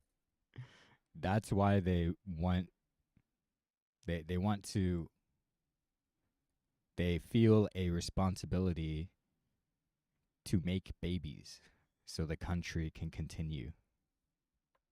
Like, that's why they want paid family leave. Or, I mean, maybe, okay, that's not why everyone wants paid family leave, but people in, like, I don't know what event he was at there, but like TPUSA, those people, if you ask them about like why paid family leave is important or why the child tax credit is important, it's because, like, you know, families are important. I guess, I don't know, whatever. It's obviously super normal for people want to start families, and the state should support people when they start families. But yeah, there can be like bad reasons. I mean, there's the 14 words that like is probably way more common than people realize. And do you hope that maybe some of those 75% are people As far as securing a future for our children in our country, who heard your argument around paid family leave are like, you know what? Let me check out TYT. Like, let me see what they're about. Like, and by the way, that was on screen when Cenk was at that fucking event. Oh my, it literally had 1488 on screen when Cenk was there. Just think, why do those guys like paid family leave? And why was 1488 on the screen? Like, I liked what he said on this one thing. Is that also the goal? So the strategy is to coalesce populists on the thing. Now I'm saying it for the 200th time because it's not getting through. But it's not about audience then. It's not about maybe getting some of their audience. Because I understand, I don't know what you're talking about in like what framework.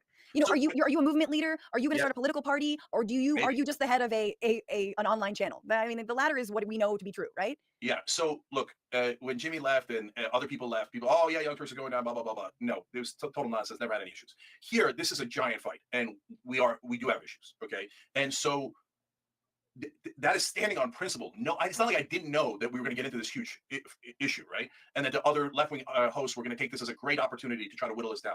And so we've gone through all that, and we've done that. So why am I doing it? Number one, because I believe absolutely that it is the right strategy and the right policy, and to the ultimate goals that you're asking about.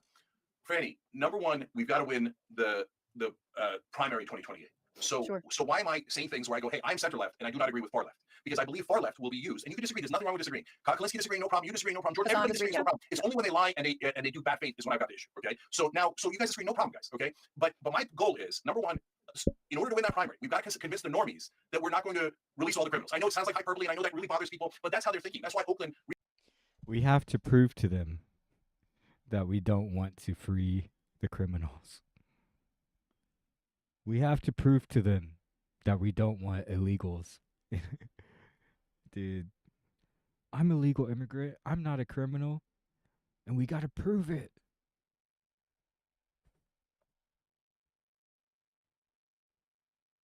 I ain't proving that. If they got those really cool fucking ideas in their head, it's like, let me think. So I'm far left, right? Do I think prisons should unironically be emptied? Well, like Syria did it, and for some reason that's a good thing, or was received well in the mainstream media. Oh, but America, we have like totally good reasons for keeping people in jail. I don't know. If people like bring up how America has more like again, look at China. China, 1 billion plus people, still has less people in prisons than America does. And if you bring up that point, like America has a problem with mass incarceration, it goes back to the war on drugs. And Democrats, for example, like Biden and like Clinton, playing the center of the road game. Biden and Clinton really proved that they weren't going to just empty the prisons. And they proved that by filling them up. And you're still over here trying to prove that America's incarceration system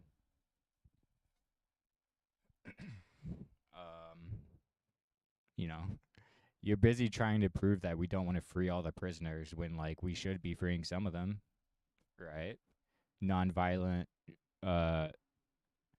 non-distributive drug offenders, just like common users. Whatever. Recall their mayor 6535 because now they start to think that the word progressive means Leonard Peltier. release the criminals. No, it doesn't mean that. It means Medicare for all. It means paid family leave. It means higher wages. So that's why. I'm not getting owned. It means free all the prisons. No, it doesn't mean that. Be a lot cooler if it did. And recall their mayor 6535 because now they start to think that the word progressive means release the criminals. No, it doesn't mean that. It means Medicare for all. It means paid family leave. It means higher wages. So that's why I have to distinguish in order to win that primary between the center left and the far left. And also because it's true. I am center left. And the great majority of those voters are. Dude. He said he is center left. Dude, she's like remembering when he got so mad at her calling him centrist. It's true. I am center left. God damn it. It happened in the video. I swear to center God. left, they do not agree with the far left on some of the extreme trans issues, crime issues, etc. You don't think when that we get to the general election, just to finish the thought. Yeah. When we get to the general election, can we win over some of those former Bernie people that went to the right wing? Can we win over the independents and moderates that are not MAGA but voted for Trump because they says Trump was more anti-establishment than Kamala Harris was? Can we win those guys over so that our side wins? I believe we can. But and I'll use myself as an example again. So you're trying to win over voters that have voted consistently for the same party for decades, the vast majority of them. In a country where most people don't vote, even though they could. The left wing is looking to the people that don't vote. It's probably easier to get someone to vote who is eligible or like has the ability to be eligible to vote. Trying to get those people to vote it's probably an easier vote to get than convincing some populist who's voted consistently for Republicans or independents for decades. And they tried the Muslim ban. I have every right to call them Islamophobe from here to the end of the earth. I have every right to be concerned about me and my family, okay? But I don't believe it's the right strategy to call them Islamophobe. I mean, you don't really have every right because you're an American citizen. They're not talking about you, bro. You're already in. As far as the Muslim ban goes. I mean, they do have, like, he's, like, naturalized as a citizen, so, like, he has a good reason to be afraid of that, but it's, like, just because you're a Muslim doesn't mean the Muslim ban affects you in any way. You're an American. And to push them away. I think the correct strategy is to go in the room, get some agreement on some things that we agree on, and then fight over the things we don't agree on, but treat each other as American citizens and human beings. And then at the end go, hey, by the way, I'm Muslim, okay? So do you think someone like me should be banned from the country? And when you do it that way, 9 out of 10 times they go, yeah. You speak English. You're from Turkey. I'm Muslim. Do you think someone like me will? But yeah, I get. Cenk has the convenience of being able to reveal or not reveal when he's Muslim to somebody, unlike a black person who can't wait to reveal whether they're black or not when they like go to talk to someone who doesn't like a white person who doesn't like him or just anyone. Well, no, of course not. Of course not. But if I came in and said, you're an Islamophobe, you're a racist and a bigot, they'd say, ban this mother effer, right? And so I just think you guys have the wrong strategy and some wrong policies. But that's a normal part of a healthy debate. We could have had that debate without people making wild accusations. Well, instead of just saying we disagree, they're collaborator, right-wing fascists, etc. I really hope that you do, and I hope, let's leave it, I really do hope that you can get past what you feel are slights, to actually speak to some of the people that you're talking about, to be in more rooms with leftists who you may disagree with, and more people who are ultimately on your side. I've had the same conversation with Van Jones back in 2016, man. It's like I'm deja vuing all over again, where I told him the left is more on your side than the right, and he's like, no, the left wants to tear me down. But anyway, Cenk, it's really great to have such a candid, open conversation. I like that we can both be very Mediterranean about it and get like super mad, but then rein it in and be cool, and then be like, we're like, yeah, we're just gonna yell, and then we're gonna be fine, and then we're gonna get over it. So that's the kind of beer I like to have. Yes, thank you. And but not with Charlie Kirk. And I will leave it at that. Everybody, you can check out all of the interviews. You don't have to, it does not hearsay. Watch for yourselves and see Cenk, and obviously every single day on TYT, 3 p.m. Pacific, 6 p.m. Eastern. Thank you so much, Cenk, for being here. So, Franny, last thing I clarify. I'm going on every kind of left-wing show. Yours, Mark Lamont Hill, Breaking Points, Brian Tyler Cohen, Dollcast. There's just a whole Destiny. I guess he's kind of on the left. Oh boy, we'll talk about it. But I'm going David Packman. I go on every show. The only shows there's only a couple shows I don't go on because I think they're bad faith. And what they then do is saying, oh, he's not going on any left-wing shows. What, because they're the demigods of the left? No, I'm going on shows that have good faith, where we have wild disagreement. And like you said, sometimes we can yell at each other, but when we settle down and we have a beer, so this idea that I'm not going on left-wing shows or we're not doing left-wing stuff is just not. Well, we're making the second round. We're like the second tour. We're the B cities of your A cities tour. That's not true. Anyway, the whole network is left-wing. So I mean, the aberration was going to talk to the right wing. Well, so, I mean, I would love to see you and the doc just debate the police. Like you and the doc talk about crime.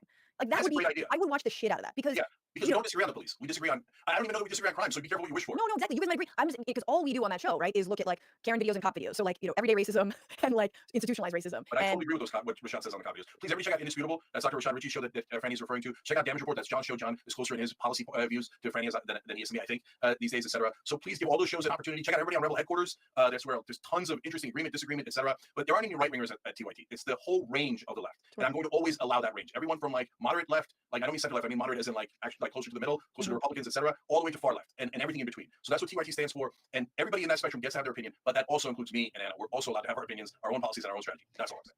All right, Cenk, thanks so much for being here. Go live your damn life. See you later. And thank you all for being here. It was beautiful. It was heated. I hope everyone enjoyed it. And there's a lot to discuss. And these are conversations that I think we're just going to continue to have, especially when it comes to establishment, anti-establishment, right populism, left populism, and just straight up disagreeing. And I think the last piece of this is just too much to get into with him.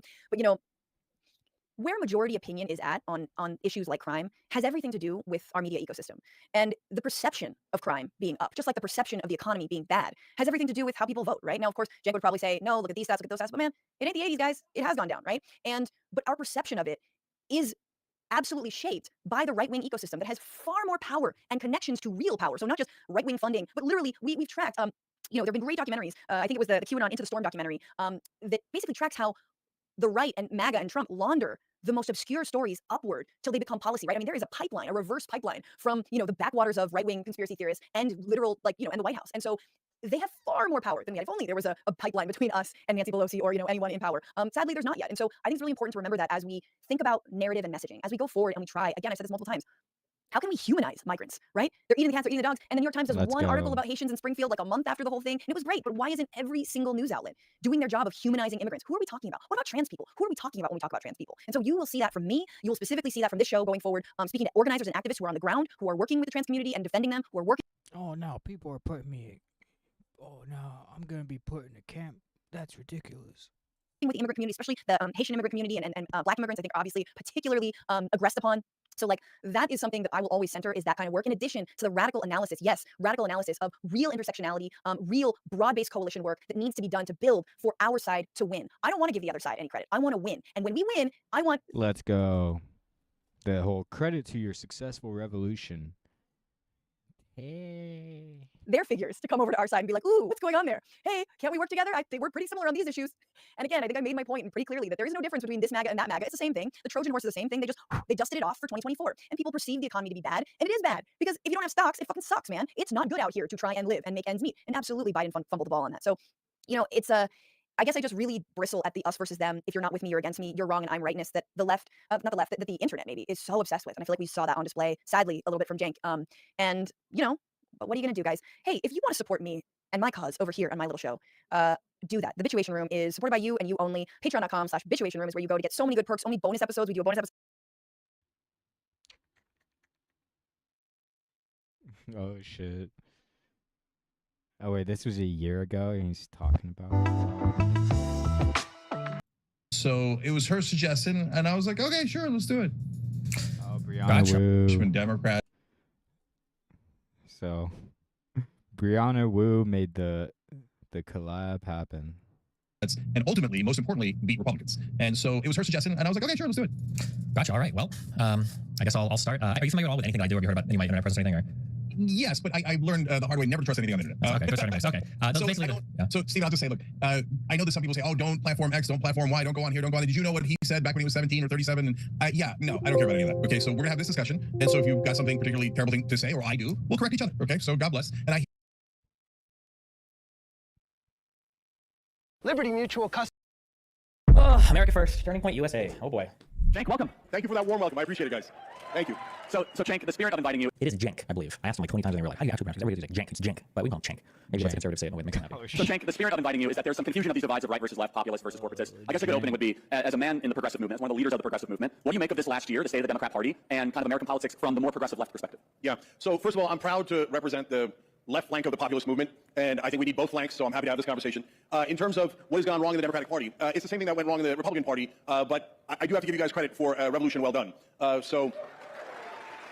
And what I mean by that is not a revolution against the Democratic Party or the left or the country, but a revolution against the establishment. So I knew you guys were for real. La Revolution. In fighting against the establishment when I started going on right-wing shows and I would say something negative about Mitch McConnell. And when I did that in the past, what I would get back is, oh, no. I really am just a DGG. No, Mitch McConnell's great. Pelosi's terrible, but Mitch McConnell's great. Let's be like, what do you guys think of Mitch McConnell? All right. Yes, I love that. So look, for my left-wing friends that are watching out there,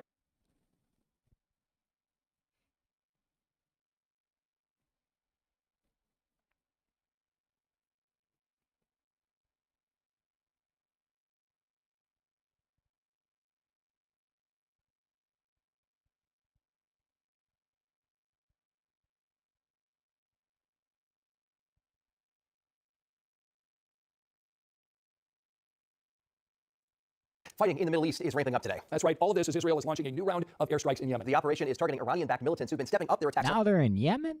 On Israel. NBC's I guess it's the Houthis. That's where they're at. Sanchez has new details this afternoon. Israel carrying out its most extensive airstrikes yet against the Iranian-backed Houthi rebels in Yemen. This is in response to intense missile fire fired by the Houthis into Israel over the last 10 days or so. The Israeli military says it struck a number of seaports, several power stations, but also, crucially, Yemen's main international airport in the capital, Sana'a. The military says it was going after points of transit for Iranian weapons smuggled by the Houthis into Yemen, but that airport is also the main conduit for humanitarian aid coming into a country that has been going really through a rolling humanitarian crisis for a decade now. And those strikes coming perilously close to hitting the Director General of the World Health Organization. Oh yeah, I saw a video of that. That's crazy. Very MAGA friendly, and he's surprisingly supportive of some of President Trump's initiatives, which is very, very good.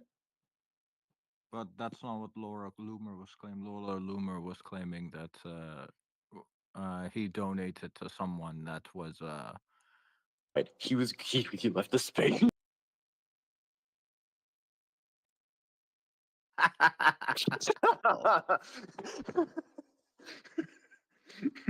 We don't do gaslighting here. We do orange lighting.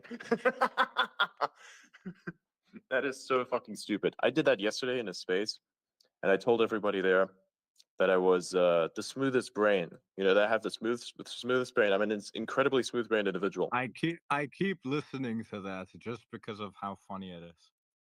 It's not my fucking fault. They keep calling me the supremacist. I'm like, dude, I am literally telling you that I'm the smoothest brained person there. My brain is. Wait, is that Elon Musk, the richest man on the planet?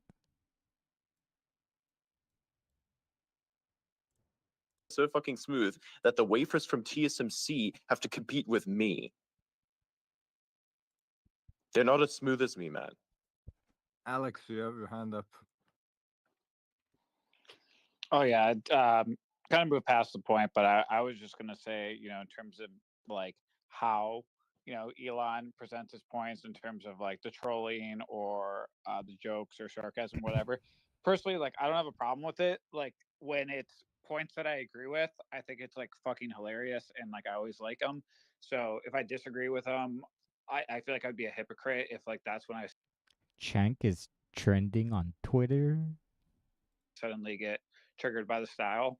And to Adrian's point, I think there is effectiveness to things like memes or metaphors or things like that. Like the average person can't handle nuance, so sometimes you have to distill things down. We shouldn't do anything about crime in the subways because it would be bougie to complain. I would hope that they would not think that this was bougie to complain about. And then, in terms of this gentleman, but we do have to be vigilant about it. I know some think that we shouldn't do anything about crime in the subways because it would be bougie to complain. I would hope that they would not think that this was bougie to complain about. And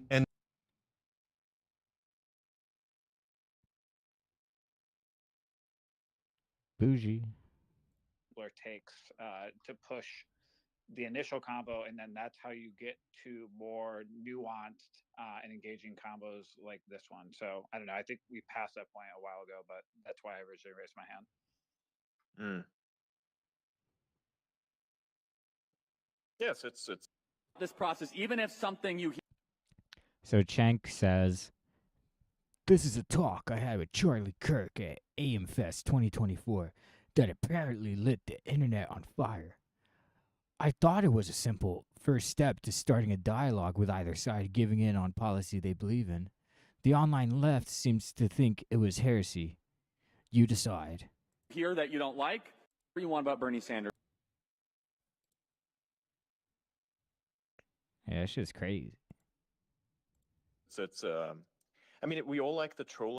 Many former TYT employees, and let's put Doran Rubin aside, but people like Ben Dixon and Emma Vigland, and even longtime contributors who were editors.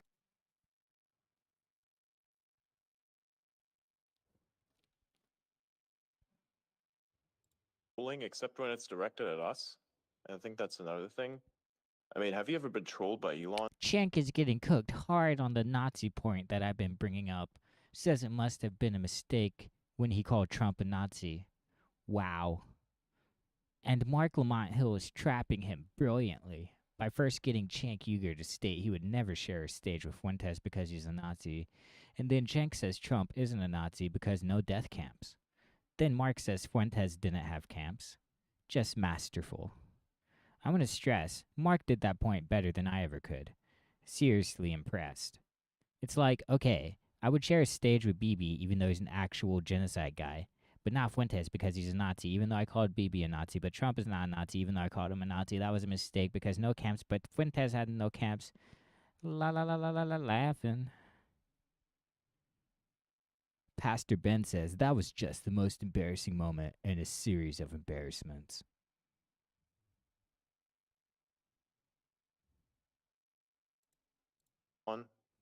I have. He called me his AI alter ego. Does Pisco believe it's a genocide happening? Because that'd be cool.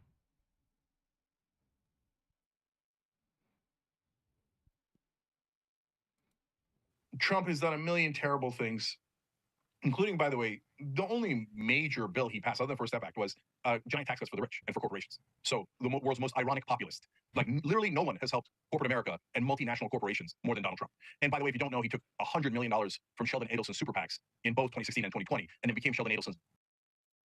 Trump has done a million terrible things, bitch. Oh, he just sat there and did everything Sheldon ordered him to do. That's who Donald Trump is. He's just more than Donald Trump. And by the way, if you don't know, he took $100 million from Sheldon Adelson's super I PACs thought in both. Donald Trump was the chaotic Chad, but now he's just the bitch. 2016 and 2020, and it became Sheldon Adelson's bitch. Oh, he just sat there and did everything Sheldon ordered him to do. That's who Donald Trump is. He's just another servant of the rich and powerful. So, but that's not the worst. Of course, when you're looking at the worst, it's the coup. And there's literally a memo called the fraudulent elector memo. So they wrote it down. These are our fake electors. So they laid out a plan for a full-blown coup against this country. And then they executed that plan. And they even considered, they had a 3-hour meeting where Michael Flynn proposed martial law and rolling out tanks against the American people and killing anyone who opposed us. And the only reason why they didn't do that part of it, because to be fair to the rest of the people in the Trump administration at the time, they said to Trump, Every one of us will resign if you roll out those tanks. He wanted to do it. He wanted to do it. He's a dictator. He's a fascist. That's not hyperbole. So, and here, I'll upset a bunch of people on the left. Ron DeSantis and Nikki Haley are not fascists. They're terrible people for other reasons. But they've never done a coup against America. They don't use direct Nazi quotes that Trump does. The only fascist that is an actual threat to democracy is Donald J. Trump. He already tried to end this democracy once. He's the only one, hey? The rest are just good Americans. And guys, last thing. The other day, he said, immigrants are poisoning the blood of our nation. That quote has only been used by Adolf Hitler and Donald J. Trump. So he's telling you ahead of time, I'm a Nazi. It's not like I didn't warn you. I used absurd Hitler quotes. I pulled them out of history, and I said them for no reason, just to let you know I am a Nazi. He then, remember, he had dinner with Nazis. Nick Fuentes and Kanye West, they had dinner talking about how the Holocaust wasn't so bad, and Hitler was a hero. Those are things Fuentes has said. Those are things Kanye West has said. He happily had dinner with those Nazis. And when the Now he's calling Ye a Nazi. Let's go. the Holocaust wasn't so bad, and Hitler was a hero. Those are things Fuentes has said. Those are things Kanye West has said. He happily had dinner with those Nazis. And when the Nazis marched and said the Jews will not replace us, he said there are good people on the Nazi side. How many times does he have to tell you that he's a Nazi before you believe him? Please run a great candidate against that guy. Don't run a terrible, wounded candidate thinking, I hope it'll be all right. So does Donald Trump have bad sides? He has the worst signs I have ever seen of anyone in political life in my lifetime in America. And to run a weak candidate against him is a crime. It's a crime against this country. Okay.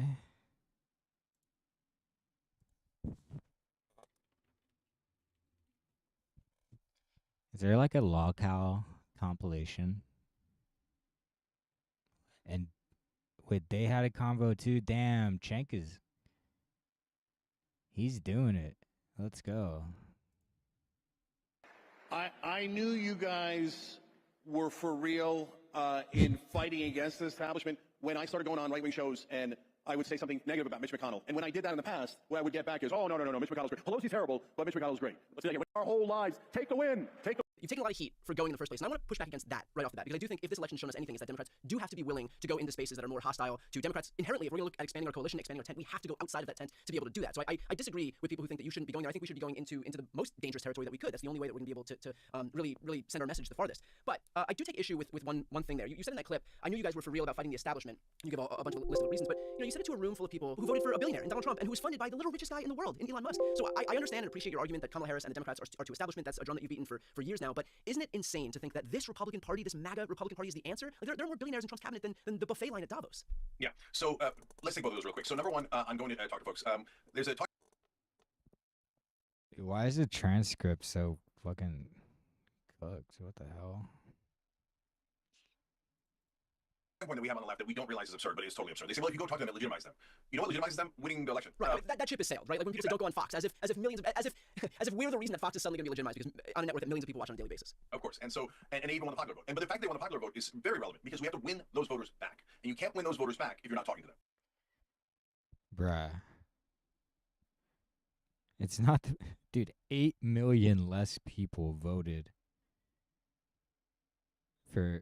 There's 8 million missing votes between 2020 Biden and 24 Harris. Those 8 million people didn't vote for Trump. Trump didn't get that many more votes. Like, I think, didn't Trump get less votes in 24 than he did in 2020 anyways?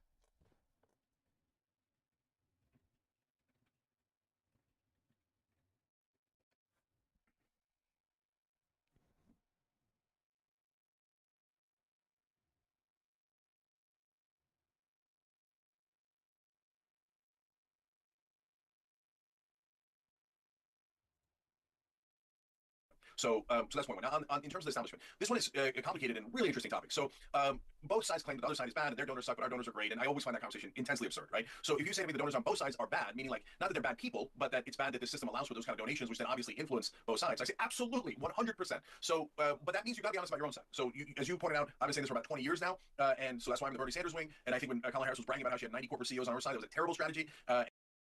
So Trump got 75 million in 2024, and he got 74 million in 2020. Yeah, I mean, maybe like 1 million or less people went from the Democrats to Trump. But it's probably not just people who flipped. Or And when she raised over $1 billion herself, let alone the billions in the PACs, largely a huge portion of that was corporate donors. If you think that they don't have to pay them back with But yeah, we have to win those voters back from the guy who got less than 1 million more votes than he did last time. When the people we lost just didn't vote. Let's look to the people who did. Favors, you're just not paying attention. I love your brothers and sisters, but this is the same exact thing I say to the right wing. So when I go there and I say, one thing they did that we didn't do yet is they did a revolt against their establishment within the party. So they, basically kicked out Mitch McConnell from power, etc. We have not done likewise. We have not kicked out the Nancy Pelosi's and the Joe Bidens. And so when you go to do that, there's massive pushback. Okay, no way, those are our leaders, and the other side is so evil. We have to take the money. We have to bow our heads to these leaders, and we have to let them serve the donors. No, I don't agree. Right? But now when you turn to the right wing, I said later in that speech, I said, guys, don't lower your guard because you have donors too. And then there was a little bit of a hush over the crowd, right? Because when you start talking about Republican donors, who pops to mind first? Elon Musk. And so I'm honest about it in both directions, and I say it to their face. And so I've gone on other right-wing shows and said, who's Elon? What's Elon Musk? He's a donor. He's a large donor, over $250 million that he gave to Donald Trump. And now all of a sudden he wants regulatory agencies that regulate his companies to be wiped away from existence. Right. Well, that's awfully convenient, right? And then who's his donor? His third largest donor, Miriam Adelson, $137 million. If you take the Adelson family, Sheldon and Miriam, Sheldon's passed away, but before he did, they've given over $330 million to Donald Trump, even larger than Elon Musk. And in my opinion, he's handed them foreign policy. So these are the points I make to right-wingers, and who else is even getting in the room to make those points to tell not their leaders, but their voters? Guys, remember, you're supposed to hate corruption. That's what you say 24/7. If you do, be careful about Elon Musk, Miriam Adelson, and every other donor that Trump has. Well, I think that's where the point of contention is, because you saying this stuff is you operating in good faith. These people don't care. Like, there are no long-standing principles that they abide by. This is the purported party of family values, the purported party of the Constitution, of law and order, of states' rights, of fiscal responsibility. They will throw that shit out the window the moment, the millisecond it becomes inconvenient for them, and that's what they did. But you're saying these things to people as if they're operating under some principle that they should be against the establishment, that they should be against these donors, when they're not. The only long-standing principle is their allegiance to Trump. And so my worry is that, like, you trying to get... Okay, bro. You think everyone that voted for Trump is... You think they don't really believe in family values and ish like that? Ah, shit. He went on Lex Friedman. Communism makes no sense at all. Totally opposed to... And Cenk wonders why people apparently say he works for the CIA. It's totally opposed to human nature. Expert on human nature, Cenk Uyger, makes communism impossible. Same guy who thinks that the Chinese were the only nationality ever to be banned from our country. And the first and only. Like Native Americans were just welcomed with open arms into the state with citizenship.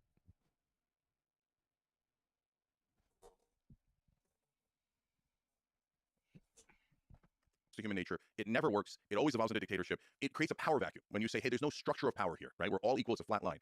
One guy usually gets up because that's human nature and goes, I don't think so. I think if you're going to leave a power vacuum, I'm going to take that power vacuum. Corporatism hates competition. It wants monopoly and oligopoly power, whereas capitalism loves competition and wants to free. Some communist states have a way of fixing when some asshole wants to take over the power vacuum. I mean, it isn't even just communist, but it's like they have the monopoly of violence. So some duderino wants to do something like that. There's a way of dealing with it. It's a flat line. One guy usually gets up because that's human nature and goes, I don't think so. I think if you're going to leave a power vacuum, I'm going to take that power vacuum. Corporatism hates competition. It wants monopoly and oligopoly power, whereas capitalism loves competition and wants the free markets. When mainstream media has... Capitalism loves free competition.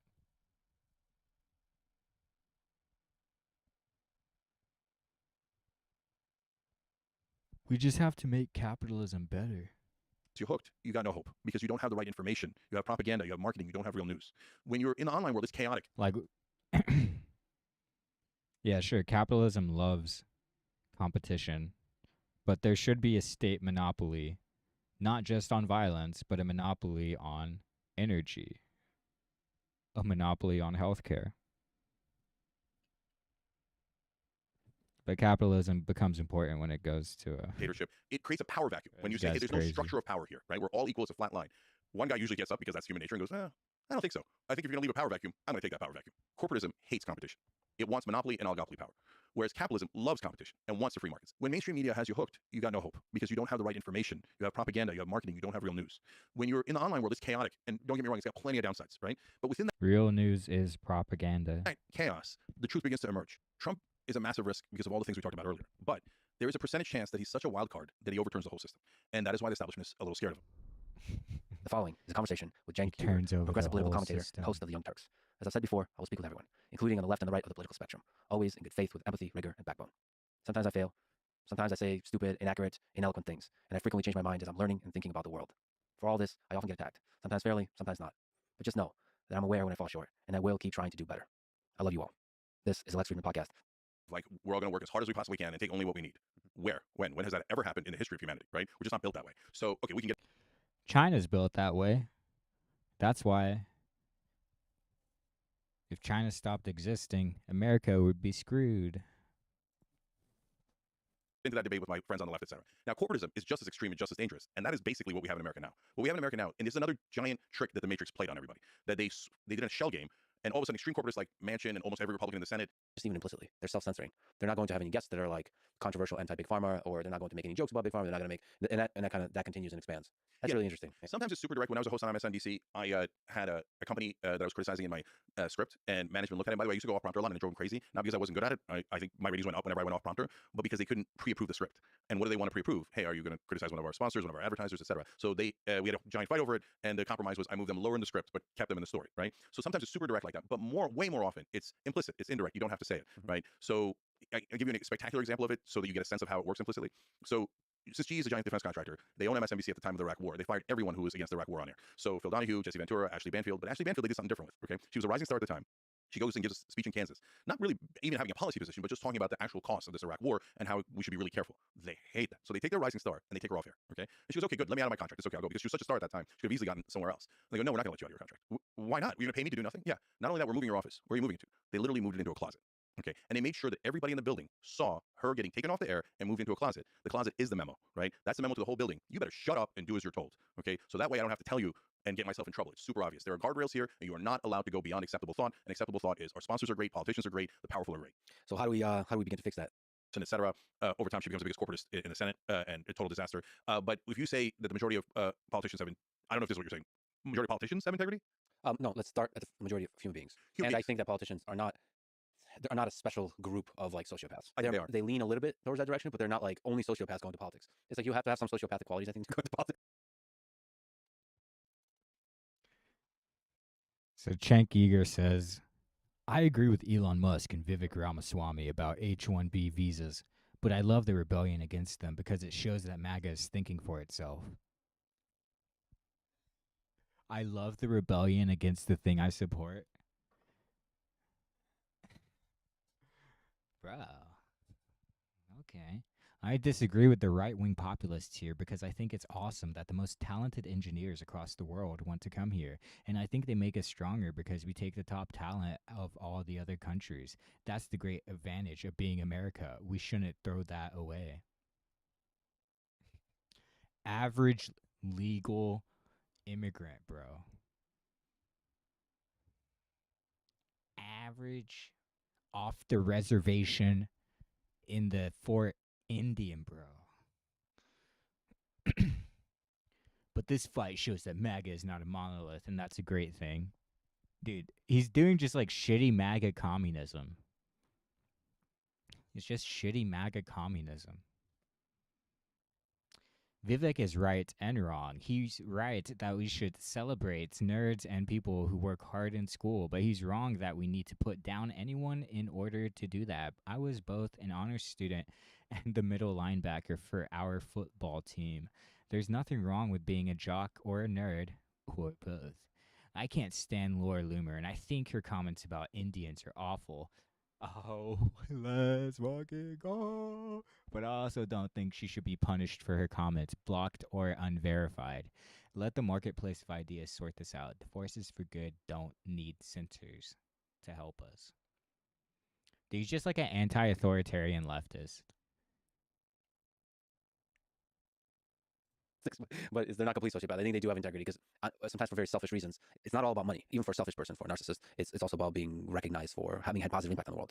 Yeah, I get it. But all right, so let's break it down. So first, human beings don't get the politicians. Do human beings have integrity? Well, it's a spectrum. So some people have enormous integrity. Some people have no integrity. So there is not one type or character, right? So some people have a ton of empathy for other human beings, and they literally feel it. Like, I feel the pain of someone else. She isn't even being base. She's like, I don't want a bunch of tech bros from... I worked way too hard to get Trump elected to watch a bunch of immigrants in tech take over the White House. That's not. Excuse me.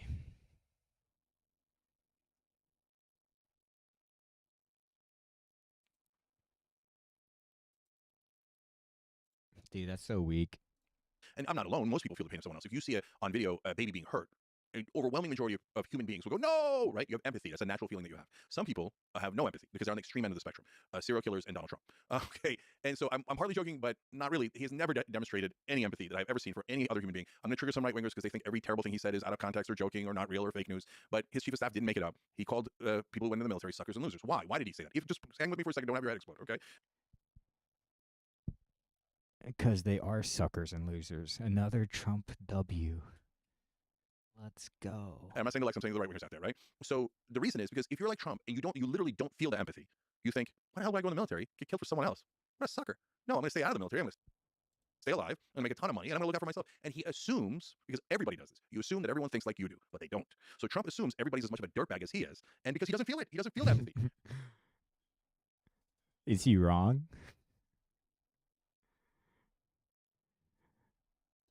Trump dodged a draft to go to Vietnam. You can call him what you want, but he wasn't a sucker. And those guys were.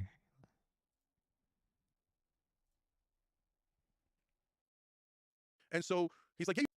Dude, Cenk is so lame. He's like doing a Theo Von clip, like the base Theo Von clip.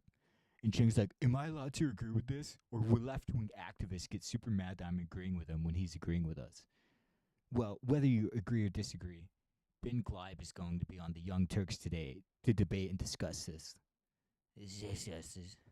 Discuss this. Jank it out. Check it out on YouTube. Let's go. Theo Von, do leftists have a problem with Theo Von? So I don't believe that. Like Theo Von fucking kicks, especially like left wing, like far left activists. He was talking to Trump about like cocaine will turn you into an owl, bro. Like that's since when is Theo Von right wing? He fucking kicks.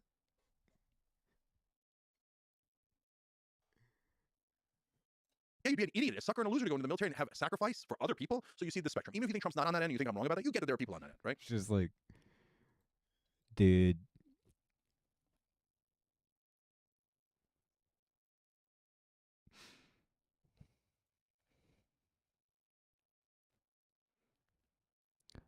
The left is Cenk says, the left is totally in favor of Palestine.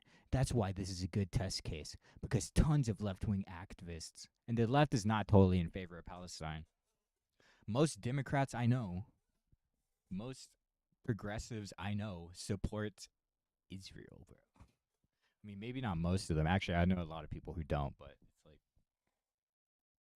the left is totally in favor of Palestine, which includes people who just say nice things while simultaneously believing Israel has a right to defend itself, and we have a right and a duty to make that happen as America.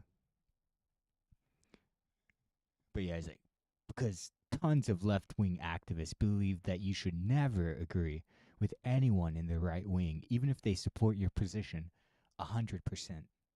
I'm trying to see the limits of their irrationality. Dude, Theo Von isn't right-wing. So I don't believe that. I believe that they don't want people sharing the truth about the genocide in Palestine, and that's why that they're doing it. I believe that that's what it is. And TikTok is one of those places where people can still do that, and they want to own it. They want to own it, dude. Suppressing. Yes, suppressing. Thank you so much. Like, I'm looking on Reddit, and apparently someone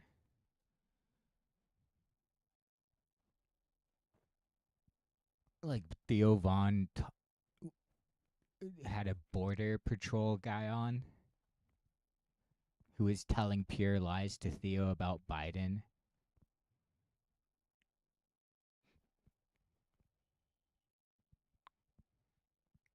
But yeah, everyone has terrible takes on immigration. Theo's the kind of guy, if like I actually got in front of him and put the idea that so-called illegal immigrants literally are tested, like, or their DNA can be tested and you can see that they're Americans, that idea might resonate with someone like Theo. I don't know if he's really hurt. So you have a spectrum of integrity, empathy, etc. That's what I would call your hardware. You layer on top of that your software. Okay, and the software is cultural influences. Your parents, media, your friends, all these are cultural influences. So now when you're in certain industries, they value more integrity. So religious leaders, if you're doing it right, which is also very rare, right? But if you're doing it right, you're... I have to admit, I underestimated the tribalism on our side. I thought once people realized that I'm defending left-wing positions in front of right-wing crowds, they would understand that's not selling out, that's the opposite. Defending left-wing positions is credit to a revolution well done. But no, most seem to think that the mere act of talking to the other side is an unbearable heresy. We should never talk because that's appeasement, etc. Winning the popular vote doesn't give them legitimacy, but one left-winger talking to them does. The fact that people can't see how crazy that sounds, so show you how thick the bubbles are. We got some thick bubbles. You're scaring me. Bro, what the fuck time is it? I should just go.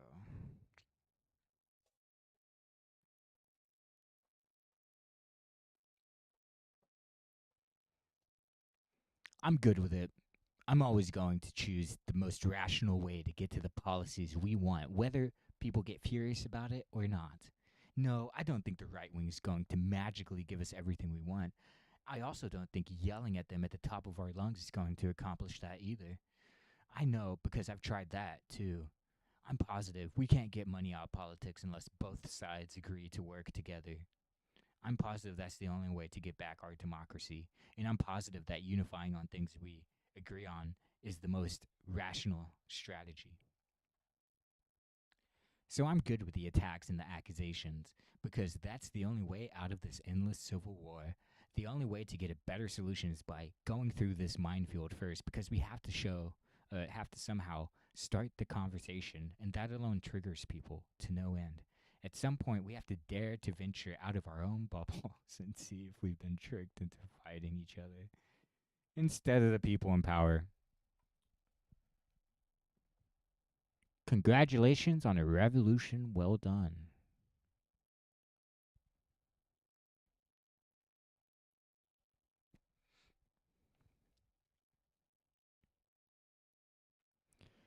Also, I don't know if you can really get money out of politics.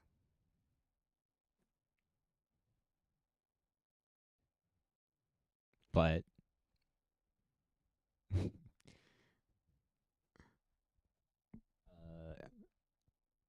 dot dot dot. Merry Christmas to everyone. This might be controversial in some circles these days, but my wish is for a united country where we unite to take back power from the donors and bring back real democracy, where left and right win together against the elites. It begins with hope.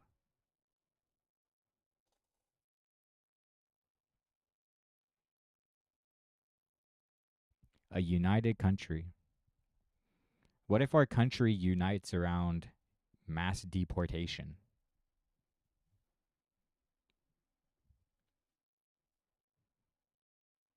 Division is a crime against... It's more important to be unified, even if we're doing terrible things, than to be divisive and oppose them. This guy's on one. The conversation about seizing the... Everyone... Oh, now here we go. Everyone is looking for my so-called pivot. It's not in the policy, it's not in the labels, it's not in the strategy, but I found it. There is something different. I don't hate the other side anymore, and that might be the biggest difference of all, and the biggest sin for some. Bro. Is Cenk Muslim like that, dude? He's talking like a... I mean, I guess...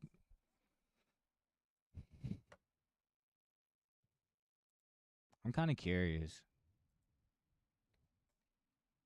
Muslim Cenk. Jank.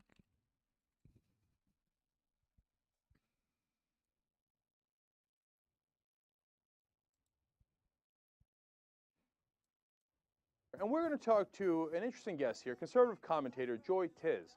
She's written about the Fort Hood shootings. One of the articles is called The Grand Deception, Jihadis Among Us, and others called Massacred by Political Correctness. Joy, welcome to the Young Turks. Hey, thank you for having me. No problem. First, let's talk about Massacred by Political Correctness. Yeah.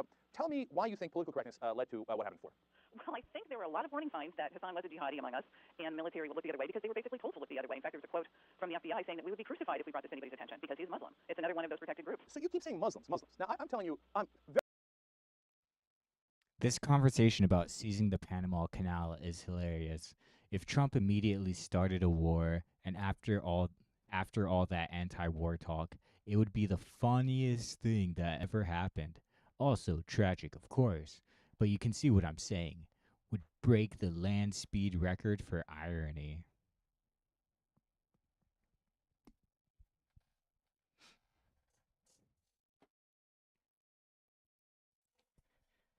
Hilarious, like Trump completely supporting the genocidal war in Israel.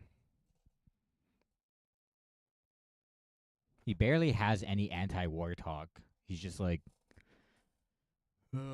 Zelensky is a weak man and no amount of our money will save him. very worried about extremist Muslims. And you will not see a program. And you can go back and look at our clips on YouTube. You can become a member of our show if you like and go back and listen to our shows. You will not find a program that is more dead set against fundamentalist Islam. Okay, the stonings and the women can't drive in Saudi Arabia and the list goes on.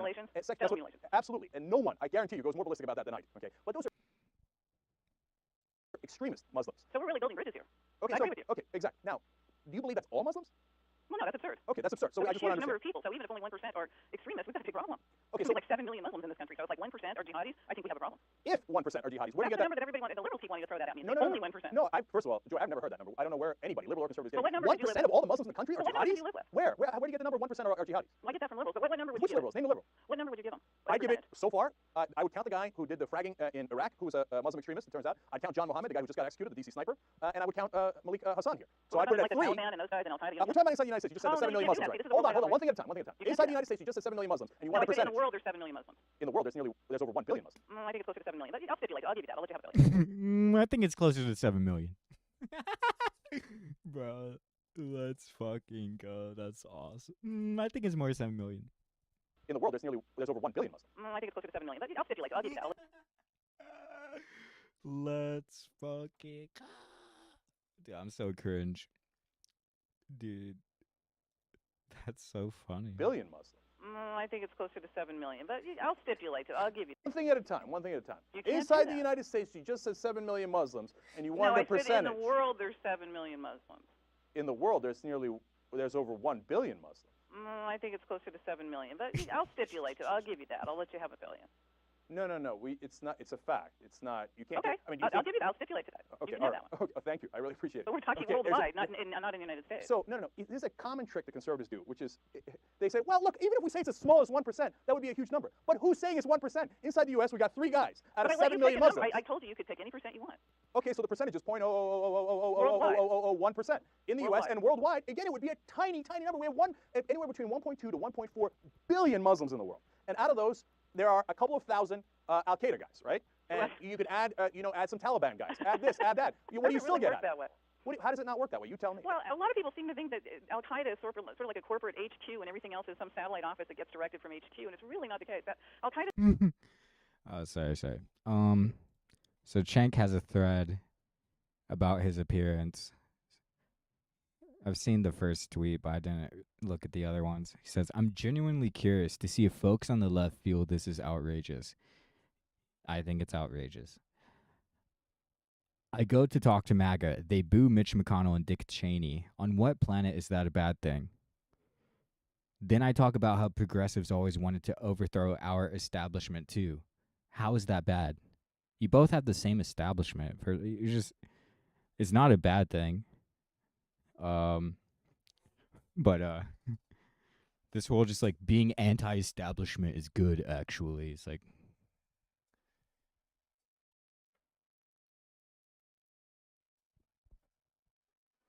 we want to take the house back, not burn it down. Maybe some of you can find ways to get yourself to believe this is going to cause harm. I mean, you saying credit to a revolution well done.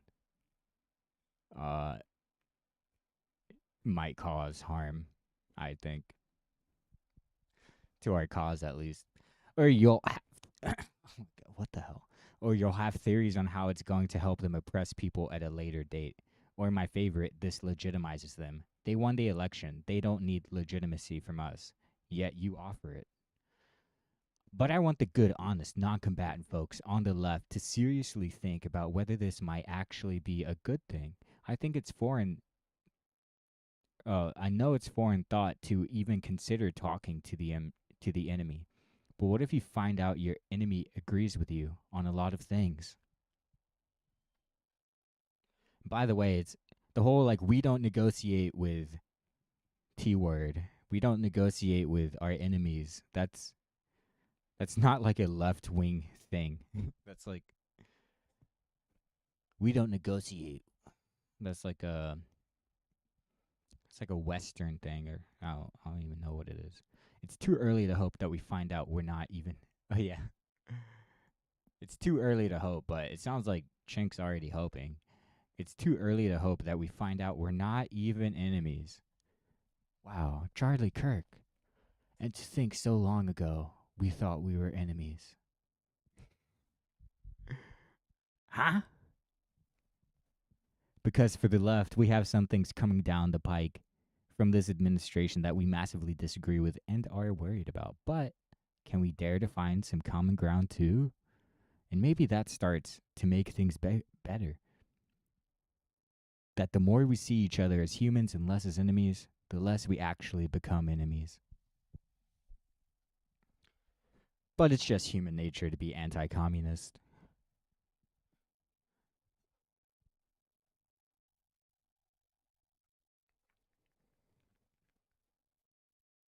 And my allies calling me a racist traitor is mild skepticism.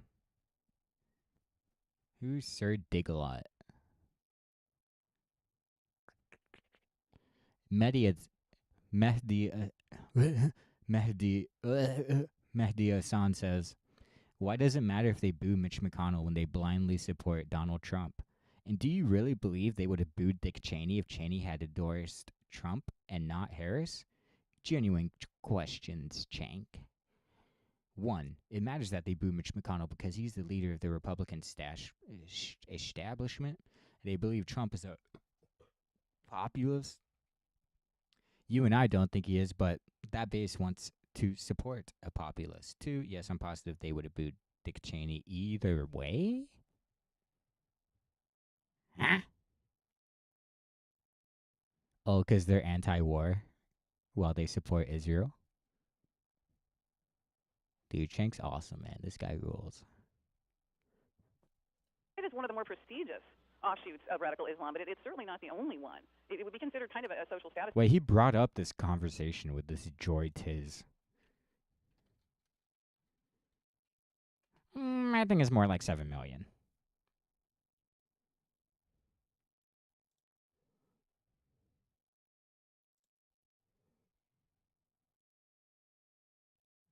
An unapologetic capitalist, Joy owns a real estate brokerage.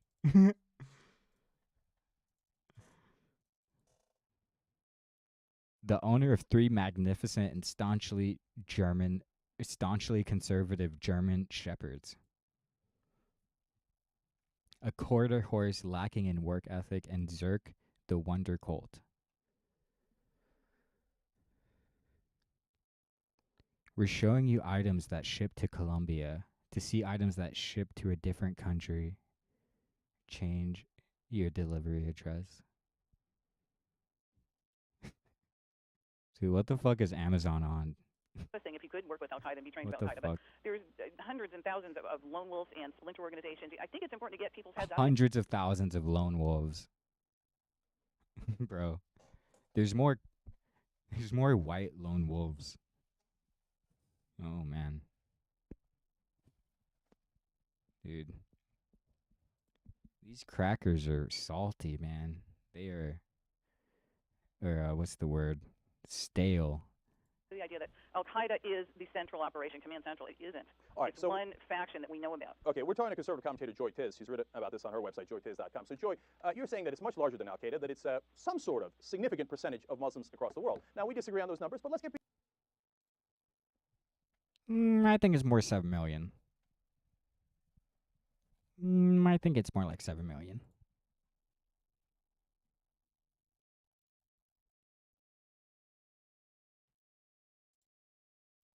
We begin with a step forward for construction of a mosque and Islamic cultural center just blocks away from the World Trade Center site. On this issue, I want to ask all of you at home a question. Who are we as a nation? I'm agnostic now, but I was born a Muslim. And but man, Cenk likes bringing up, oh, I'm a Muslim. Yeah. Yeah. You seem more like a non-denominational Christian to me, bro. And my whole family is Muslim. They're not evil. They didn't knock those towers down. In fact, they live in New Jersey, and they were scared to death that someone they knew was in the towers. Did you know that dozens of Muslims died on 9/11 in the towers, along with their Christian and Jewish brothers? Should their families not pray near Ground Zero? How much more did they have to sacrifice for this country to be counted as Americans? Look, I'm against fundamentalist Islam. I left the religion. I'm also against fundamentalist Christianity and all the... Look, I'm an apostate who moved to America.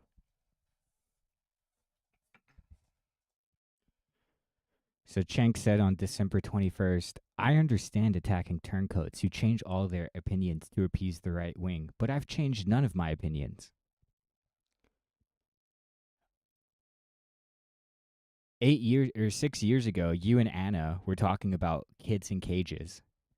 Yesterday or today, you were like, "Oh, now Muslims are gonna be put now immigrants we're gonna be put in camps. You sound ridiculous."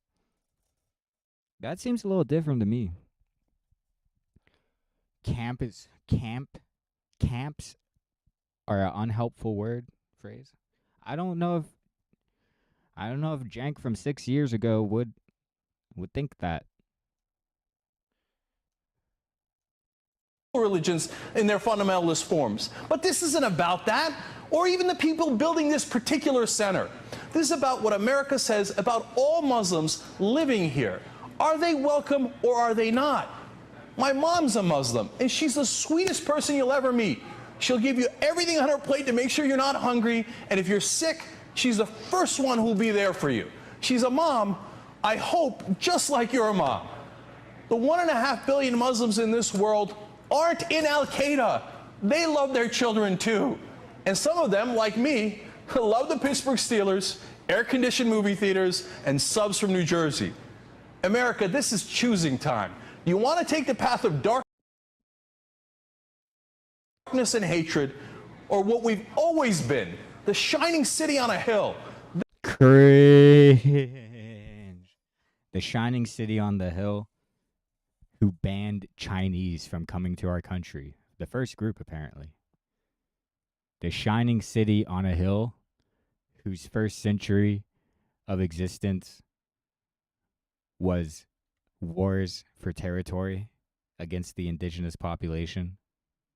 The shining city on a hill which is turning away from immigrants who are indigenous to the Americas. The shining city on a hill which is the scourge of the earth and responsible for... Bro. See, this is what I'm talking about. This is why, like, the legal immigrants are cringe, because they love this Americana nonsense because it makes them feel like they belong. But take it from a Native American wanting to belong in this twisted system. It's not great. It's not great when you're like, communism is against human nature and that's why it can never work and we should never try it.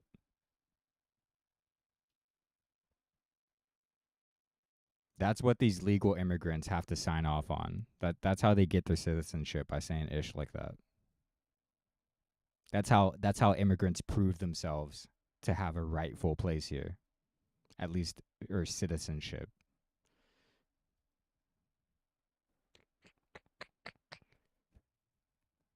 SMH. SMDH.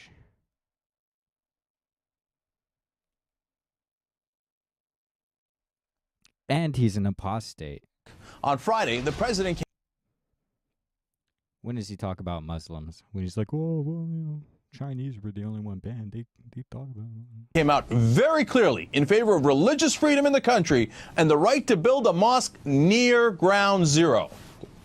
That includes the right to build a place of worship in a community center on private property in Lower Manhattan in accordance with local laws and ordinances. This is America, and our commitment to religious freedom must be unshakable. Then on Saturday, that commitment got shaken a little bit. I was not commenting, and I will not comment on the wisdom of making a decision to put a mosque there. What, me? Did I say I was in favor of the mosque? Mosque? What name so? This is classic Obama. Thread the needle, try to find the political middle. He found a way to cover himself with the people that say they have the right to build a mosque there, and at the same time cover himself with the people that say that they shouldn't build a mosque there. Now let me tell you what Obama should have said. He should have said, did I stutter? Yes, I said they have the right to build a mosque right there. You want to know why? Because we're better than the people who attacked us on 9/11. They do hate our freedoms, one of which is the freedom of religion. They don't want people to have a choice in religions. We do. Remember, it's in our Constitution. And a document that conservatives claimed to love before. Now conservatives have conveniently forgotten. And today, Newt Gingrich said this. Nazis don't have the right to put up a sign next to the Holocaust Museum in Washington. We would never accept the Japanese putting up a site next to Pearl Harbor. There's no reason for us to accept a mosque next to the World Trade Center. They took it a step further in the New York Times saying, quote, it's like putting a Nazi sign next to a Holocaust museum. That's just disgusting. He just compared the entire Muslim religion to Nazis. Can you imagine if he did that with any other religion? Can you imagine if anyone argued that Jews shouldn't be allowed to build a temple somewhere because their entire religion is guilty? How about if we didn't allow a church to go up anywhere near the Olympic site in Atlanta? Because fundamentalist Christian Eric Rudolph did the Olympic bombing there. Remember, he also bombed abortion clinics in Sandy Springs, Georgia, and Birmingham, Alabama, based on his fundamentalist views. Same with Scott Roeder, who killed abortion provider Dr. Tiller in Wichita, Kansas. They were both fundamentalist. Church to go up anywhere near the Olympic site in Atlanta. Because fundamentalist Christian Eric Rudolph did the Olympic bombing there. Remember, he also bombed abortion clinics in Sandy Springs, Georgia, and Birmingham, Alabama, based on his fundamentalist views. Same with Scott Roeder, who killed abortion provider Dr. Tiller in Wichita, Kansas. They were both fundamentalist Christians who did it for their religion. Should we not allow any churches to be built in Birmingham or Wichita because of what Rudolph and Roeder did in the name of their church? Yeah. Yeah. Let's do that. Yeah. Yeah, let's go. Let's take over the churches. There's so many of them in the South, dude. There's literally tens of thousands of churches in the South. Like per capita, there's like 5 million people in Alabama. Like per capita, there's probably like one church for every like 50 people. I swear to God. Church? I know what you're thinking, but wait, that isn't my belief. That isn't my church. That isn't my view of Christianity. Why should you punish me or my church for what some crazy person did? Exactly. Muslims today are thinking the same exact thing. Why are you putting us all in the same boat as these crazy Al-Qaeda terrorists? What do we have to do with their bombing? An average Muslim mom has about the same in common with Al-Qaeda as you do with Eric Rudolph. The problem with the people fighting against this mosque is that they're... Let's fucking go, dude. Man, Cenk is spitting right here. Let's go. bombing. An average Muslim mom has about the same in common with Al-Qaeda as you do with Eric Rudolph. The problem with the people fighting against this mosque is that they're assuming that all Muslims are guilty. They seem to be assuming that all mosques must agree with Al-Qaeda, when the founders of this mosque said they're doing the exact opposite, trying to foster better understanding between the religions. If you shut them down, what does that say about what you think of all Muslims? Any Muslim? Are they all guilty? How can they prove their innocence to you? How would you like it if you were judged like that? And remember, these people are not foreigners. They're just as American as you and I. If you get to judge their religion, does someone else get to judge yours? I thought conservatives in this country claimed to care deeply about religious freedom. Did you mean just your religion? Do you understand that's exactly what the founders were trying to avoid? Not with the founders. The founders were trying to avoid giving up their slaves. A lot of them. Maybe not all of them, but a lot of them. Going on. See, this is what I'm talking about. These legal immigrants have to go on this Americana nonsense about our founders to prove themselves in the spot that they deserve, that they have in this country. I thought conservatives in this country claimed to care deeply about religious freedom. Did you mean just your religion? Do you understand that's exactly what the founders were trying to avoid? They wanted to build a society where anyone can practice their religion, whether we agree with them or not. That's at the heart of what it means to be an American. So if you don't believe that, how American are you? Because this isn't about what you think of Islam. This is about what you think of our country and what we stand for. Do you believe in the promise of America or don't you? Do you believe in our Constitution or don't you? I don't. I don't believe in it.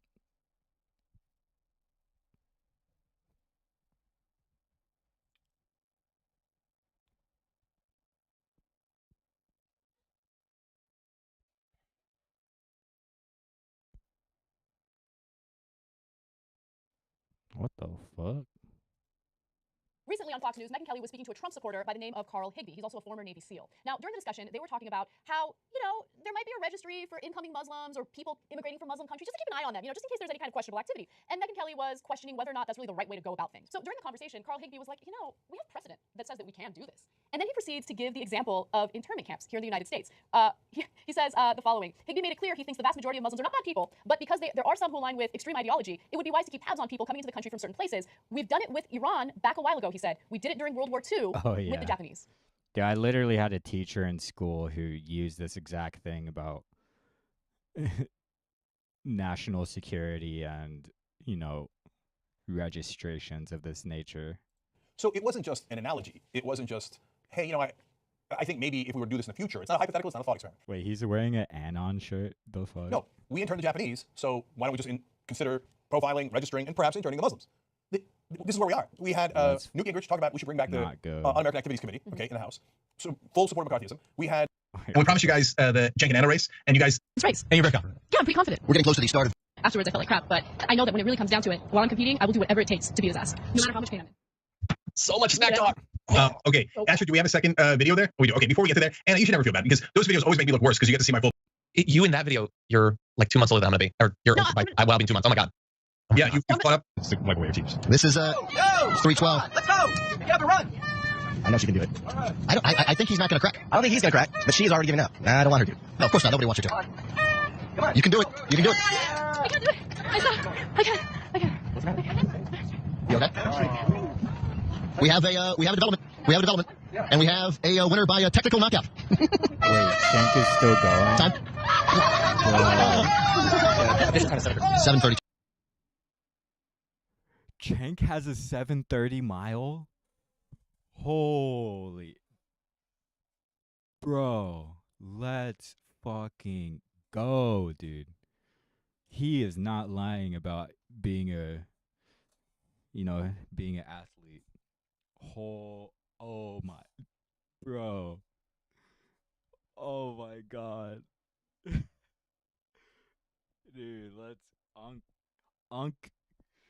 Unk's up right now. Dude, Cenk, you just have to run another. Dude, run it back. Dude. Technical knockout. Time.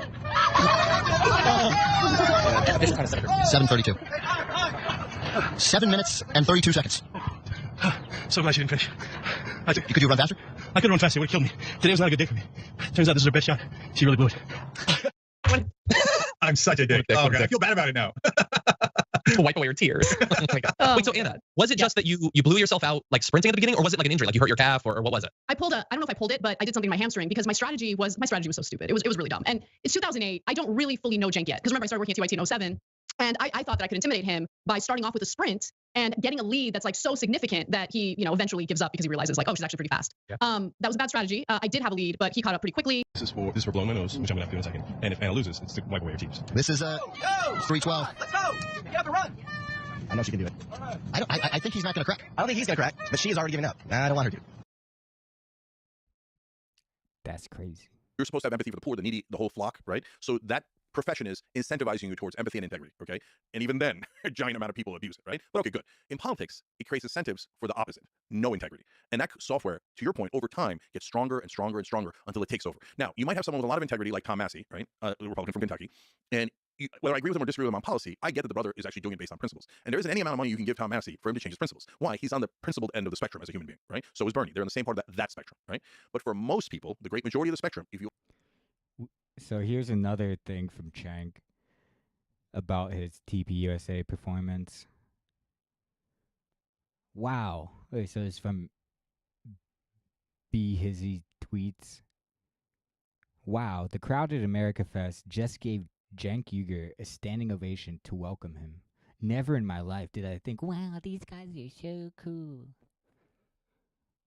Cenk responds, we talked about some of our agreements and disagreements, and I did get booed at least once, but what's most important is how much we agree on core issues like corruption and war. You have to give credit to MAGA for wanting to have a conversation and being really welcoming. Again, these people, they're used to walking around day in, day out. If they have, I mean, not all of them, but like The true believers in heaven and hell, they walk around thinking literally 99% of people are going to hell. And they're just nice to people anyways. And so they get really used to that. To be fair, Cenk says, Charlie Kirk told them not to boo, but I provoked them on gun control. And I don't mind the boos when we disagree. I'm encouraged more by the applause. So Keith Olbermann, or Olbermann, who works at MSNBC, is literally dunking on Cenk for his like. I mean, he's doing like MAGA progressivism, which is like way more boring. He's like making MAGA communism. I mean, it was always lame, but he's going on Facebook after all. He's the dad going on Facebook and knocking all the kids out of it. He's doing that to MAGA communism with his MAGA progressivism. I'm never going to change my policies based on some activists calling me a traitor, racist, Nazi for disagreeing with them slightly, but I'm obsessed with policy. You call a regular person that for slightly disagreeing with you, and you'll make them a Republican for life. Wake up.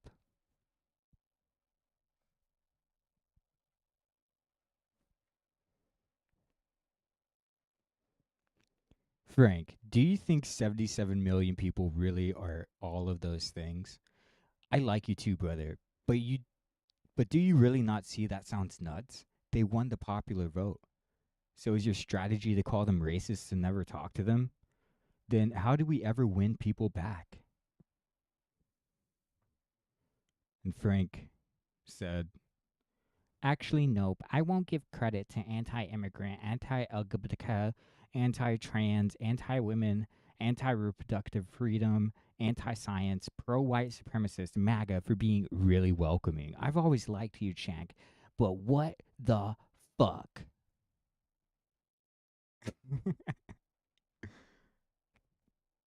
Let's go.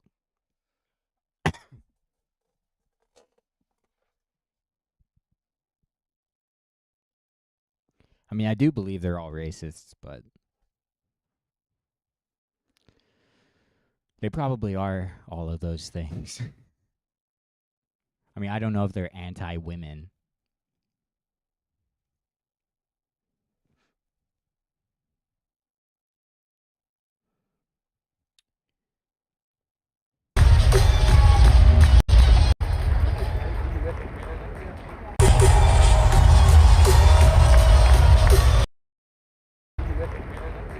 Cenk, welcome. Thank you. Thank you for that warm welcome. I appreciate it, guys. Thank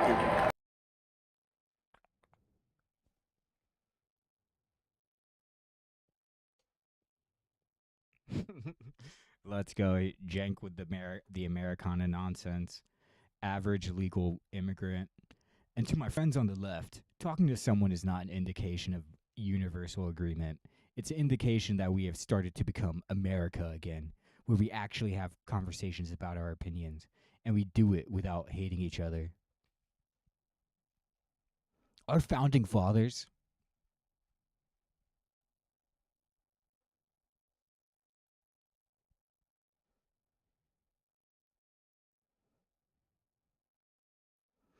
Now, the most shocking agreement. Steve Bannon just said, I'm for a dramatic increase in corporate taxes. We have to increase taxes on the wealthy. Maybe he's 100% lying, but if he means it, we have a deal. Nothing would piss off the establishment more. Elites would be livid.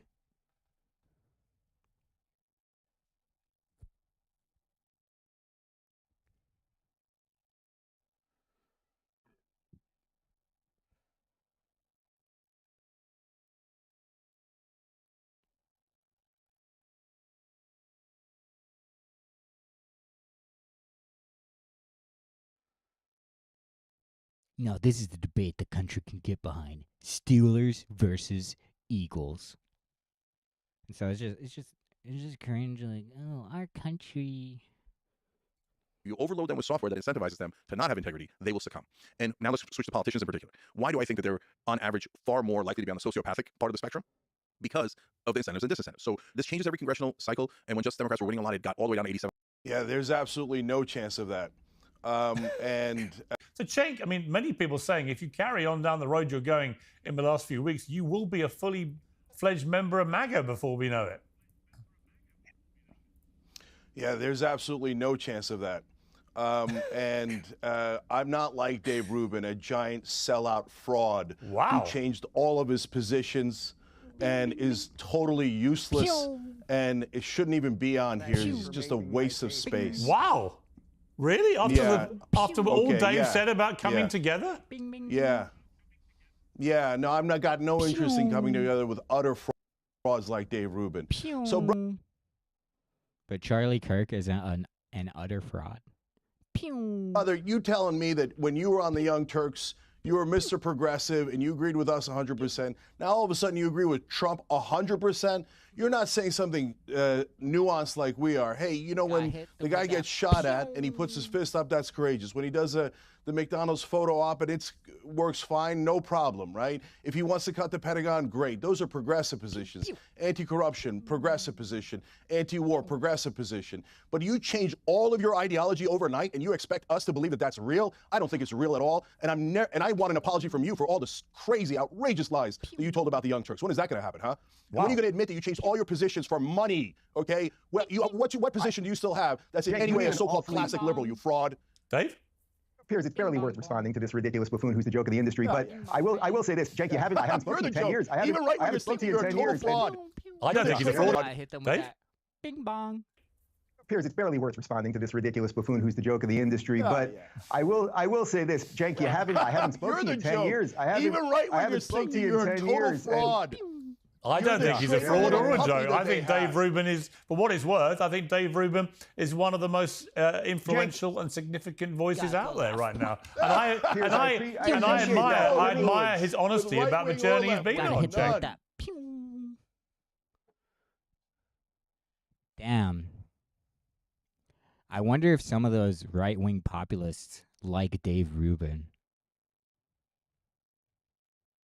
7.5%. But on average, for congressional elections, the person with more money wins 95% of the time. It doesn't matter if they're liberal, conservative, Republican, or Democrat, or any ideology they have. 95%. Okay. So now, let's say you got the 5% that went in that are not hooked on the money.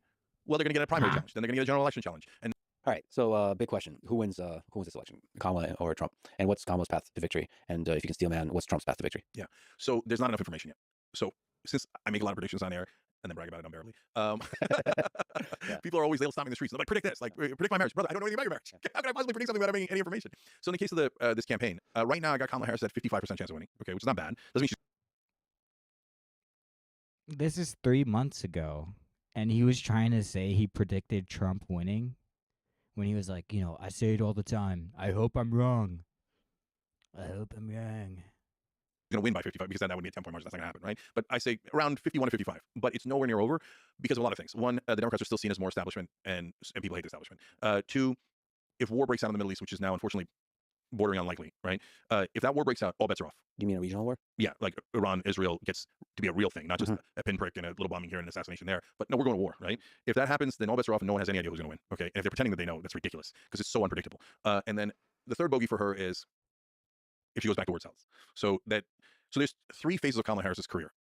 Or the third thing is the idea who's going to win, okay? And if they're pretending that they know, that's ridiculous because it's so unpredictable. And then the third bogey for her is if she goes back to word salads. So there's 3. If that happens, then all bets are off and no one has any idea who's going to win, okay? And if they're pretending that they know, that's ridiculous because it's so unpredictable. And then the third bogey for her is if she goes back to word salads. So that. Oh, if she goes back to word salads. Quite a word salad in itself. There's 3 phases of Kamala Harris's career. She's not necessarily any different in terms of policy. You could frame it in a bad way, you could frame it in a good way. You could say, oh, she's just seeing which way the wind is blowing, and then, oh, she's a tough cop prosecutor, oh, and then she's doing justice reform, and people want justice reform. Oh, she's a waffler, right? Or you could paint it as she's pretty balanced, right? She prosecuted serious criminals very harshly, but then on marijuana possession got them into rehab. And you know what? That's actually what you should do, right? So I'm not talking about policy. So there you could have one of those views about Kamala Harris, and I get it. I'm talking about strategic style. People should go to rehab for weed. Yeah, maybe.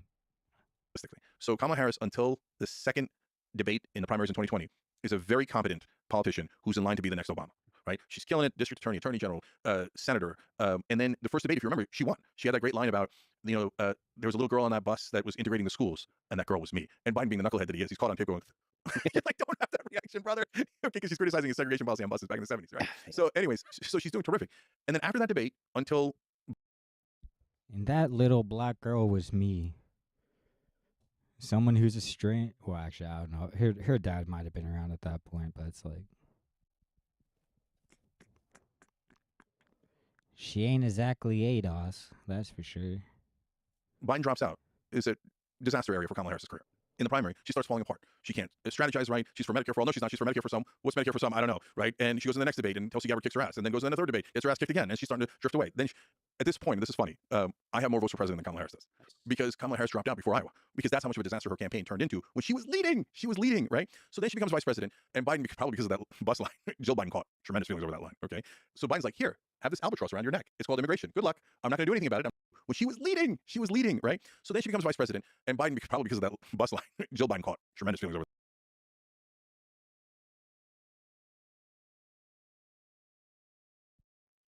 that line, okay?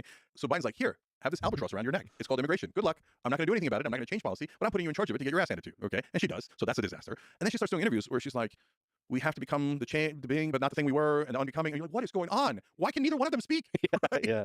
And so, but then the third act shocks me. So Biden steps down. She goes, grabs all those delegates in a super competent way that we talked about earlier. And then she goes out and gives a speech. I'm like, oh, that speech is good. Okay, another one. I'm like, wait a minute, these are good speeches. No more word salads. Then she picks Tim Walz and shocks the world. I'm like, that's a correct VP pick. Yeah. That is a miracle, right? And then she goes and does the economically populist plan, all those proposals about housing that people care about, grocery prices that people care about. Real or not real, that is correct political strategy.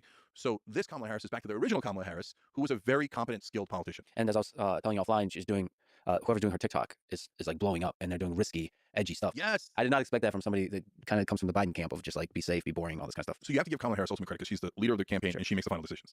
But there's apparently a couple people inside that campaign that are ass kickers, and they have convinced her to take risk, which Democrats never take. And it is correct to take risk. You cannot get the victory without risk. So another Cenk W. Cenk, I need to.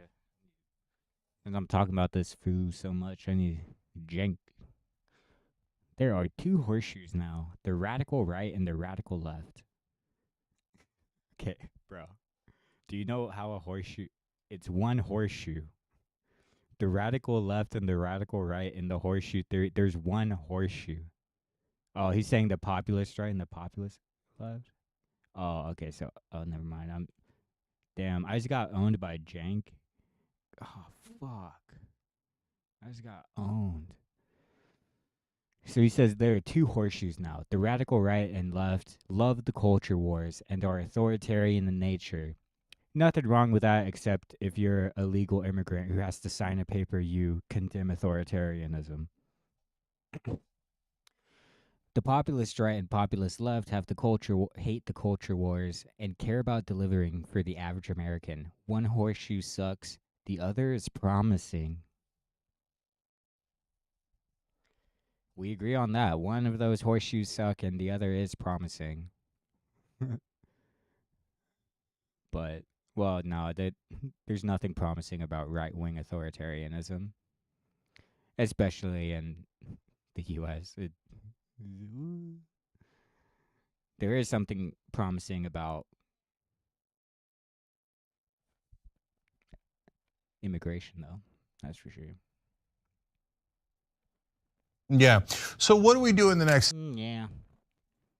The vice president pick is the bellwether. When Hillary Clinton picked Tim Kaine, I said that's what she's going to lose because Tim Kaine is playing prevent defense. He's wallpaper. I mean, he'd be lucky to be wallpaper. He's just a white wall, right? He's just, and when he speaks, it's white noise. He never says anything interesting. He's the most boring pick of all time. That's saying we already won, haha. Okay. If Kamala Harris had picked Mark Kelly, that's the Tim Kaine equivalent. Okay. Oh, he's an astronaut. I don't give a shit that he's an astronaut. What is he saying? Is he a good politician? Does he have good policies? Is he exciting on the campaign trail? Is he going to add to your momentum? Mark Kelly, he might be a good guy, but number one, he's a very corporate Democrat, and number two, it's like watching grass grow. He's terrible at speaking, if you ask me, right? So I thought for sure she's going to pick Mark Kelly, right? Because that's what a normal Democrat does. Or if they want to go wild and crazy, they'll go to Bashir. So I was like, please let it be Shapiro, because he's at least not bad. He's done some populist things, and he's strategic. He's really smart. I need smart candidates. Dumb candidates don't help. They don't have a mind of their own. They can't take risks. They're not independent thinkers. They're going to lose. So she picks the smartest, most populist candidate. Boom, boom, we got a winner. That's a good campaign. Speaking of risks, boom, boom, bing, bong. When they debate, when Kamala and Trump debate, what do you think that's going to look like? Who do you think is going to win? Oh, that's not close. Kamala Harris will win. Yeah, unless she falls apart. Unless she goes back to the bad era, right? That's risk number 3. Well, hold on a second. I guess in a debate you can have pre-written. It seems like when she's going off the top of her head is when the word salad sometimes comes out. Sometimes. Well, yeah, we'll have to see. The radical left has been primarily bullying the rest of the left for years. We're not changing any of our policies. We just don't agree that the most extreme policies are the most effective. The great majority of the left doesn't agree with them, and elections in New York, California, and all the Democratic cities proved it. So I'm not going to let them speak for the rest of us. They can try their usual bullying tactics. TYT has been fighting off bullies for over 20 years. Good luck. You're going to need it. Zarlit Red says, the only people who say radical left are right-wingers. Cenk says, you're absolutely wrong.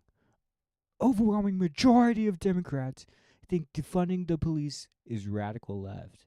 They don't want it, but every time they dare to disagree, someone like you comes along and screams that they're right-wingers and racists.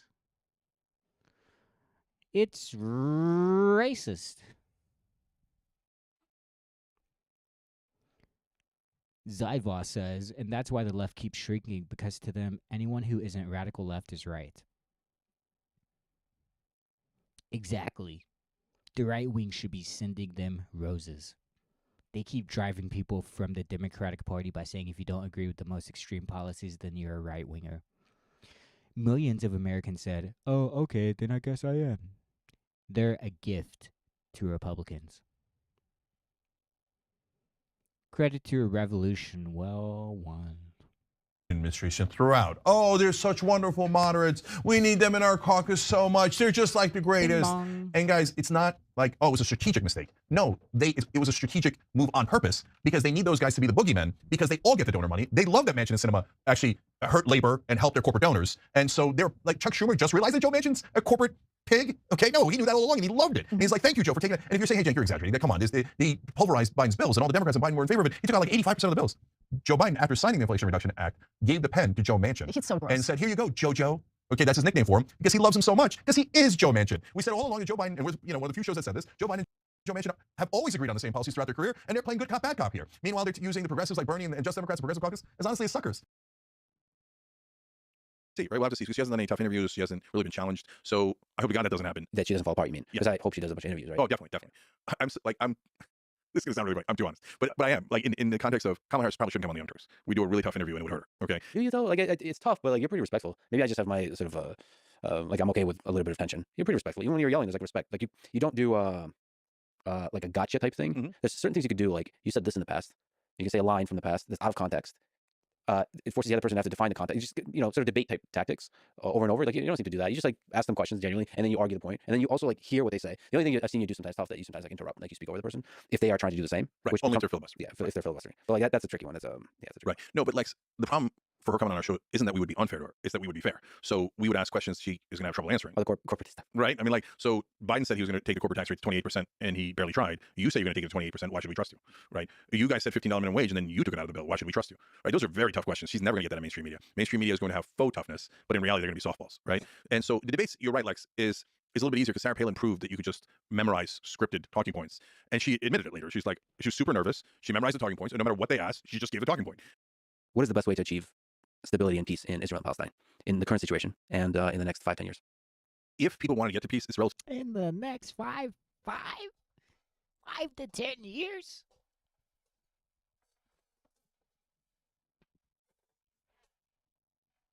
Yeah, I mean, I guess that's probably right. Relatively straightforward. There's already a deal that was negotiated. The Saudis agreed to it, and they're an important player in this game. The Palestinians and the Israelis have initially agreed to it. Even Hamas has kind of agreed to it. And that deal. Wait, this is before October 7th. Wait, no, it's not. 5-10 years. If people want to get to peace, it's relatively straightforward. There's already a deal that was negotiated. The Saudis agreed to it, and they're an important player in this game. The Palestinians and the Israelis have initially agreed to it. Even Hamas has kind of agreed to it. And that deal exists, and it's just waiting on the shelf to get done, right? And it's pretty straightforward. Israel gets out of the West Bank and Gaza Strip, but they keep X percentage. It used to be 4%, then it went up to 6%. It's probably a higher number now. The Palestinians keep losing leverage as we go, right? So you remember how hard it was to get a deal on Ukraine, I thought. That's a very complicated one. Israel's much more straightforward. Get the hell out of the occupied territories. Keep some of the Those settlements are the worst thing. They're cancer. But anyway, I don't know. There's an answer to the settlements, and it's probably that Israel keeps them, even though that drives me crazy. No right of return for Palestinians. There'll be symbolic right of return for a couple of families. And so Palestinians go, oh, no way. Guys, you have no leverage. Take the deal. Take the deal, okay? So you're not going to get a right of return. Israel's not going to allow millions of Palestinians to go and vote in Israel. It would end the Jewish state. You have to get to a practical solution. So honestly, the number one Okay. person blocking it now is Netanyahu. It's not even, that's obvious. That doesn't take a lot of courage to say that. He says publicly, I don't want a Palestinian state. I'm against a two-state solution. He's been monstrous. He's one of the worst terrorists of my lifetime. So that's easy. The right wing of Israel has lost its mind. So the Smotrich and the Ben Gvir is openly talking about ethnic cleansing and driving them into other Arab countries. This is the definition of ethnic cleansing. So, but is like, I know that the Arabs are going to take the deal. Saudi Arabia cannot wait to take the deal because they just want to get business going, right? Do you think Hamas takes the deal? So I have a solution where you don't need Hamas. But yes, Hamas would definitely take the deal. Hamas already publicly said that they would even get rid of, that Israel doesn't have a right to exist. But there's so much propaganda in American media, it's maddening, right? So, and this idea that you don't deal with Hamas is so dumb. So the reason it's dumb is you don't negotiate with your friends, you negotiate with your enemies. Well, I don't want to negotiate with them. I don't like them. Well, then you're not going to get peace, right? But still, there's a path that doesn't include Hamas. So make a deal with Fatah that runs the West Bank. Then they get, right now, if Fatah went into Gaza Strip, they wouldn't be able to manage it because they don't have enough credibility. They're mainly seen as in cahoots with the occupiers, whereas Hamas is hardcore and fighting against the occupiers. But if Fatah delivers a peace, not only a peace deal, but a Palestinian state, then they come in as heroes. So you make a deal with them, you let them run the Gaza Strip, and you empower them to drive out Hamas. That way, they do your dirty work for you in a sense, right? But good, because Hamas is a terrorist organization, they're not helpful, and especially if the Palestinians... So if they're doing the dirty work for them, then they get... How are they not? The reason it's dumb is you don't negotiate with your friends, you negotiate with your enemies. Well, I don't And want to I don't negotiate. think Fatah is what Cenk is making them out to be, but Well, then you're not going to get a peace, right? But still, there's a path that doesn't include Hamas. So make a deal with Fatah that runs the West Bank. Then they get, right now, if Fatah went into Gaza Strip, they wouldn't be able to manage it because they don't have enough credibility. They're mainly seen as in cahoots with the occupiers. So how is them doing the dirty work for them in Gaza not being in cahoots with the occupiers? Isn't that exactly what someone who is in cahoots with the occupier would do? Whereas Hamas is hardcore and fighting against occupiers. But if Fatah delivers a peace, not only a peace deal, but a Palestinian state, then they come in as heroes. So you make a deal with them, you let them run the Gaza Strip, and you empower them to drive out Hamas. That way, they do your dirty work for you in a sense, right? But good, because Hamas is a terrorist organization, they're not helpful, and especially if the Palestinians get a state, the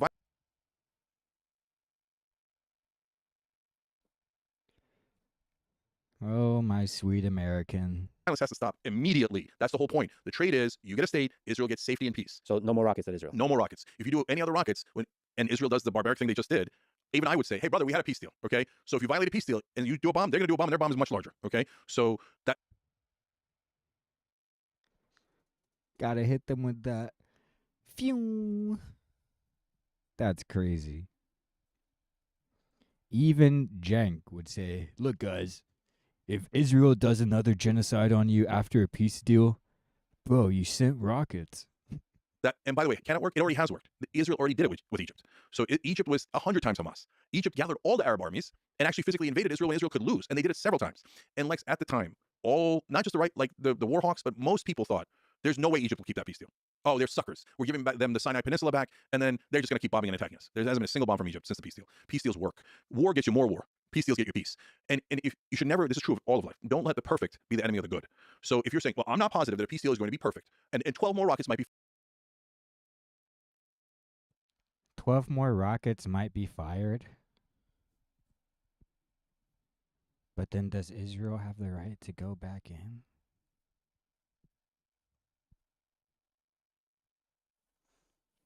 Okay. I've been stretching this on too long anyways. I'm just so entranced.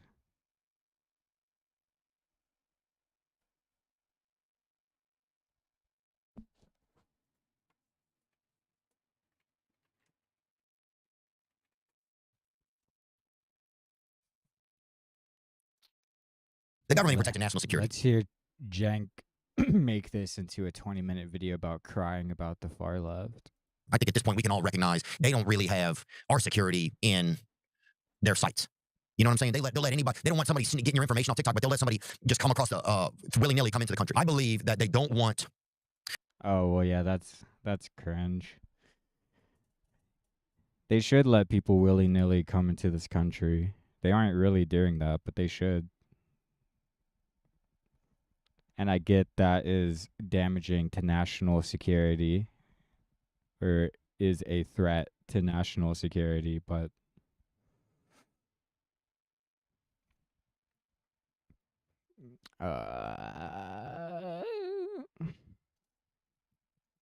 we're an immigrant country. What gives you the right to say, "Oh, you're a national security threat"? It's like, bro, we don't want to go the way of the Native Americans. They are Native Americans, bro. People sharing the truth about the genocide in Palestine, and that's why that they're doing it. I believe that that's what it is. And TikTok is one of those places where people can still do that, and they want to own it. They want to own it, dude. That is comedian and podcaster Theo Vaughn with his theory as to why the U.S. is trying to ban TikTok. I don't agree with or really understand the theory, to be honest, nor, as you may not be surprised, do I agree that it is a genocide in the war going on between Israel and Hamas. But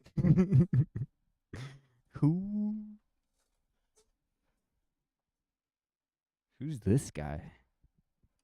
More details to come. I know, Cenk, you certainly have a take on this, so I'd love your thoughts first. Yeah, I totally agree with Theo Von. So I don't know if the left wing's going to hate me for agreeing with a guy who's largely agreeing with the left wing. And I don't really know much about Theo Von's politics. I think you know him a lot better than I do. We've been friends for 20 years, came up together in comedy. That's interesting. We'll talk about that too. But as we get into it here, I'm going to show you some videos that back up what Theo Von is saying about TikTok. Okay, fair enough.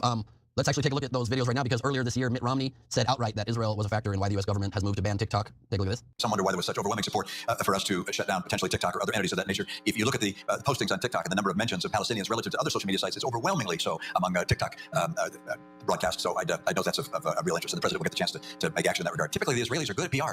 What's happened here? How have they and we been so ineffective at communicating They're good at PR. They run the what?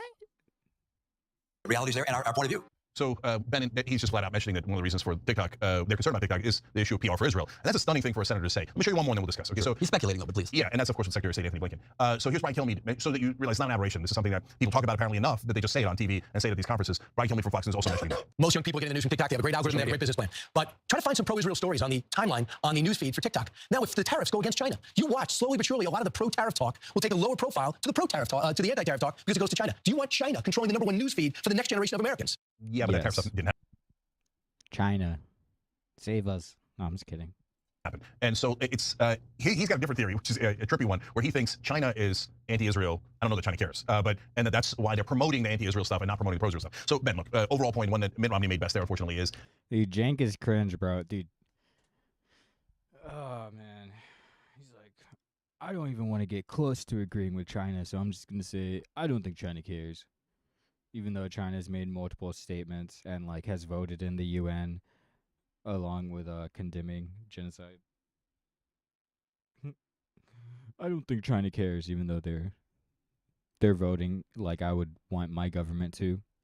Yeah, I've seen the same thing. I've seen everybody's seen the same thing. Tons of videos about Gaza and the catastrophe that's happened there, etc. Not a lot of pro-Israel videos because there aren't a lot of pro-Israel videos. I mean, there's plenty like that go from the IDF, etc. But it's not. I've never. In fact, the only thing I've seen in my experience, and this is not determinative at all, it's just one little data point, is that whenever I use a hashtag about Israel, they actually seem to be suppressing that, which actually leans towards protecting Israel, because if you use it, a lot more people are using the hashtags that are against Israel. So.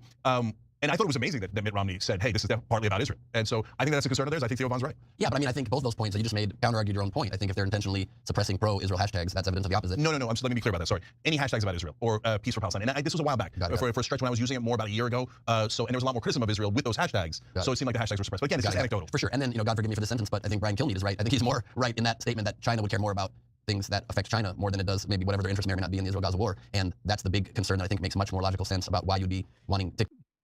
China also has a sense of morality in the UN, and so they vote accordingly. It doesn't have to be in China's interest to vote against genocide. It is, by the way, because Israel is a part of America's power projection into the region, and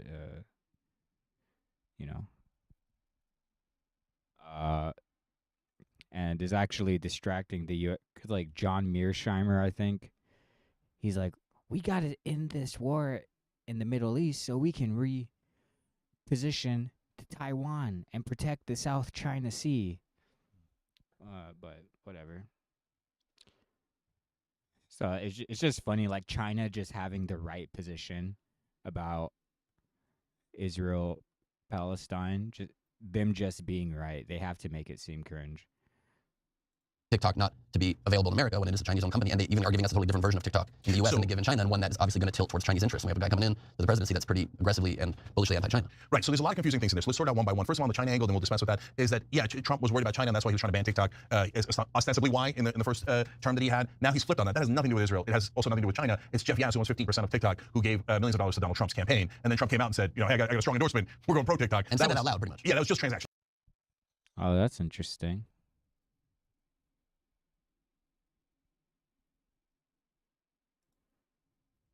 Customize and sell. Big business, the richest people in the world want far-right politicians, and I think if they still? Absolutely, without question. Comedian Stavros Halkias was on Theo Von's show and showcased that yet, of course, made you act like they're more open and inclusive. I asked Elon Musk to put me in charge of cutting the Pentagon, and he said, "What are your suggestions?" I run the largest left-wing network online, and a Democratic leader has never asked me that question. The idea that they would take advice from a populist is disdainful to them. He's not taking your advice, he's listening to it, which is a start. But yeah, I mean, that's going to be on your epitaph. It was a start. Now, which side seems more opening and inclusive? Which side seems more welcoming? And which side tries really hard to drive you away if you disagree even a little with orthodoxy?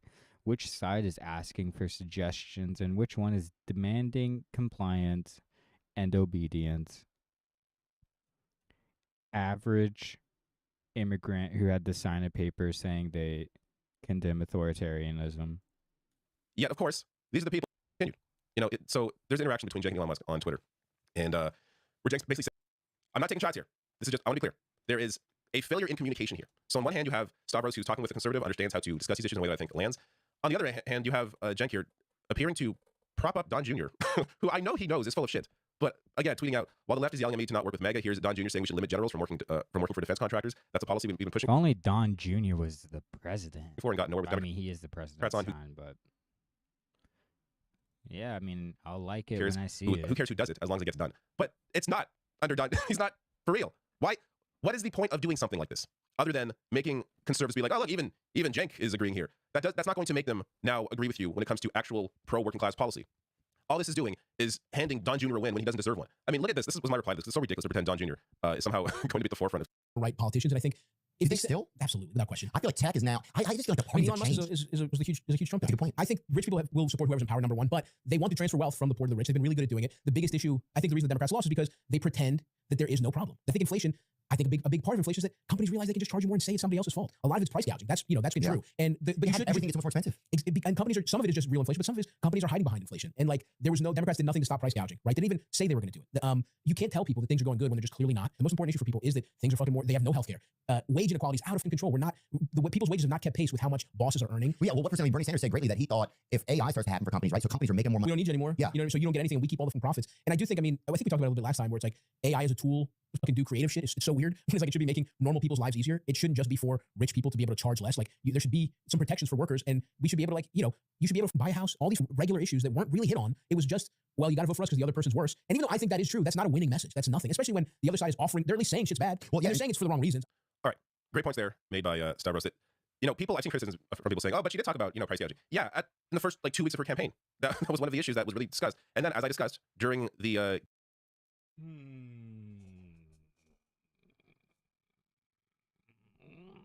They fucked us.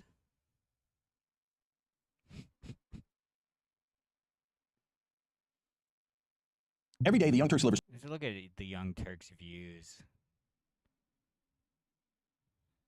So from 5K to 60K, to 90K. Well, I shouldn't say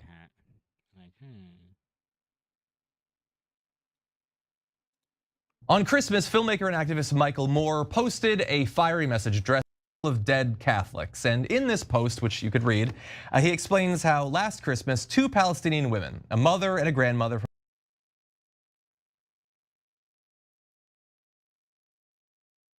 Yeah, that story was crazy. I saw like the pastor from the church talk about it, the priest.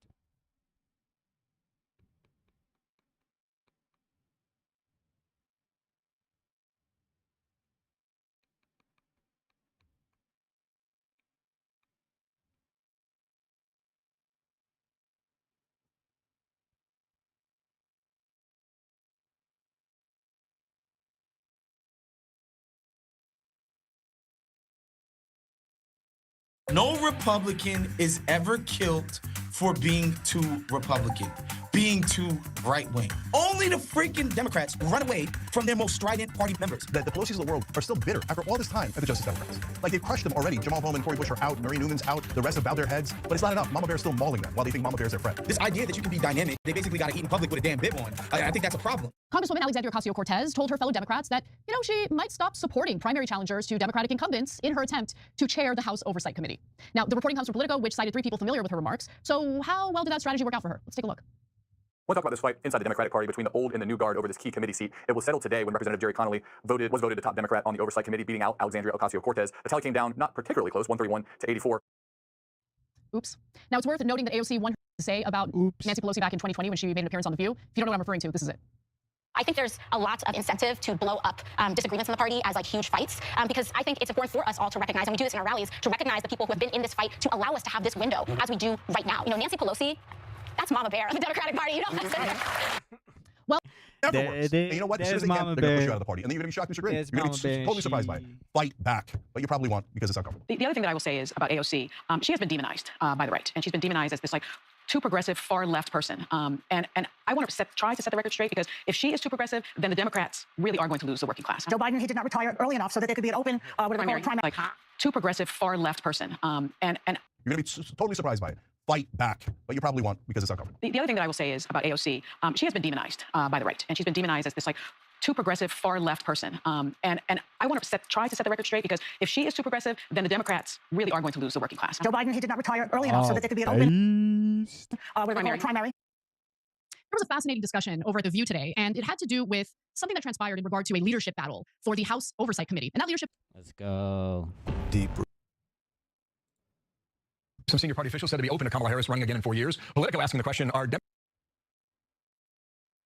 DNC fundraiser, Lindy Lee. She sucks. I hate this person. She's one of those immigrants that come here the right way and are really good at proving to everybody that they have a spot in this country way more solid than other people. Democrats coconut pills. Where are you on this future? Well, that was Fox News anchor Bill Hemmer throwing to Lindy Lee, who's the DNC Mid-Atlantic Regional Chair.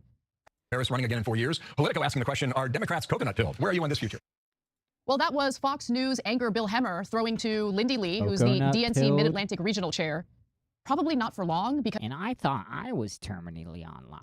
November 5th was a decisive... is about to devastate Kamala Harris. The DNC Mid-Atlantic Regional Chair. Probably not for long because she is about to devastate Kamala Harris. This is not what America wants. November 5th was a decisive defeat for the Democratic Party. She lost every single swing state. It wasn't a squeaker like it was in 2016. This was a resounding defeat. And right now, Kamala Harris is indulging in delusions of running for governor of California possibly in 2026 or even president again in 2028. America has said this is not what we don't want to be coconut pilled. We do not want Kamala Harris. We don't want failed border policies. And I feel like I'm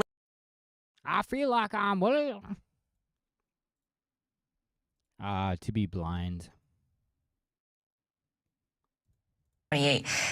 America has said this is not what we don't want to be coconut pilled. We do not want Kamala Harris. We don't want failed border policies. And I feel failed border policies. Average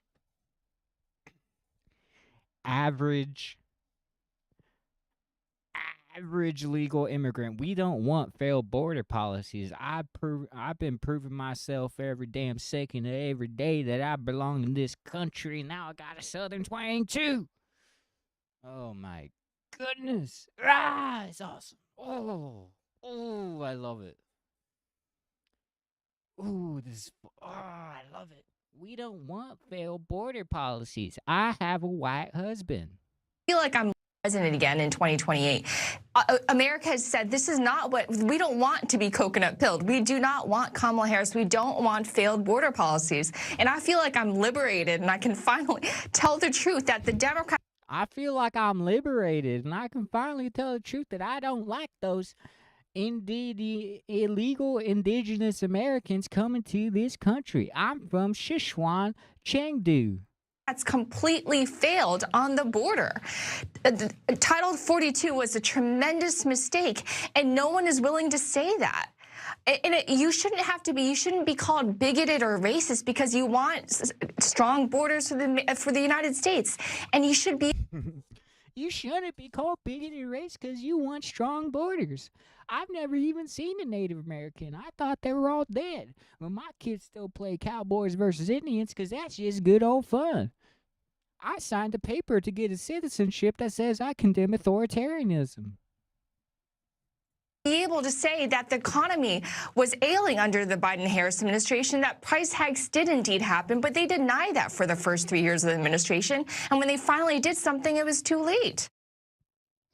Now, look, Lindy Lee is a bundler for the Democratic Party. She raised a lot of money for Kamala Harris's campaign, and she feels that she was lied to about how she was performing in the polling, lied to by the Harris campaign about the likelihood of. And look, she just wants strong borders. What's wrong with that?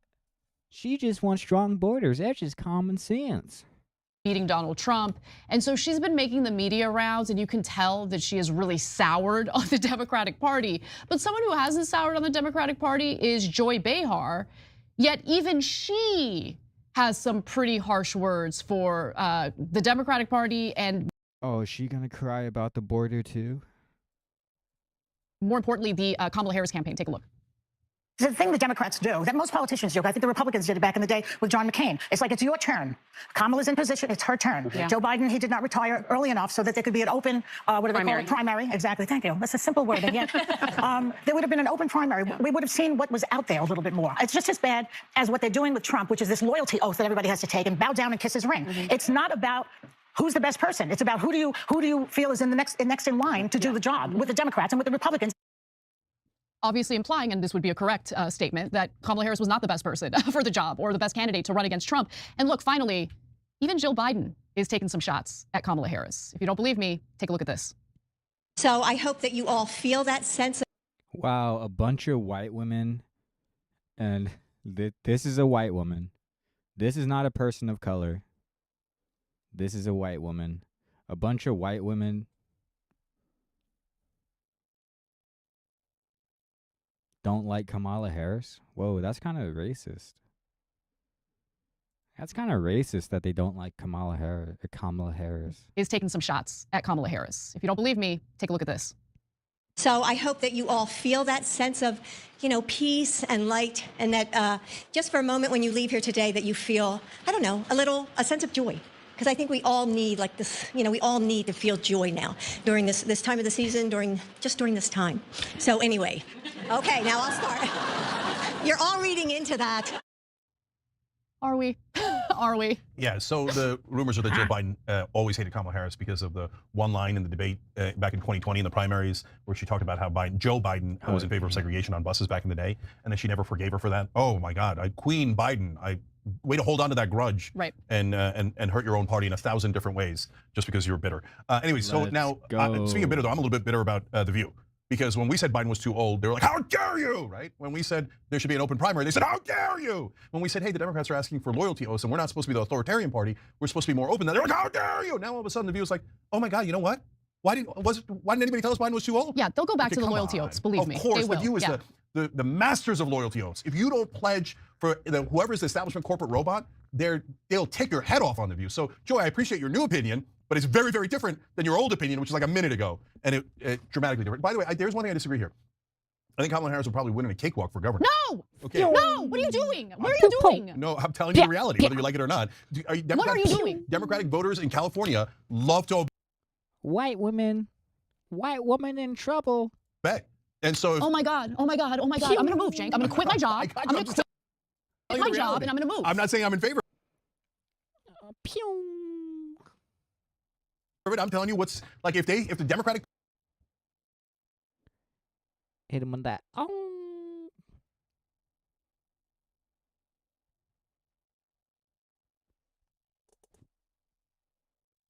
Bro, what's going?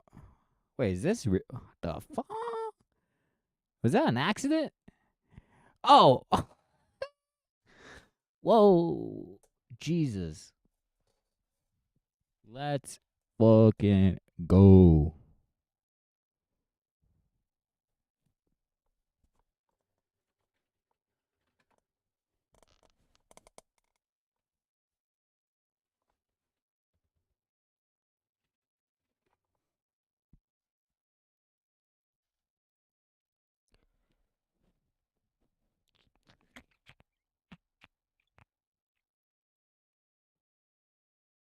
Hey, what? Let me just say about world leaders. Viktor Orban, one of the most respected men. They call him a strong man. He's a tough person, smart. Prime Minister of Hungary. I misread that headline. Yes. Throwback. And I will say also that in this campaign, we've also heard, and I'm going to now direct this at Vice President Biden, I do not believe you are a racist. And I agree with you when you commit yourself to the importance of finding common ground. But I also believe, and it's personal, and I was actually it was hurtful to hear you talk about the reputations of two United States senators who built their reputations and career on the segregation of race in this country. And it was not only that, but you also worked with them to oppose busing. And, you know. Actually, I don't want to see this cringe-ish.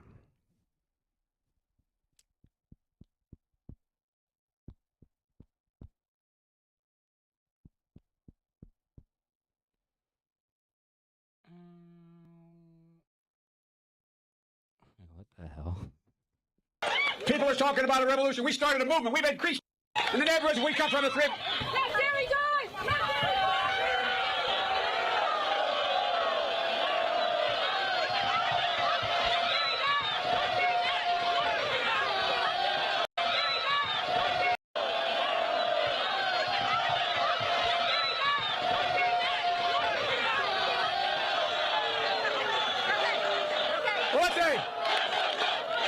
Look, our campaign reflects the diversity of this party and this nation. And that's how it should be. Because we need to bring... That's crazy. We own the finish line. Not only do we have the largest economy in the world, we have the strongest economy in the world.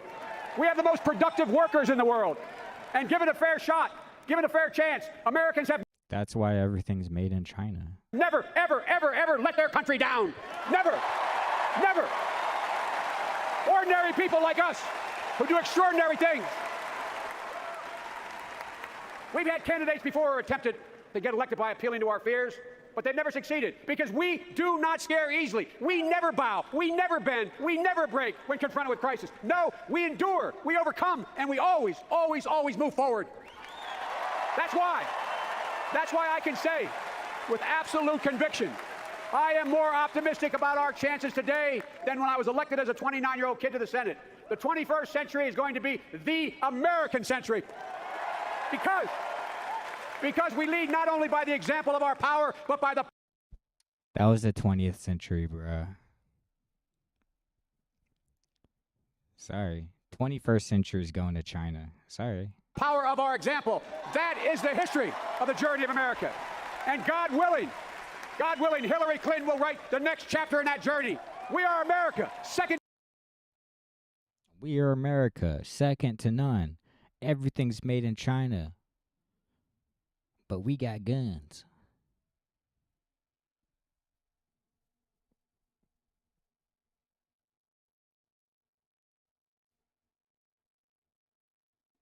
Let's go. Let's see them talk about Luigi. A shocking new poll finds that more young Americans actually condone the assassination of the United Healthcare CEO Brian Thompson than those who don't. Gotta hit them with that pew. And we're going to get to the details of that poll in just a second. But there are also some pretty big updates in regard to the assassin himself, Luigi Mangione. And a New York grand jury has indicted him this afternoon. Mangione is charged with 1 count of first-degree murder in furtherance of terrorism and 2 counts of second-degree murder. That they were warranted. Bragg stated that he has indications Mangione will waive his right to an extradition hearing and consent to the move. I don't know why he thinks that, but that's what he thinks. So before we get to the shocking polling results on this issue, Cenk, thoughts on the charges? Yeah. So first, quick comment from Super Chat as we're doing the show live. You know, the show's live 6 to 8 p.m. Eastern every day. Rage Rock for now says, I have an eerie feeling that if Mangione ever takes a stand in court, he'll have a terrifyingly articulate explanation for why he's not a criminal. In fact, that's going to lead into the poll. We're going to tell you in a second, and why I said from day one, I don't think they'll let him testify. Even if he wants to testify, even if he's got every right to testify, my guess is that the government is at least going to try to stop him from exercising his constitutional rights and testifying, because they do not want to get his message out. So now the problem here is most of the killers in our world, almost all of them, have lunatic messages. There's something wrong with them. That's why they did the killing in the first place. Unfortunately, in this case, Luigi, his complaint is one that's shared by a lot of people. Again, that's going to lead to the polling in a sec.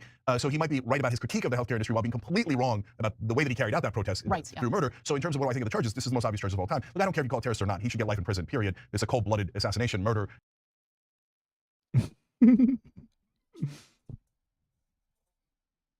Life in prison?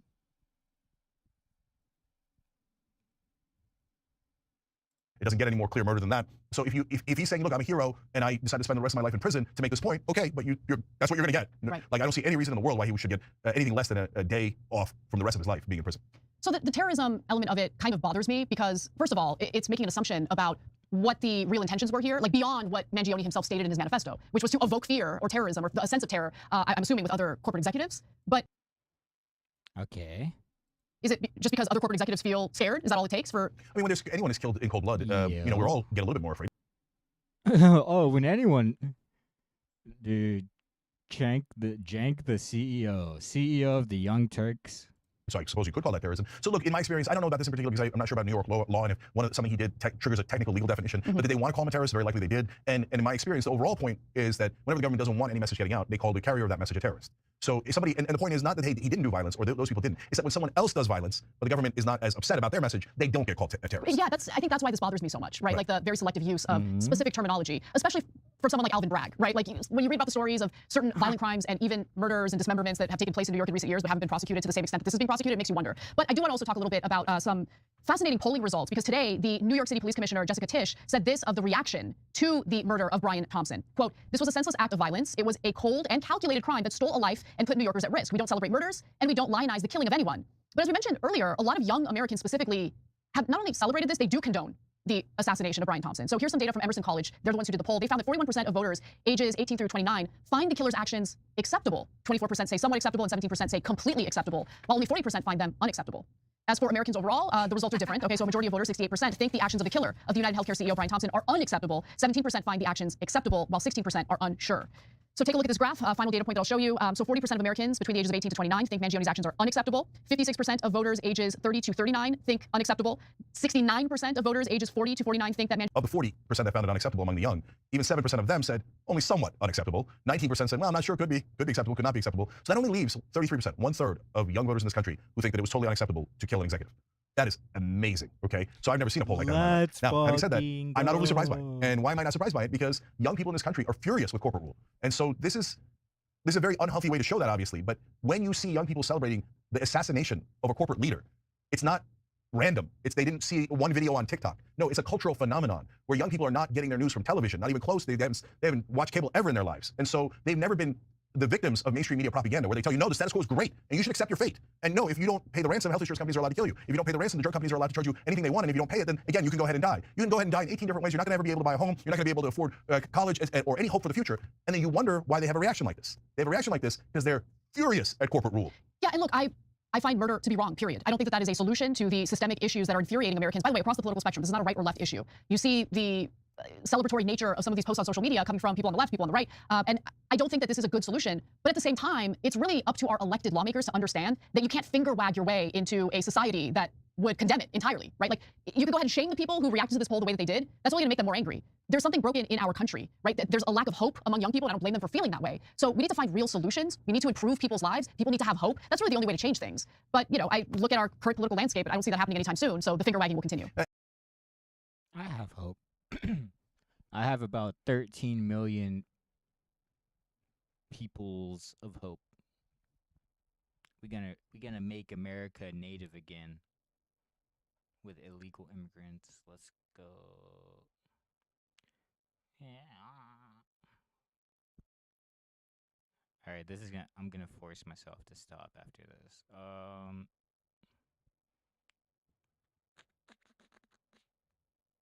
What's his fucking name? Daniel Penny. This is gonna be interesting. Bah.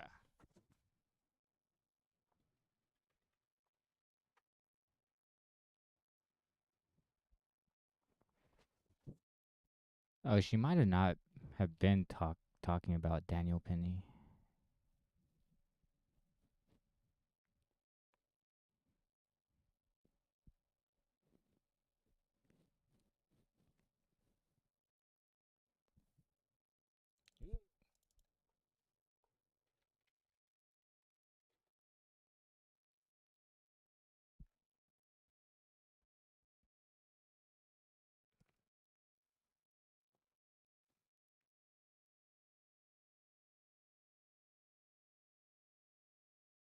This arraignment happened just shortly after noon. We understand that he went into the courtroom. That's Daniel Penny, the 24-year-old former Marine.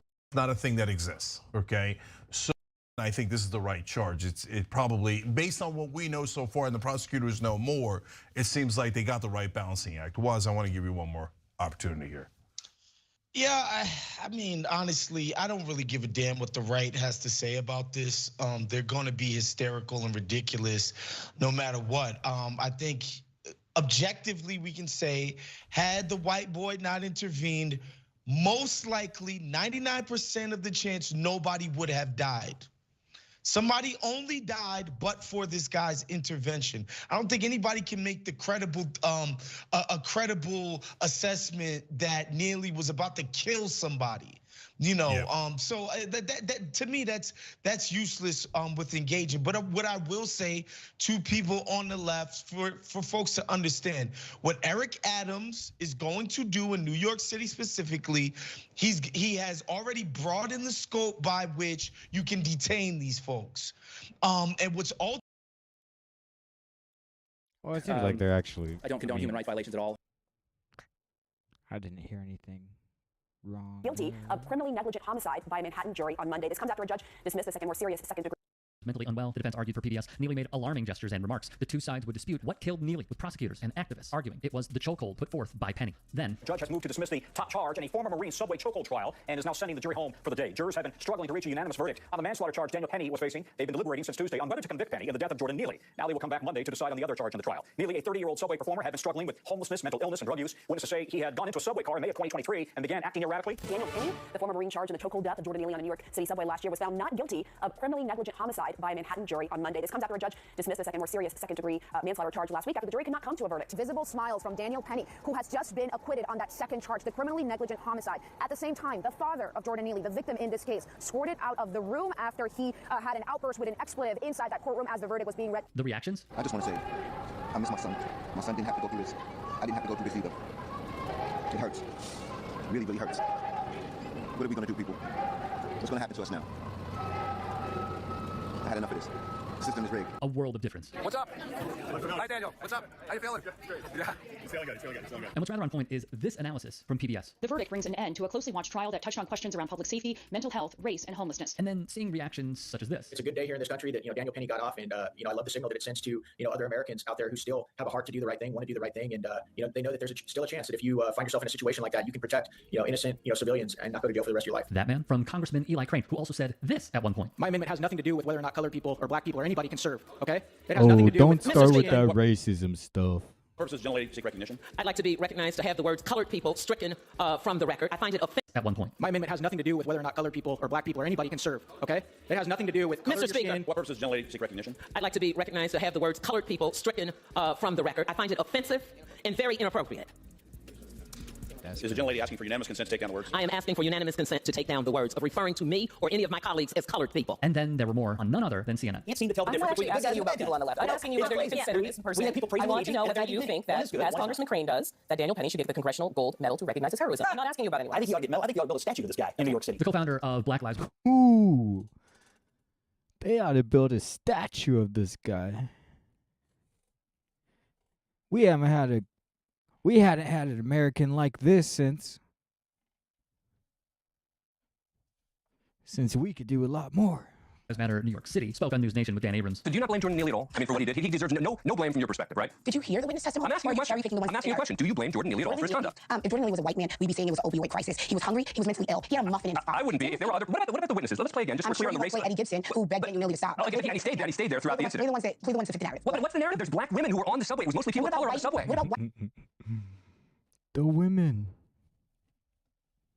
A white man during cross-examination who said that he was afraid of Daniel Penny, the one who poured water onto his head and said he was afraid. He was a white man. Yeah, okay, so what about the Latino man who was holding his arms? I'm not the one identifying everyone by race. You are. Let's pause here. Abrams, in a clip uploaded by his own network, showed a direct contradiction in about 20 seconds. Play the ones that fit the narrative. But what's the narrative? There's black women who were on the subway. It was mostly people of color on the subway. How could he possibly say, and I quote, I'm not the one identifying everyone by race, when, again, just about 20 seconds later, he did just that. Legal analyst Nicole Brennicky told USA Today on how the case covered a variety of topics in modern-day American life. Quote, this is showing the polarization of society right now because all the issues that society is grappling with came together in this particular case. She pointed to safety on the subway, subway, mental illness, plus the homelessness crisis. Republicans like Ron DeSantis, Matt Gaetz, J.D. Vance, Rudy Giuliani, and that's just to name a few, gave their full-throated support online and through many quotes for Daniel Penny. Then there was this guy, professional golfer Phil Mickelson. The World Golf Hall of Famer told journalist Alan Shipnuck, the author of an upcoming unauthorized biography of Mickelson, that he would support the new league even though the Saudis are scary to get involved with. We know they killed Khashoggi and have a horrible record on human rights. They execute people over there for being gay. Knowing this, why would I even consider it? Because this is a once-in-a-lifetime opportunity to reshape how the PGA Tour operates. I'm not sure I even want it to succeed, but just the idea of it is allowing us to get things done with the PGA Tour. Mickelson would be accused of insider trading in Billy Walters' autobiography Gambler: Secrets from a Life at Risk. Walters would allege Mickelson bet more than $1 billion. That's crazy.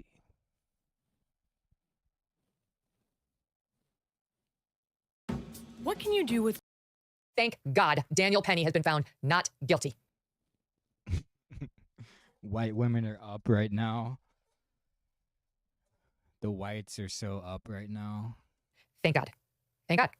I think all of us are feeling the same thing. Thank God. And how on earth was he charged in the first place, right? And we are going to dissect those two questions. Well, thank God is something we're thinking about a lot these days. I think since November 5th, a lot of us have been saying that many, many times. Things are about to change in America for the good, in the world for the good. They're already starting to. But this is, it feels like divine intervention because that thug, Alvin Bragg, brought these charges.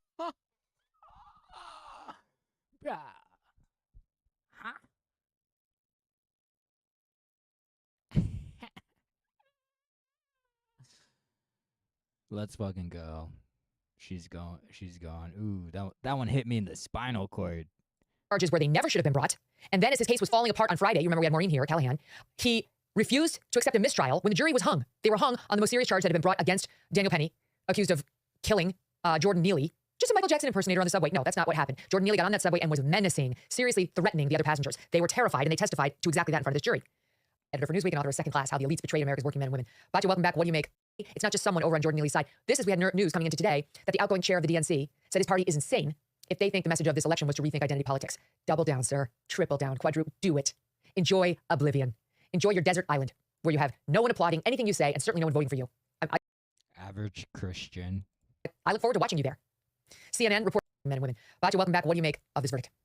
Thank you so much for having me on this great day for our nation. I think you're totally right that this joins Donald Trump's massive victory in dispelling the mythology that the leftist elites would have us believe that this country is divided by race or still racist or even divided by political party. I think what this verdict shows is that we are no longer under the grip of this false myth that we're still racist, that we're divided by race, or even that we're divided by political party. And she's dividing herself by race. The fuck? Get that off my screen. You know, you look at that jury, and that jury looks a lot like America. And I think a lot of people were thinking, oh, you know, therefore they're going to side with Jordan Neely over Daniel Penny. And of course they didn't. It's such a great day for America. And I just am so grateful to God. I think the other thing that's happening here, Megan, is, you know, the Daniel Penny trial was really a mirror for a debate that this country is having about masculinity, right? We're talking a lot about this idea of, you know, toxic masculinity. Should men be embarrassed to be men, to be macho, to be protectors or want to be protectors? To choke someone to death on the subway. To be providers or want to be providers, or are those things that a society actually needs? And I think that this trial was so much about that, about a man standing up in a subway car full of women and children and saying, I will not allow these women to be threatened in this manner, to be terrified when I am sitting here. Because of course God probably put me here for exactly this reason. Oh, I'm scared. Kill him. I'm scared. Kill him. He's scary of me. Kill him. And I think the way that you saw this case was very much, what side of this debate do you fall on? Do you think that society actually needs strong men, providers, defenders, men who are proud to be men in order to function? Or do you think that we should continue down the leftist path of demanding that men apologize for being men, just like we've demanded that white people apologize for being white? And what this verdict shows, Megan. I wonder if she identifies as white. No, I'm Jewish, actually. I'm not white. I'm Ashkenazi from Europe. That's not white. Again, is that this is not a divide between left versus right. This is a divide between a leftist crazy elite who hates this country, hates men, hates white people, and the right. Let's go. I don't hate men. And I don't hate white people. I hate whiteness. And I do hate this country. That's true. Rest of us who are totally united around love of country, love of our fellow Americans, regardless of their race, and the desire for women and children to be protected and safe, and for men to be able to take pride in being men. Do you love the undocumented Americans who are from this country, unlike you? Do you love the undocumented Israelis, maybe you could venture to call them?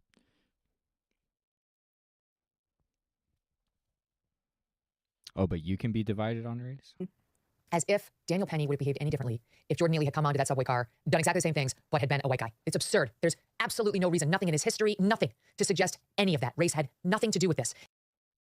Don't start with that racism stuff. It had nothing to do with it. It had nothing to do with it. It was Jordan Neely's behavior that had to do with this. This is from outside of the courtroom. The content of his character that meant he had to be choked to death. Let's. I understand. And it's a Jordan Neely supporter reacting to the not guilty verdict. We gotta stop that. We have to change how we impact each other. Jordan came on that subway car. The first thing he asked for was food, and he was killed.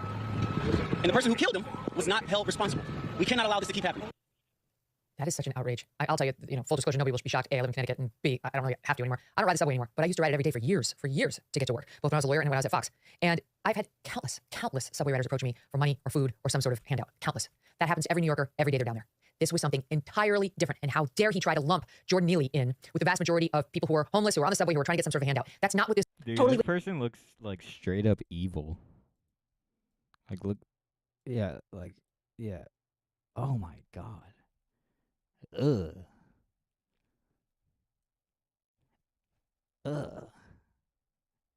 Straight up evil physiognomy. who were trying to get some sort of handout. That's not what this was at all. He was in a class, not of one, but a smaller, but more pernicious class of subway rider that you know as a subway rider are genuinely dangerous to you or your children. 100%. I ride the subway all the time. There are a lot of people who are on the subway who I wish weren't on the subway because of the way that they are acting, the way that they smell, the way that... There's a lot of people in my country that I wish weren't here, and maybe we can build a wall, and just like my other country. They are talking to me or other people, but the idea that they need to be restrained, I think none of us would have accepted that, and you're totally right that this was a completely different situation. You saw footage that came out during the trial of women saying, I'm so glad that Daniel Penny was there because I felt so scared. There was a woman there with a child who was trying to protect her child, people hiding, people trying to get away from it. These are very different from the sort of average, although also, disturbing situations that one encounters very regularly on the subway, which would not have warranted anything close to what Daniel Penny did. That said, there has been a lot of improvement on the subway. I think, Eric Adams really did take this to heart. He was very much on the right side of this. He came out and... Yeah, we got another clip from Fox Nation. Let's hear it from the Derek Chauvin himself. This guy's younger than me. Ew. In the subway chokehold death of Jordan Neely. A jury of your peers, Danny, felt unanimously, beyond a reasonable doubt, that you committed no wrongdoing. What would you say to them? That's not what they said. It's just they couldn't establish he was guilty beyond a reasonable doubt. They haven't established he's innocent beyond a reasonable doubt. I'd like to give them a hug. I'd like to thank them. Yeah, definitely. I mean, it takes a lot of courage, especially in this climate in New York City, to stick Kill up someone. for me. Yeah, Penny, also answering a big question that's on the mind of a lot of people. Will you take the subway again? Yeah, I have been. I believe in New York. I love New York. Knowing what you know now, Danny, if you faced the same situation again, would you do it again? Yeah, totally. I would not be able to live with myself if I didn't do anything in that situation and someone got hurt. I would feel guilty for the rest of my life. Yeah, meanwhile, the crazies on the left are razzing up the hate and division over this verdict. Outgoing squad member Rep. Jamal Bowman, famous for pulling a fire alarm, posted on X, "Dear white people, I don't know why I feel the need to keep talking to you. I don't know why part of me still has hope for you and for us. Some of you are too far gone, but maybe enough of you aren't and will join us in fighting to end white supremacy." And the BLM leader who vowed riots if Penny was cleared, yeah, well, she's flying into a rage about race. Watch this. If Jordan Neely was a white man, we'd be saying it was an opioid crisis. He was... I think I have to respond. So I wrote a letter to black people. No, you should write a letter to him. Sarah? Ooh, he wrote a letter to black people. Let's hear it. Oh, God. Dear black people, this letter is in response to Jamal Bowman's letter to whites. But first, some housekeeping. We love Harold. Please don't put me in. Thank you for sharing Harold with us. He's an absolute delight. Bowman. Bro, they're playing with...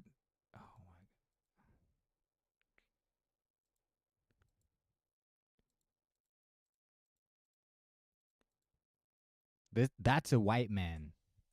He's also a black man, but that's a white man. Just like I'm a white man, but I'm also a Native American. Or whatever. But that's a white man right there. That man has a white parent and probably a couple white grandparents, bruh. Thank you for sharing Harold with us. He's an absolute delight. Thank you for sharing Harold with us, black people. Bro. Bowman, on the other hand, is too racist to serve on a jury and too anti-Semitic to serve in Congress, and I feel bad for him. And I'm sure he would like me if we met, but that's probably not going to happen, so please talk to him. And after that, let me know any whites you want me to talk to, and I'll be happy to do it. I have some whites in mind. Thank you so much. Yeah, end it there, Jesse. But in all seriousness... Unlike you, Jamal Bowman knows white people. The judge is absolutely right. This man was a ticking time bomb. And this guy does not know black people. Bragg should be recalled. And for anybody that doesn't live in this area, that has no idea, never been on a subway, you are underground in a prison cell, and you're going 50, 60 miles an hour, and if some guy comes on there and starts threatening, there is nothing many people can do. It is a scary scene. Eric Adams came out and essentially was supporting Daniel Penny, but at what point does the city take action and actually make things like riding the subway safer? So you don't What the hell is that flag? have to have Daniel We're talking about the Does he have Cthulhu? What the fuck is that? We were talking about the system not working. Well, the system's not working for the taxpayers and the people who are trying to go to work every day because the subway's not safe. Just a couple of hours ago, downstairs, I watched two NYPD. Ultimately going to. All right, I'm fucking out of here. Bye.